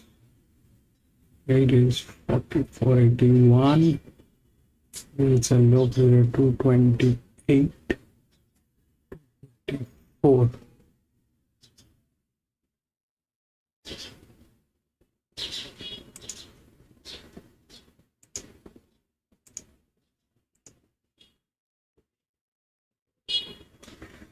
So that is a possibility that it will climb here.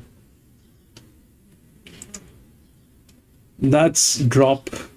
If that is not the drop, then here it is the drop, probably. And then if it climbs, the 4 has the right arrangement to climb. Okay. But again, those are very questionable things, how that will work. But that probably is how it is lined up. Can this be the drop? Of course, that's like 50% of what that is. So that is also possible. But generally it is a drop. It is a drop which is a very strong drop. And here it is an arrangement. But this is on on the low ball side, which is a class problem. Here it is that. So the 3 is the right odd. It's very difficult to beat the 3.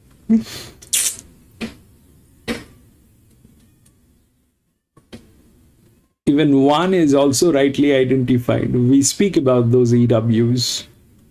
That is that. But it doesn't have the form line. And on top of that, it is going to be on the 1200 meter straight, which is the most treacherous track in Australia, probably. We'll see how that works. I like the 3.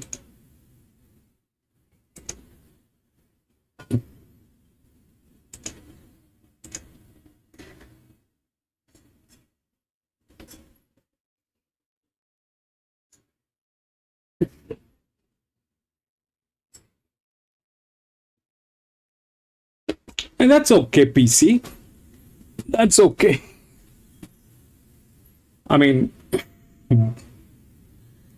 we all get frustrated, PC. We all get frustrated in our own ways. And it jocks, you are right. Those are very, I mean, those are very difficult to negotiate with. You are not riding the horse. I am not riding the horse. None of us are. They are riding the horse. And they keep making the same mistakes over and over again. And we know where the mistakes are. It's not that we can't identify. We can identify where the mistakes are. What should have been done and what they have actually done. So that's the purpose, PC. That's exactly the purpose. You asked me why the data. The data is because you don't want to make the same mistake over and over again. I mean, then there is no difference between us and the jocks. The jocks, they keep the same mistake. They keep doing the same mistake over and over again. And the reason why the data is there, so that, we learn from our mistakes. We know the reason. What is the reason? I mean, if you ask blindly somebody why the 3 will win, why? What is the logical reason for 3 winning? Or what is the logical reason for 1 winning? Okay?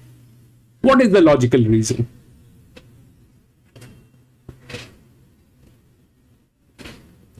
I mean, if you go to a racetrack, I can guarantee 90% of the people will not be able to answer this. They just believe. It's a hoax. It's thin air. It's a hoax. The race scholars, they constantly talk about pressure. But do they actually show the pressure? What is the pressure? What kind of a thing it is? It's an elephant, it's a monkey.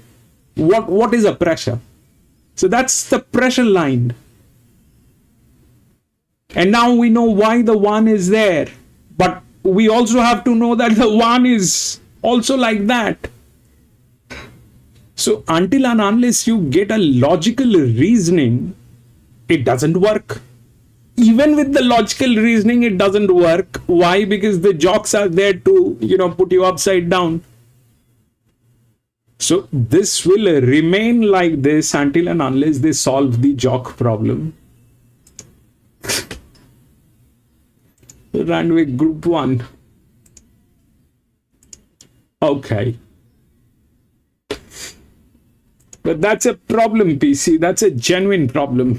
Jocks and their behaviors. Sad thing is you can't do anything about it. Nobody can. But take your time.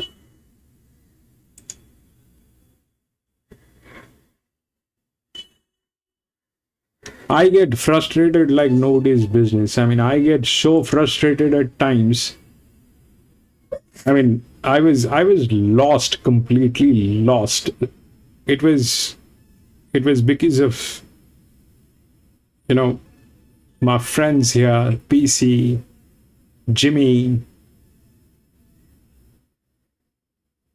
From the first year, that's when things started building up.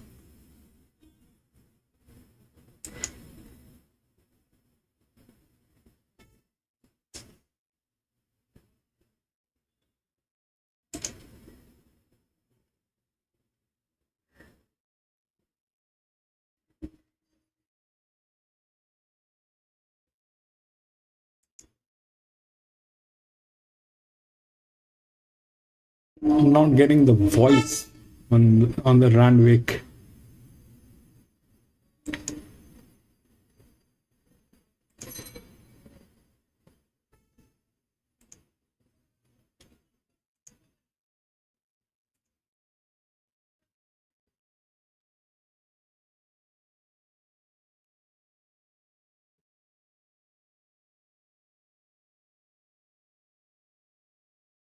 IBD, but unfortunately we've lost an absolute champion and a legend of the turf. A very sad day indeed. So $1.25, tab not budging, fixed odds price on Autumn Glow as they begin to load. Sir Delia's $6.50 out to $8.50, Aliana's 11 out to 12, Chaelwolf 15 into 13, just skims up there, $21 for Lindemann and $61 for Trinity College. Chris Waller's won the last 11 of 15 editions of this race. J-Mac has 5 Tab Very Elegant Stakes victories to his name for the 2026 edition. Here's Darren.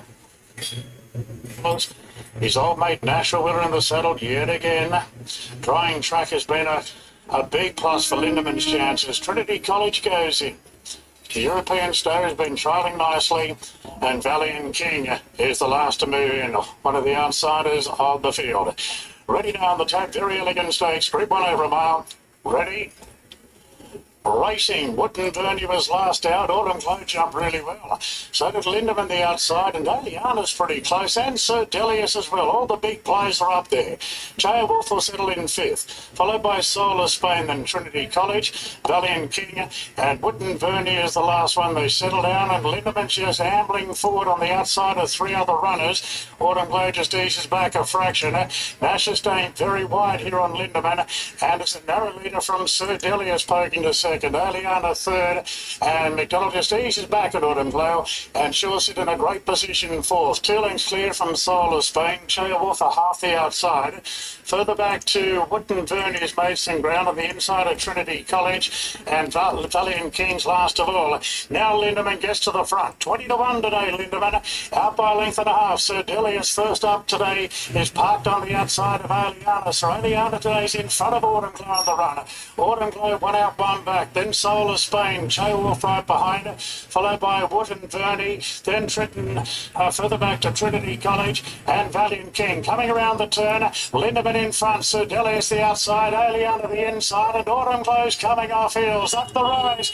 Aliana moved up. Aliana takes the lead, but Autumn Glow's cutting loose on the outside. They're sprinted hard, Sir Delius. Yeah, because today Mr. Brightside and Goes in, but she's the perfect 10, and it's only just beginning for Autumn Glow. still Autumn Glow beat the Aliana.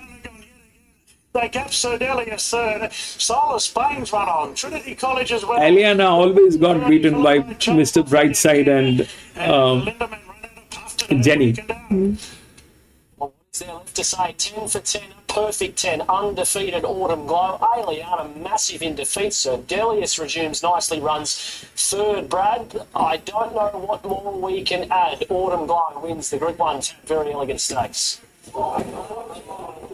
I'm just waiting to see if these flux are right. Is that the New South Wales tote? $1.05 and $1.01. Gee whiz, that's short. $1.05 on the New South Wales tote. Autumn Glow, job done. She always looked in control. She was put into a lovely spot there by James McDonald. But one of the stories that come through this race, not only the fact that Autumn Glow's made it 10 on the bounce, the perfect 10, but Aliana, she is humming. She goes towards a rampage. She'll be better suited again out to 2,000 metres and a Queen Elizabeth. So look out once she gets out to 2,000 metres. Big gap back to 3rd. Sir Delius, who was just a little bit keen from outside the lead there in the early stages, that being Lindemann, but looks to have done enough to hold on for that 4th position. But Autumn Glow, she was in a class of her own, only a narrow margin, a decisive margin nonetheless. Eliana. Look out next time in a rambit. That is a cracking run in defeat, Eliana. All honours the winner, Autumn Glow, takes out the second of the two Group 1s from Randwick. 8.92 across the board, and yep, you're seeing things right. $1.05 across the totes there with the World Pool. As we head back to Eagle Farm for the next on the program. Joycey, you're tipping Savagery Vibe in this race, coming off a last start win here at the track. Yes, Louis, that's it. Savagery Vibe, very well backed favourite for the first leg of the quaddie at Eagle Farm this afternoon. Should be winning. Tony Goll and Ryan Maloney, they teamed up, as you said, to win with this horse last start. So really settling in well for Queensland racing. Still hasn't been caught up to yet by the handicapper. I think we've got another win or two out of Savagery Vibe before that happens. If you want a danger, number 12, Cheval Chic, obviously excels on soft tracks, as we saw last start. You won't quite get the odds we got last start. Cheval Chic each way, but certainly the danger here today. 13 Break Free, the most lightly raced horse, is doing lovely time. She'll get a gun run from the draw. And number 2, Flying Destiny, gets the blinkers back on today. And another horse that likes it genuinely soft. So a few soft track runners here, Louis, but hopefully the favourite, number 11, Savagery Vibe, can get the punters off to a flyer in the quaddie. This is the first leg of the quaddie, as you mentioned, Joycey. Scan that QR code on screen, punters, and if Joycey's quaddie salutes at Eagle Farm today, you get a 25% boost in bonus bets on the tab. Get involved with that one. You've got about 30 seconds or so to scan the QR code. Savagery Vibe with the tab market, $2.50 into $2.15. 13 Break Freeze drifting, 5 out to $6.50. Money for the 3 Astrondo. Joycey, $9 into $7, drawn a touch wide, but won 2 on the bounce before, just not featuring last time out here. Yeah, I was on last start, Louis, and I'm not sure I've done the right thing in leaving. Eliana always got placed. That's kind of funny because she always raced with Mr. Brightside, Jenny, and Eliana. And Eliana always came third. It's either Mr. Brightside or Jenny, and then Eliana. She got beaten by Mr. Brightside as well. $17, now $18 chance, and Freeland 21 into 18 just tightens it there at some longer odds. Lost His Beans is next in betting as a $21 pop on the drift though. Bernie Cooper's pick of the yard, number 12. So the one which actually won today before Eliana, that is probably something that needs to look, you need to store, because that is the replacement of Jenny and Mr. Brightside. Both are old. That probably is the replacement. That's a good horse. Beating Eliana is not easy. But Eliana was on the third. Fixed Savagery Vibe to go back to back with Mr. Brightside and Jenny. The last two up will be a Strondo and a More Veloce. They're both coming forward. Following race will be the prelude from the 3-year-old Jill. Now, More Veloce, last one up, they're all in. Maybe does. 1,200 metres ahead of them. Maybe. All set. But Eliana is like a 4-year-old mare. So, yeah, she needs to get that right opportunity. She needs to get that right opportunity. It's all about opportunity. It's all about how the race structure is. Who is she competing with? And how the structure of the race is. No speed on it all. More Veloce is cruising in front by the 800 metres. Red Flying Destiny gets a good run in second, travelling by a length and a half. 2.5 away, third Break Free, and then came Cheval Chic the rail. Astrondo going up all of a sudden in the middle part. Savagery Vibe is about 2,400 meter is very difficult, but yeah, if you have the right opportunity. But Eliana is a pressure horse, so Eliana is like a capital pressure. Astrondo coming up even deeper. Savagery Vibe 2 lengths behind them, and work to do. Break Free are starting to go through towards the inside. The 9 that won the other day at coming through on the inside and coming strongly. Sandown or somewhere we were racing. That was a 2400 meter. The Bombers a busy finish, then Chevelle Chic, followed by Break Free, a strong day, Seneschal lost his beans, and travelling home was Shehab. Close finish, won the inside receipt. Yeah, so that was the opportunity, that is the opportunity. If you have a weaker field and you put Eliana there with a pressure model, then that's a different thing. But with a stronger field, the scenario changes. Like for this one,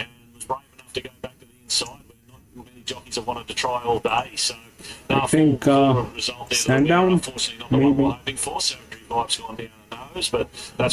This one, okay, 2400 meters. We spoke about the 9, that was a 4-year-old mare, alright? And we spoke about the 14 also. So the 5-year-old mares are very strong. I did not have confidence on this one, but the 9 definitely knocked it out. It did not work with the pressure. 15 and 13 as they load really nicely here for race 6. Other side is Flemington, race 9, the English Sprint. Set Newcastle. Red light.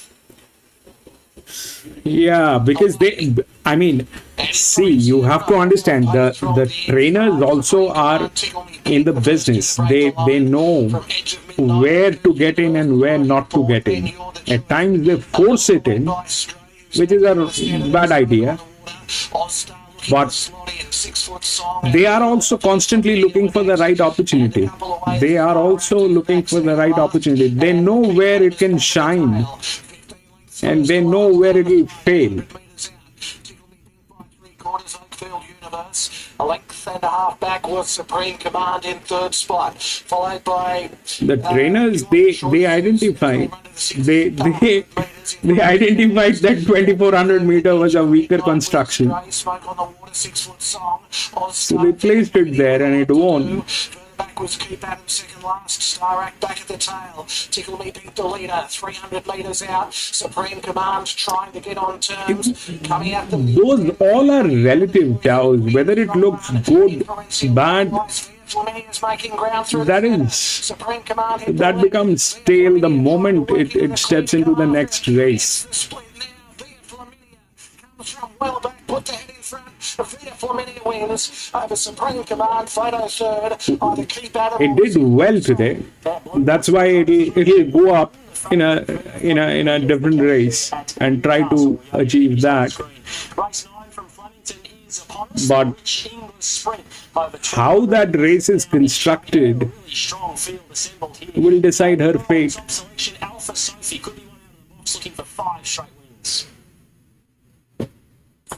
Yeah, look, she's been excellent. Tail end of last prep and a great return, winning fast time. It's a race 11 and 6. Hasn't really been working out yet. Bell Mercy and from that race were both underwhelming earlier today. So was Shibto Easy last week out of the race. So I've got some concerns now, but the clock doesn't lie, and she won the race well. So she's on top. Certainly not as confident as I was a couple of hours ago, though. Tanui Louis, or whatever her name is a great value danger, I think. I really liked her trial. She's an alibi. Last pro, she's drawn to swoop and have the last. At all! EW10. Araman. Tornado Queen, there in the mix. 311, 115.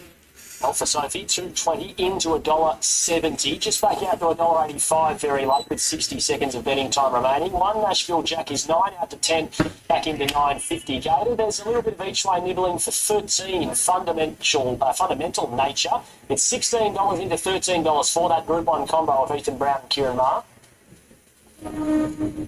Yeah, look, 6th top-rated runner. She's unbeaten. There's merit to both wins. In the latest, she beat Torsheen with 60 kilos. Ran a useful last 600 figure as well. So her ceiling, we don't know what it is yet.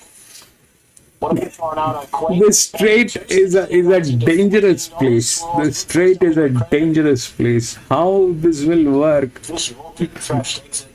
John 9. 9 is which one? You can tie the form in. I was worried about game 2, but 9 is 80182. 16 out to 17, back into 15. Layla's a $17 chance, and Get a Good Feeling is 26 into $21. Alpha Sophie is still shopping $1.85. They're drifting her slightly, but she is the only one in single figures, Gator. It's maybe a bit of a mute question, but I thought she would have been a chance in an Oakley plate. Is that the kind of level you're holding her to as well? I think I wanted to see Point Barrow perhaps run better for her to be a key winning hope in that. But she wasn't bad either, Point Barrow. She just wasn't as good as we thought. So they've obviously taken path of least resistance in this field. So look, they talk about resistance, but they will never show the numbers. How will people know what are they talking about resistance? How can people understand what resistance is? They talk about all this, but they will never show the numbers. They will never show the actual facts. They will never show that. That's the problem. They will talk about, they can't avoid, during the conversation, they will come up with those topics. Resistance, pressure, but they will never reveal. They want us to keep dreaming.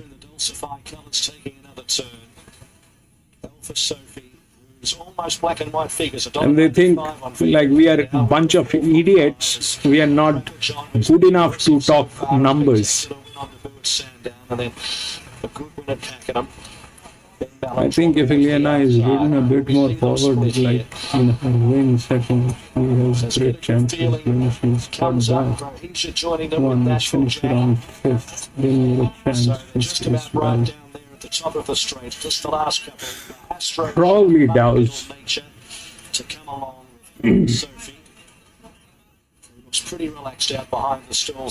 But she definitely creates a lot of confusion. I mean, with her presence, it becomes difficult to take a call. With her presence, it definitely becomes a problem to take a call. Even if you have Mr. Brightside or Jenny, she's always a threat.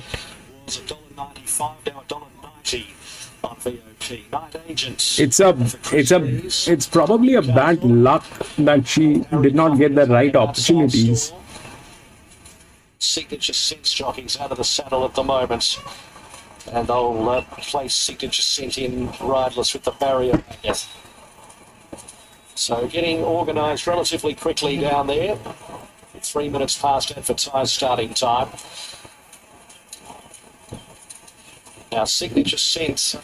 PC got very upset with the jocks. Astro Chat standing pretty well in barrier. PC has reasons to be upset. PC plays on very high risk. Alpha Sophie with Zach Spain. Another important ride for the Peter Moody, Catherine Coleman stable in this. Garwood is forward. To complete the line top spread, Bowman was riding her. For the big prize. The English Spring stand by for a start. Racing. Rohija to the outside, jumped away. Lewis! A scrimmage shortly after the start. Astro Chat began well with also Jenny the Ninja as they spread across. Astro Chat is showing good speed. Tornado Queen isn't too far away. Layla up the middle leads the outside division. Alpha Sophie's about 8th or 9th and up on the nickel a little. Nashville Jack is underneath of her, followed by Get a Good Feeling. Flyer Rosita. They will follow next in the field by a Garwood, and then well back in the field is Fundamental Nature with Trapper John, Rohija, Taylor Lily, and last of all is Night Agent. Astro Chat the leader from Tornado Queen and Layla in the white jacket. Signature Sent behind them from Jenny the Ninja. Alpha Sophie's nice and close. 2 lengths off the lead, and then came Nashville Jagger. Garwood well back, Get a Good Feeling. Flying Awasita, Taylor Lily, and Fundamental Nature as they reach the 250 metres. La Astro Chat with Alpha Sophie letting down. Hasn't pinged yet. Signature Sent still there, and Nashville Jack over on the far side is coming through. Nashville Jack 100 metres to go. Took the Get a Good Feelings finishing lost. Get a Good Feelings coming out over for the top and get a good feeling on it. National Jack second, Photo third, Fundamental. Seven, I think. Followed by Tanner Lely, Trapper John La Astro, No, two. then Rohisia's signature set. Back behind them, Ginny the Ninja flying over Cedar Toronado Queen. Well back Alpha Sophie's beaten only a few to the post, including Miller. Behind the two, getting good feeling, Gator. It gave up. Over 2,000 metres off an Oaks campaign. Comes here first under 1,200 and wins. Yeah, it's some effort, isn't it?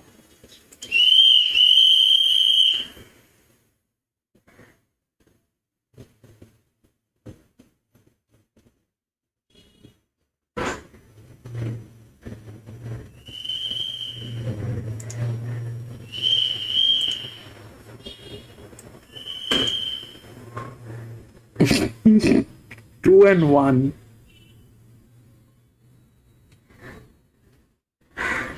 26. Here's 6.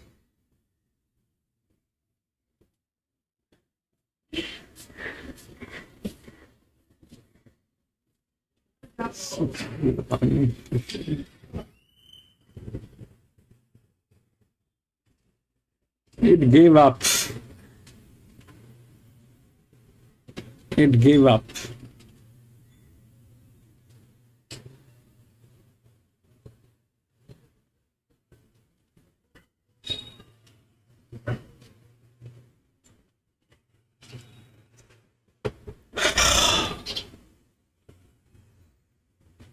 I didn't notice that.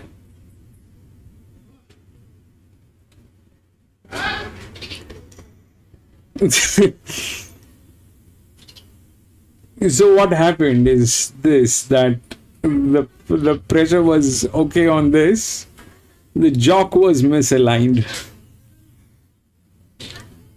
I didn't notice that. I just came here and looked at that, and all that was looking good, and I did not dig into it. That was the fact. The jockey was misaligned.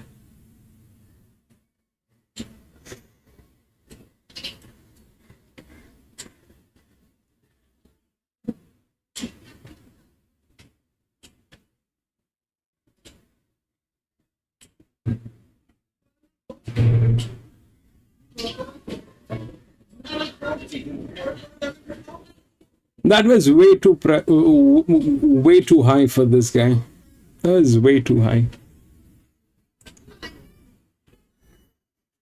We'll go to the next 10.